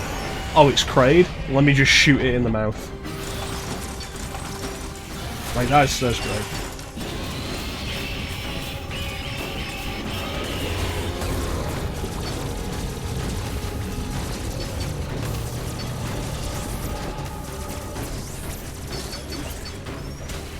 Still throwing claws, you little bitch.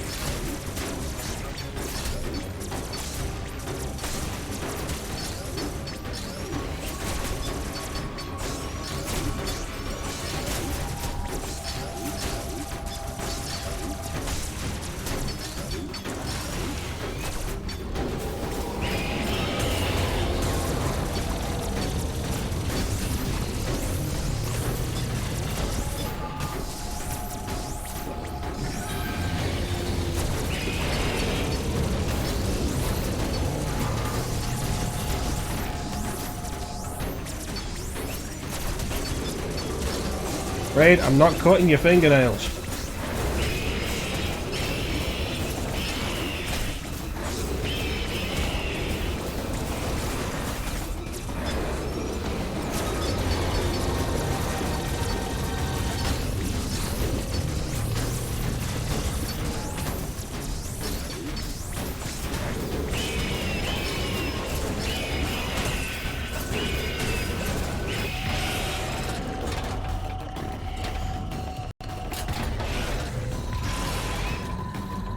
Come on, Craig, break out of that. That's right. Let's do this old school.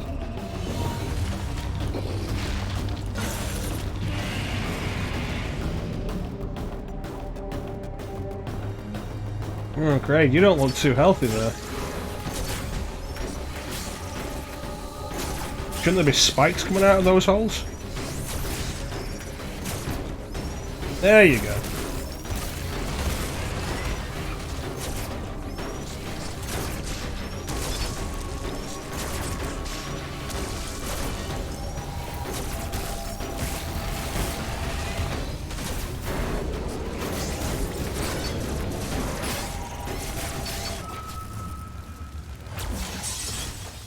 There you go, that's more interesting. Kraid is in this, the throwing out claws looks like it would hurt.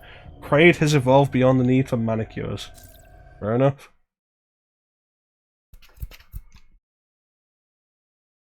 Probably should have tanked less damage in the first section of that.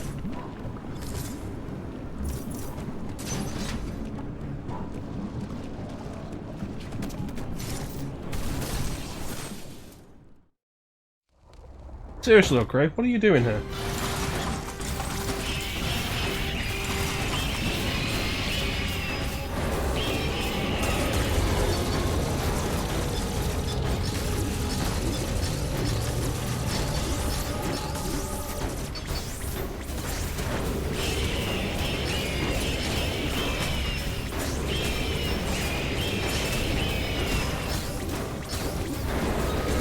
shoot stuff out of his belly buttons in Super Metroid. He does that in a Zero Mission as well, Star.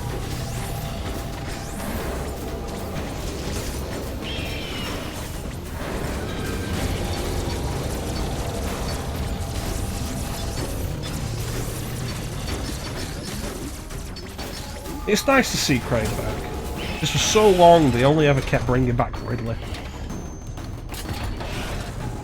And don't get me wrong, I like Ridley.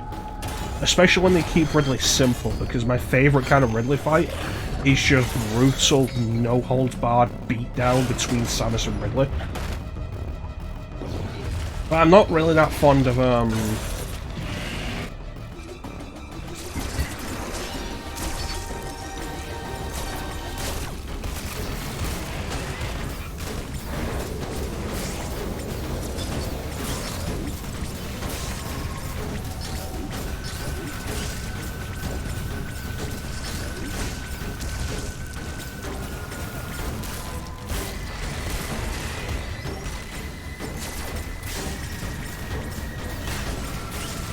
I'm not that fond of the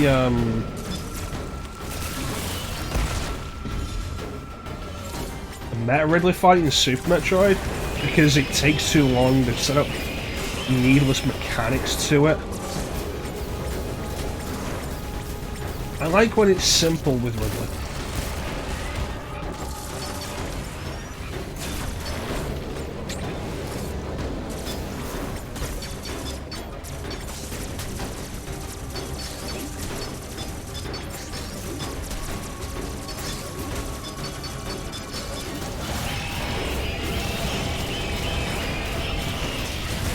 Oh, that was rude.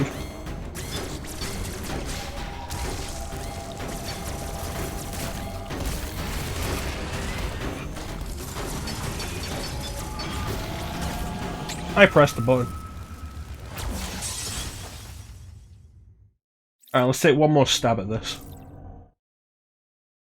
I feel like we've got the pattern down pretty well. Got a counter and that swipe he did. Yeah, that's what I'm intending to do. Apparently I pressed the button at the wrong time. Alright.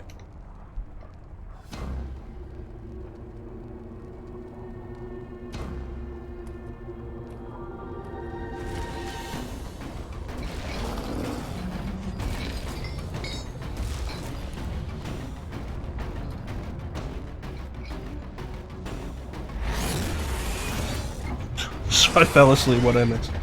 We found Kraid. You missed a lot, Simon. We've been going for like 3.5 hours. You've missed a lot. Seriously, I love this whole portrayal of Samus here. Of like, oh hey, what is that unknown threat? Oh, it's just Kraid? Yeah, alright. Like, that's great.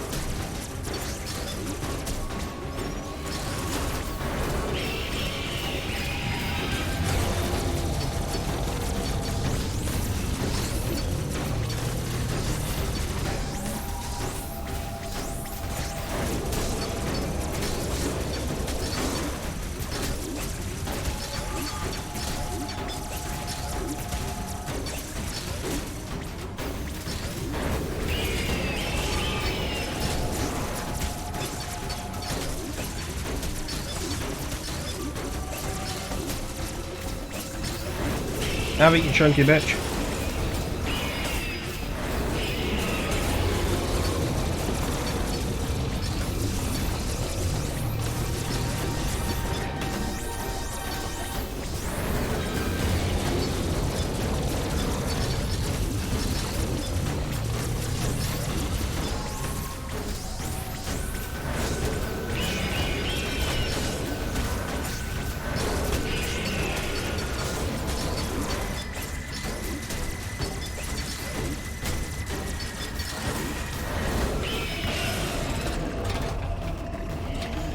Samus has evolved beyond the need to give any fucks. Saw me get the chameleon cloak and chin the second enemy. Fair enough. That's fair enough, Simon. Let's be sure this fat bitch who's in charge again.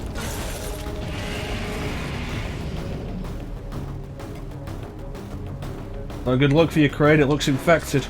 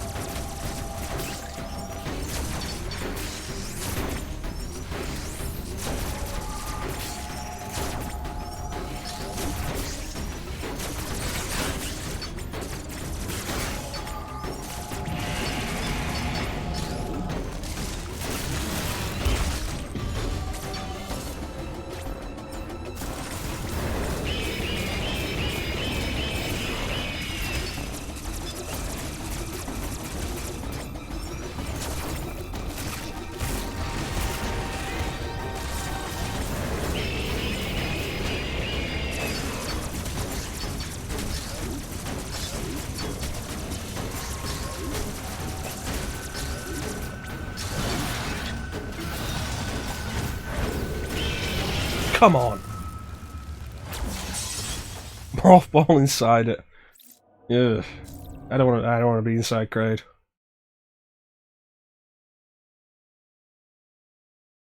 I've only seen him do the attack quick encounter twice, so I've not got the telegraph on it down.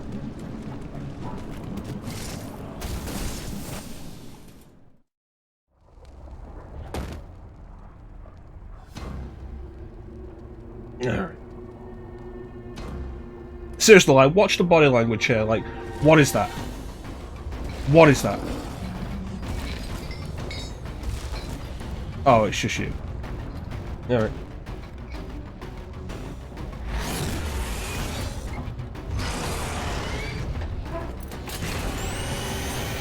Get out of my face. Like, that's fantastic.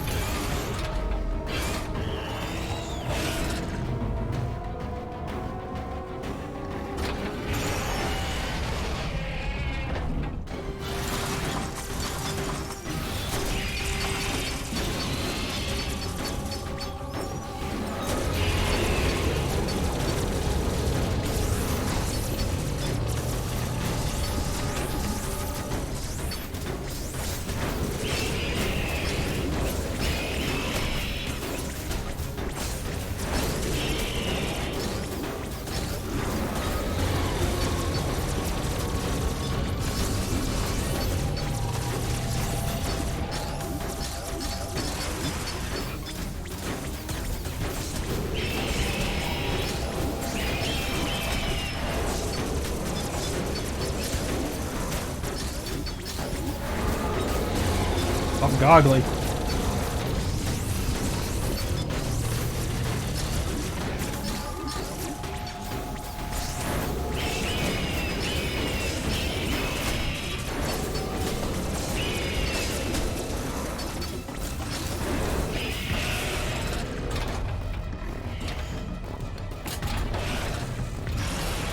Sequence break, get here, mothball bombs, you can find a hidden bomb launch that shoots you inside and proceed to bomb up from the inside and kill them immediately.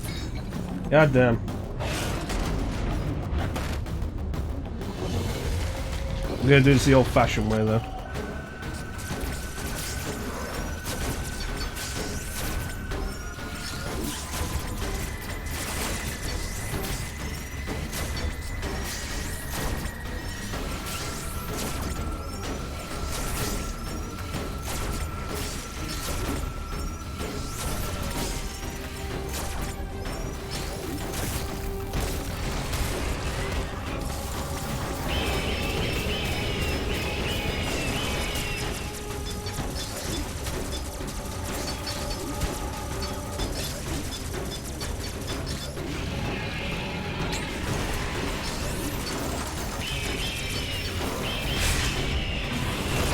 Eat it!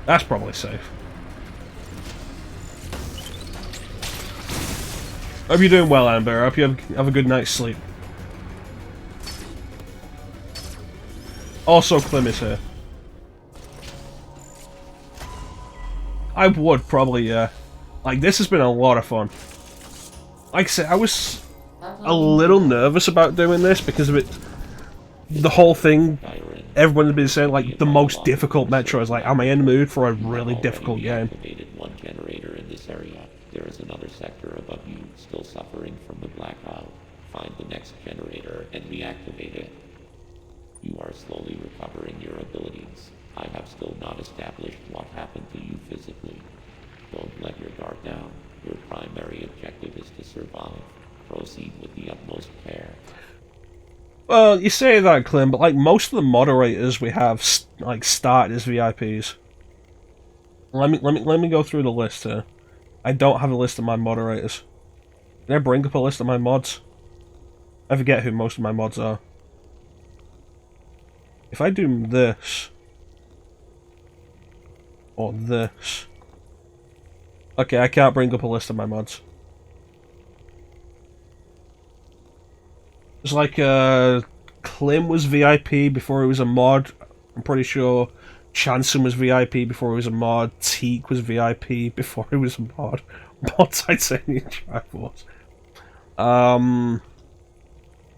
Ninja was a VIP before he was a mod.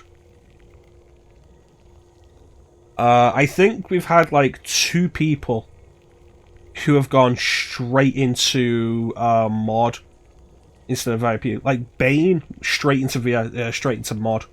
And I don't remember if Signer was a VIP before. You say you were? I don't remember. I feel like you might have just gone straight to mod. I don't remember. Yeah, we have less VIPs now.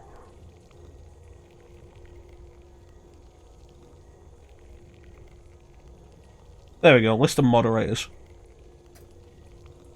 Bane, mecha-chrono went straight to mod because it's the bot.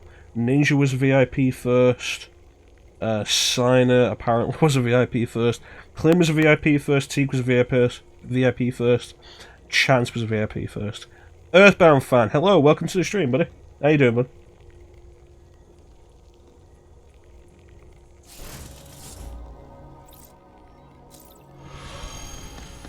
You just missed the Kraid fight. It was awesome. That's a new enemy.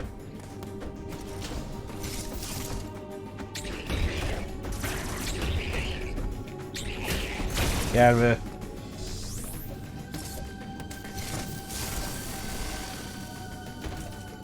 Looks like more enemies, but what's this? This is a recharge station? Yes. I keep forgetting what these actually look like.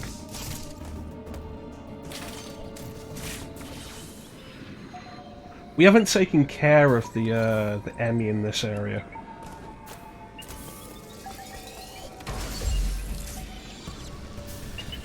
Oh, there it is. See ya. This is the fast one.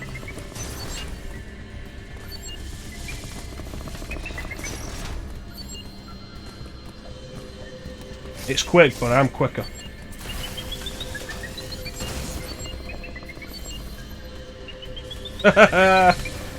Sucker.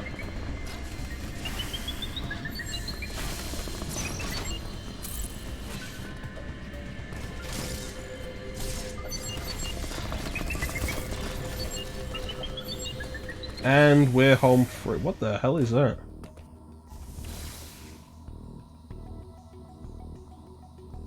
With cool sequence break or without. This is my first time playing this game, Earthbound fan. Should be labeling a map if it's the right way to check. Yeah, I have noticed that. I just don't remember what they actually look like in game.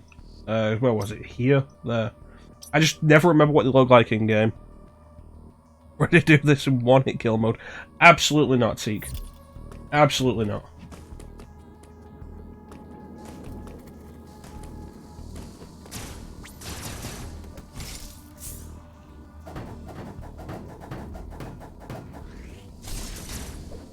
I feel like I need morphball bombs. If I could just twitch, shoot it.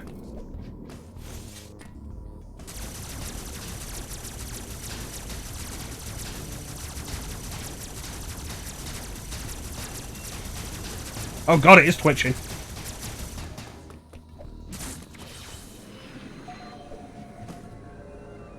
Never played Dread mode. I can understand that. You feel better now. I feel worse. I didn't realise it was actually twitching. I thought you were messing with me.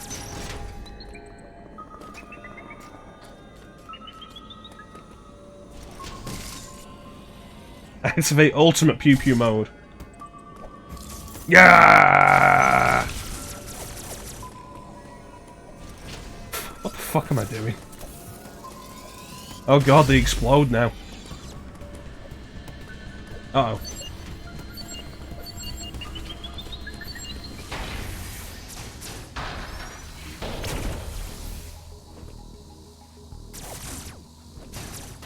Hmm.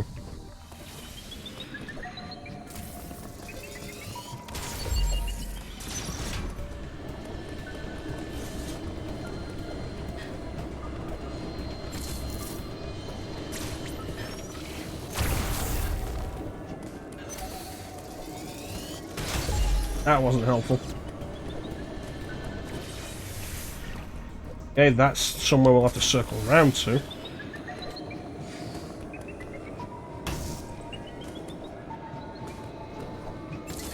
Okay, not yet. Later.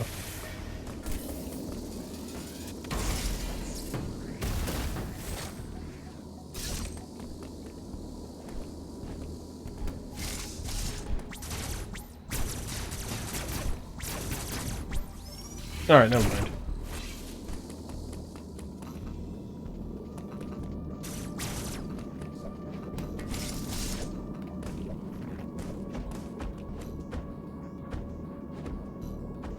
Oh, is that turned off because the power's off? Yeah, let's try that again.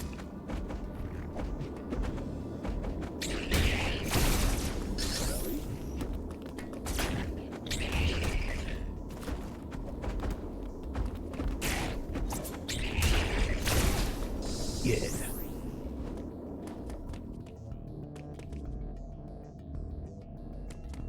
The map room's not working.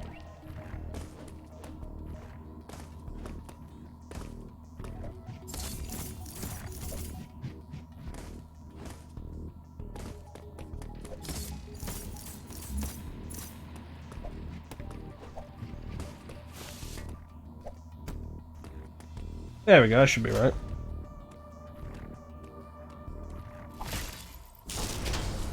Yeah, you know how it is, Seek. I don't generally do stuff on hard modes just because more often than not it's irritating for me. I just want to have fun.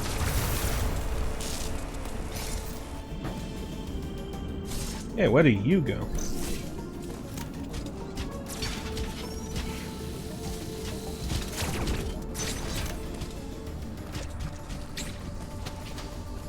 Hmm. Oh, jeez. I am getting low on health.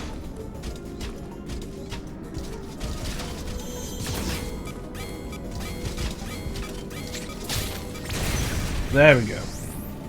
Perfect. 10 out of 10. We just press this.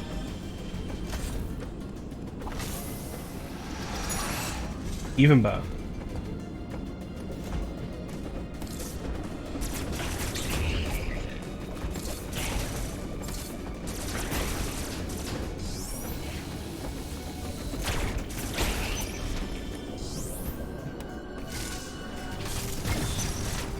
Upgrade! Nice. Nice. Well, you know what it's time for now? Actually, I should read that. Like, they've got hints and stuff in them. Is there anything new with morphball bombs? That's not where it is.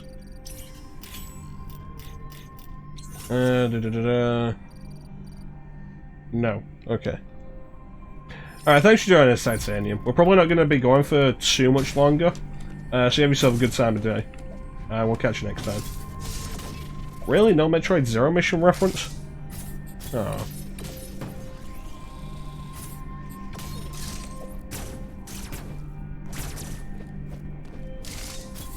There it is.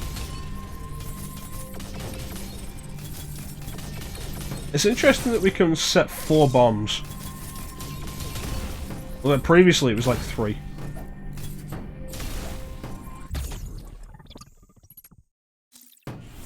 we go. Yeah.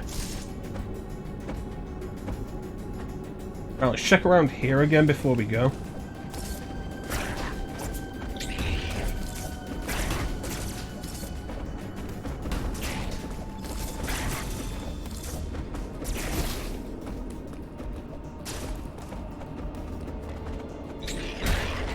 Take all of that, thank you.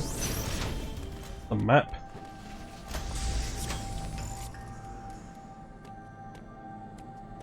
This has been a good day.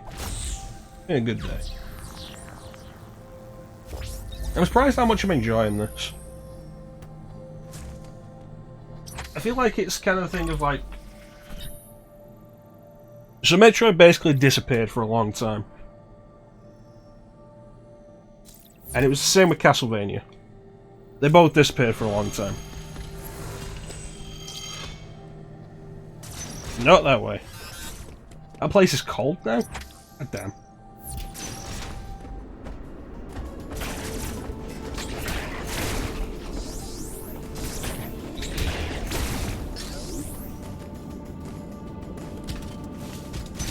Yeah, Metroid disappeared for a long time. Is this a bomb block? No, alright.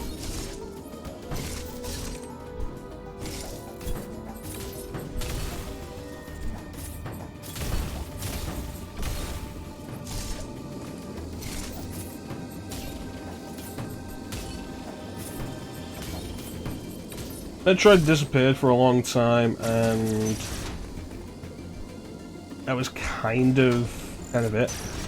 There were various other Metroidvanias that came along.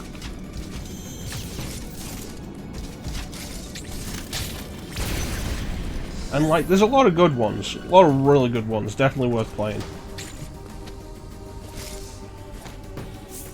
But none of them ever really feel quite the same as Metroid. So having Metroid back is just... There's not really any comparison for it.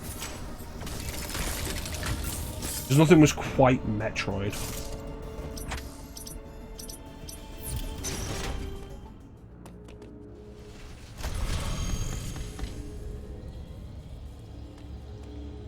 Metroid may have taken a decade-plus hiatus, but that's better than Nintendo evolving the franchise into a generic third-person shooter. Do you mean other M?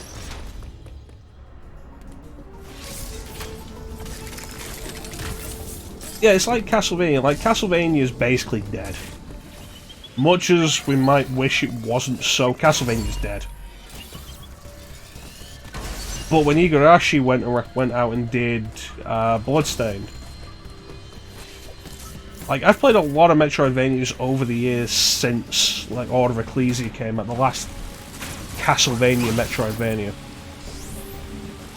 And there's been some really good ones, stuff like Hollow Knight, Time Spinner, like, so many good ones. None of them felt Castlevania. And then Bloodstained came out, and Bloodstained is Castlevania, there's no denying it. Oh, we're just going to the next area. There's no Metroid game by the name of Other M. That's fair enough.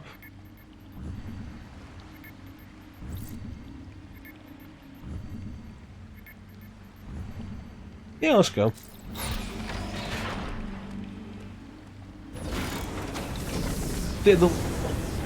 Playing Bloodstained. Bloodstained is undeniably Castlevania in aesthetic, in gameplay, in design. Musically, it's Castlevania. Like, they got Michiru Yamane back to do the soundtrack for Bloodstained, and it's just outright Castlevania, and it's fantastic.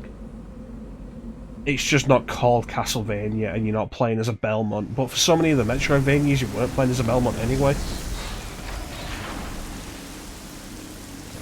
Are we still underground? Why is it raining? Speaking of Hollow Knight.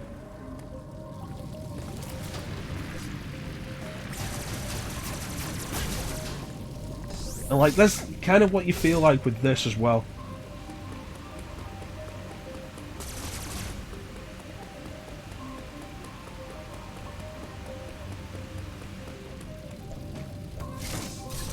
I guess I'm not going this way yet. Yeah, it's kind of like what you feel like with this as well, like the return to form for the series. We've got a Metroid game back, and it feels Metroid. And for all the praises you can give Samus Returns didn't quite feel properly Metroid. I feel like this does. Mercury's Steam stepped the toes in the water with Samus Returns. Unfortunately, they were limited by the entire thing of Metroid 2. The design of it. And while they improved upon it and definitely made it a more interesting and enjoyable game, it was still limited by being Metroid 2. Doing their own thing here is definitely like, way better.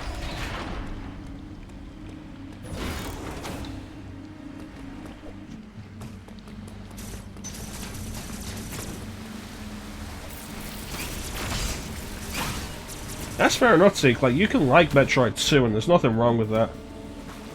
Ultimately, Metroid 2 is a different kind of game to the rest of the series.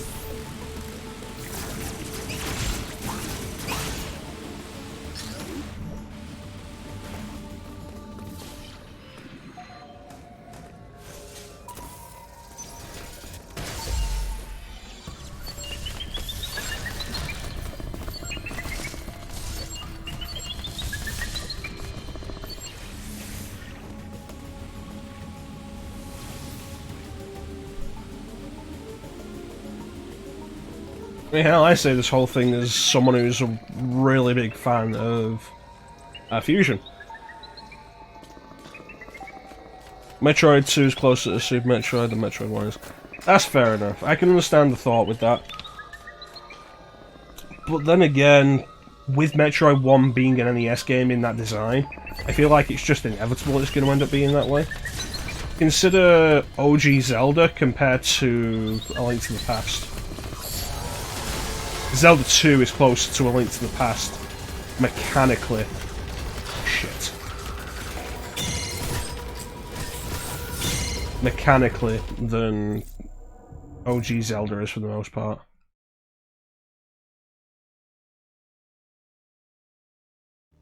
I need to figure out what I'm doing here. Down here? Yes, that's gotta be it.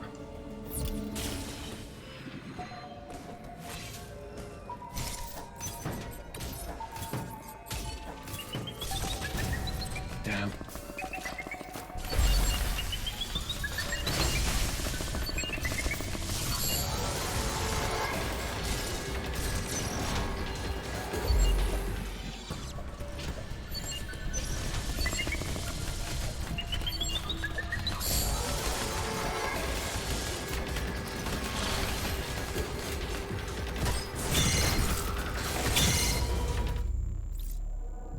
Using Super Metroid as the gold standard, Metroid 2 is probably getting closer to Mrs. more so than 1 or Fusion. I always considered Prime to be the closest, honestly.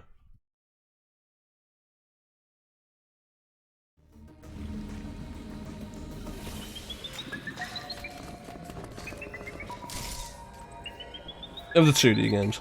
Hey, Leah, how you doing, bud? Oh, crap. How you doing, Lee?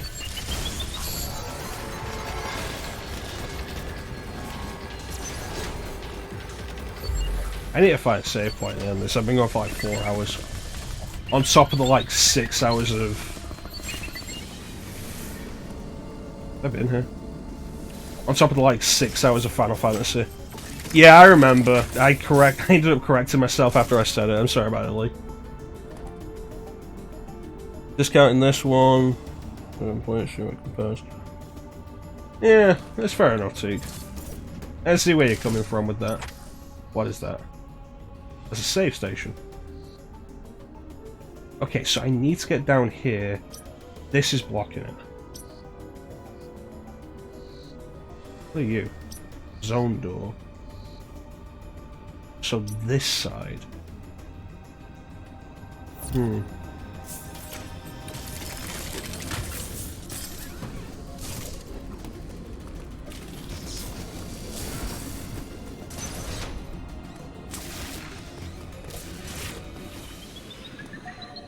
Why are you here already? Dick.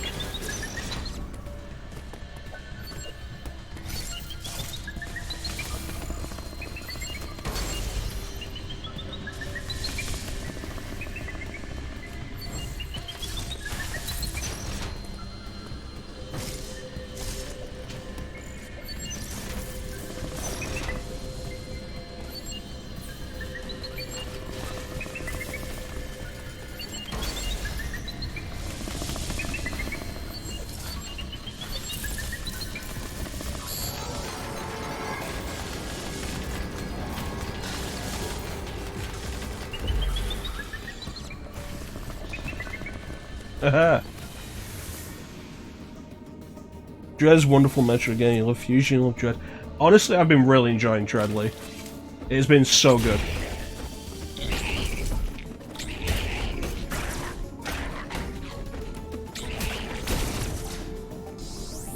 You're gonna leave with this comment before you go and eat dinner.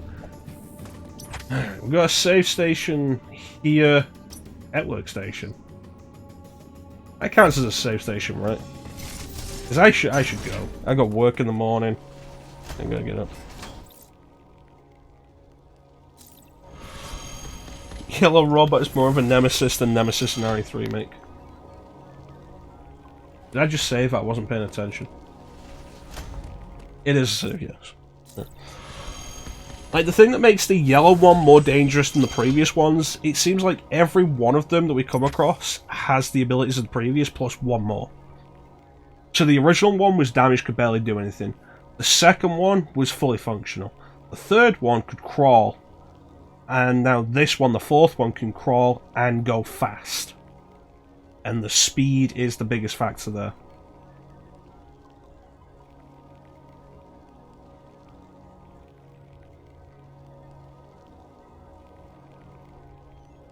Anyway, it's definitely time for us to call it. We're going for like 4 hours. I did like six and a half hours of Final Fantasy VII Remake earlier today. I feel like it's a Sunday. It's not, it's a Wednesday. Weird. Yeah, so that's going to be it for us for today with Metroid. Yeah, I finished FF7 Remake. Thanks to GG's Earthbound fam.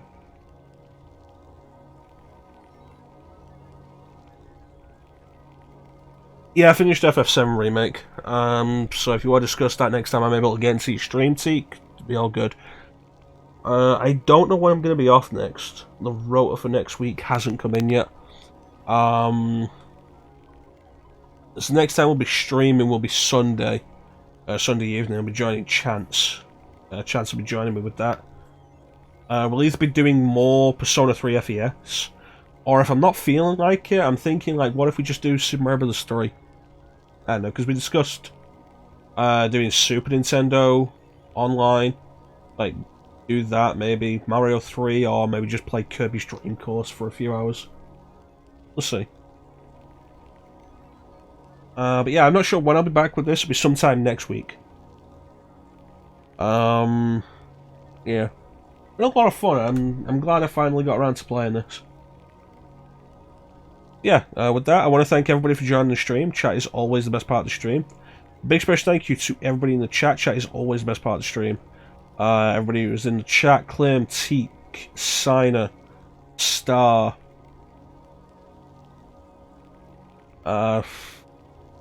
Who else do we have? Amber for popping in with the lurk. Earthbound fan. Lee for popping back in. Titanium. Who else? I know I'm missing somebody. I already said Clem. Clem doesn't need to be told again. Was that everybody? Just everybody was really chatty today? I think it is.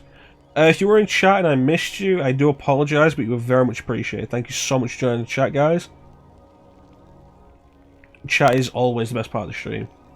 Say, back Sunday with Chance doing whatever we're doing. If you guys are enjoying Metroid and you want to see more Metroid, check out our good buddy Teak the Gamer, who is currently going through the entire Metroid series chronologically on Fridays. He finished Prime on like last week, and now he's doing Prime 2 next. So if you want to see a fun streamer who is currently playing Metroid, check out Teak. Teak's good people. And he'll be live at some point later tonight with something. I don't know what he's doing tonight. Is he live right now? He's not live right now. That's fair enough.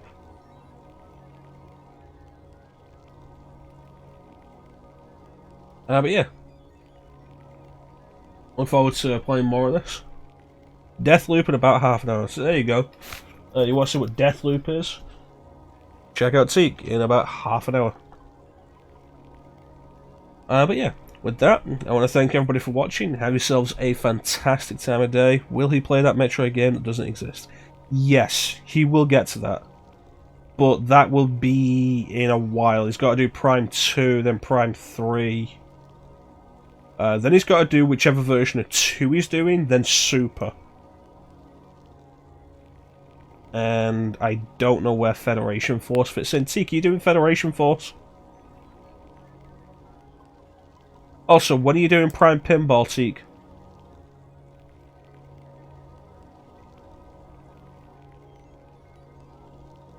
Yeah, definitely. Not doing Federation Force. Fair enough. The game is tedious, especially without other people to play. It's one of those multiplayer shooters that's not balanced for a single player, which is awkward because it's on a handheld. So its lifespan is incredibly limited to begin with. So yeah, it's got a while yet. It's got to do Prime 2, Prime 3, whichever version of 2. He might do Prime Hunters. We're half ready to play Prime Hunters. I said, like, Prime Hunters isn't really worth playing. But like, he might do Prime Hunters. You gonna do Prime Hunters? I don't think Prime Hunters is worth playing. Overall, I don't think Prime Hunters is such a good game. Technically, it's very impressive. The fact that it came out and it was like 2005, I think. It's like, oh yeah, look at that on a handheld in 2005. And that was impressive. But beyond that, I just never thought it was that good.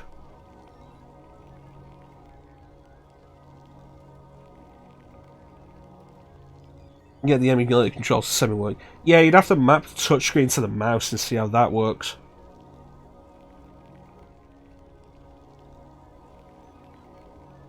Do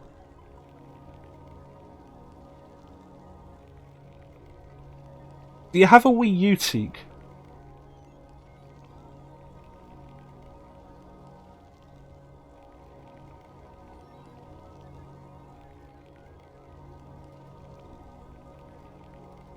Yeah, that's a point. If we hit 200 follower goal, 200 followers before March, we're streaming Caligula Effect Overdose. You do have a Wii U. My best recommendation on streaming Prime Hunters then would be to buy it on Virtual Console. And you can actually just use the touchscreen there on the gamepad. That would be the simplest and most effective way of doing it. Pretty sure Prime Hunters is on there.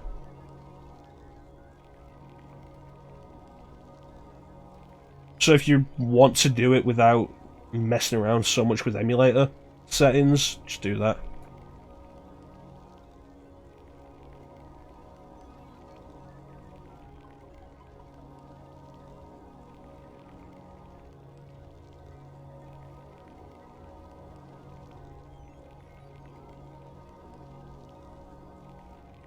Yeah.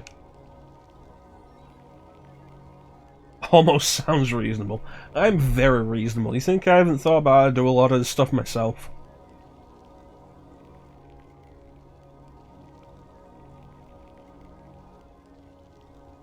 Honestly, for a bunch of those DS games that I want to do that aren't viable via emulator, the Wii U is the way I plan to do them.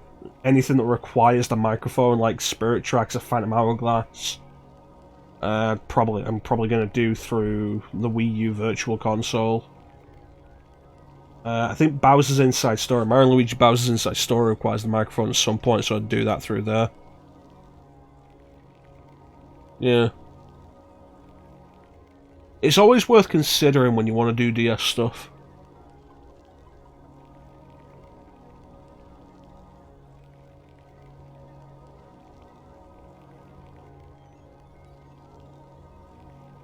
It's just DS, Teak, not 3DS. But it has a bunch of screen settings you can do. You can set it so both screens are on the TV, you can set them in various positions on them. Or you can set it so the top screen is on the TV and the bottom screen is on the gamepad. There's a bunch of different options you can set it for.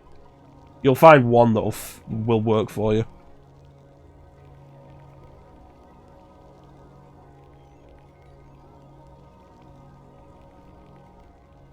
Curse you, Spirit Flute. Yeah, the flute in that was... You want to talk about unreasonable? The flute in Spirit Tracks was unreasonable. Yeah, let me just blow into the microphone and try and see what I'm actually doing on the touchscreen.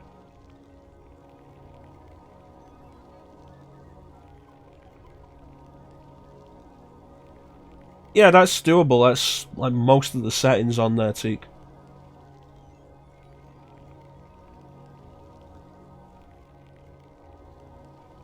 But bear in mind, like, gameplay only happens on top screen on Prime Hunters. So you could set the bottom screen to just be on the gamepad, but you can put both screens on both at once. Love the game, but you hate the flute. It's the worst instrument in the series. Undeniable.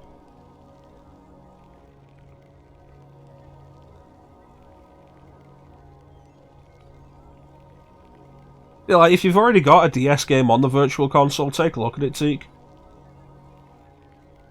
It's, like I say, it's got a bunch of different setup options you can do. One of them will probably work for you.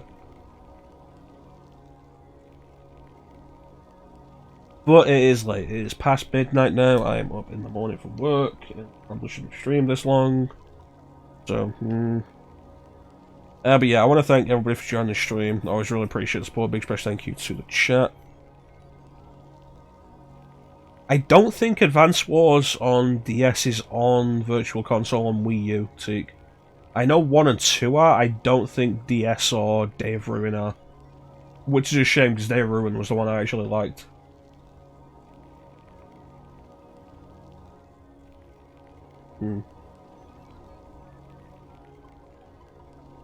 That's up to you, Teak, honestly. It's like, if you wanted to do Prime Hunters, that would be the way I'd recommend doing it. But yeah. Thank you to everybody for joining the stream. Dual Strike is? That's fair enough. Maybe one day Nintendo will bring back Advance Wars. That'd be nice.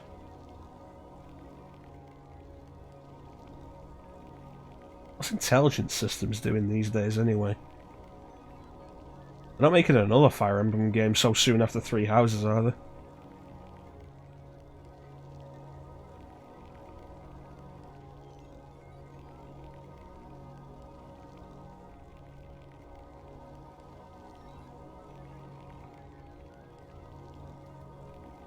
Paper Mario, I think Paper Mario Origami King was after Three Houses.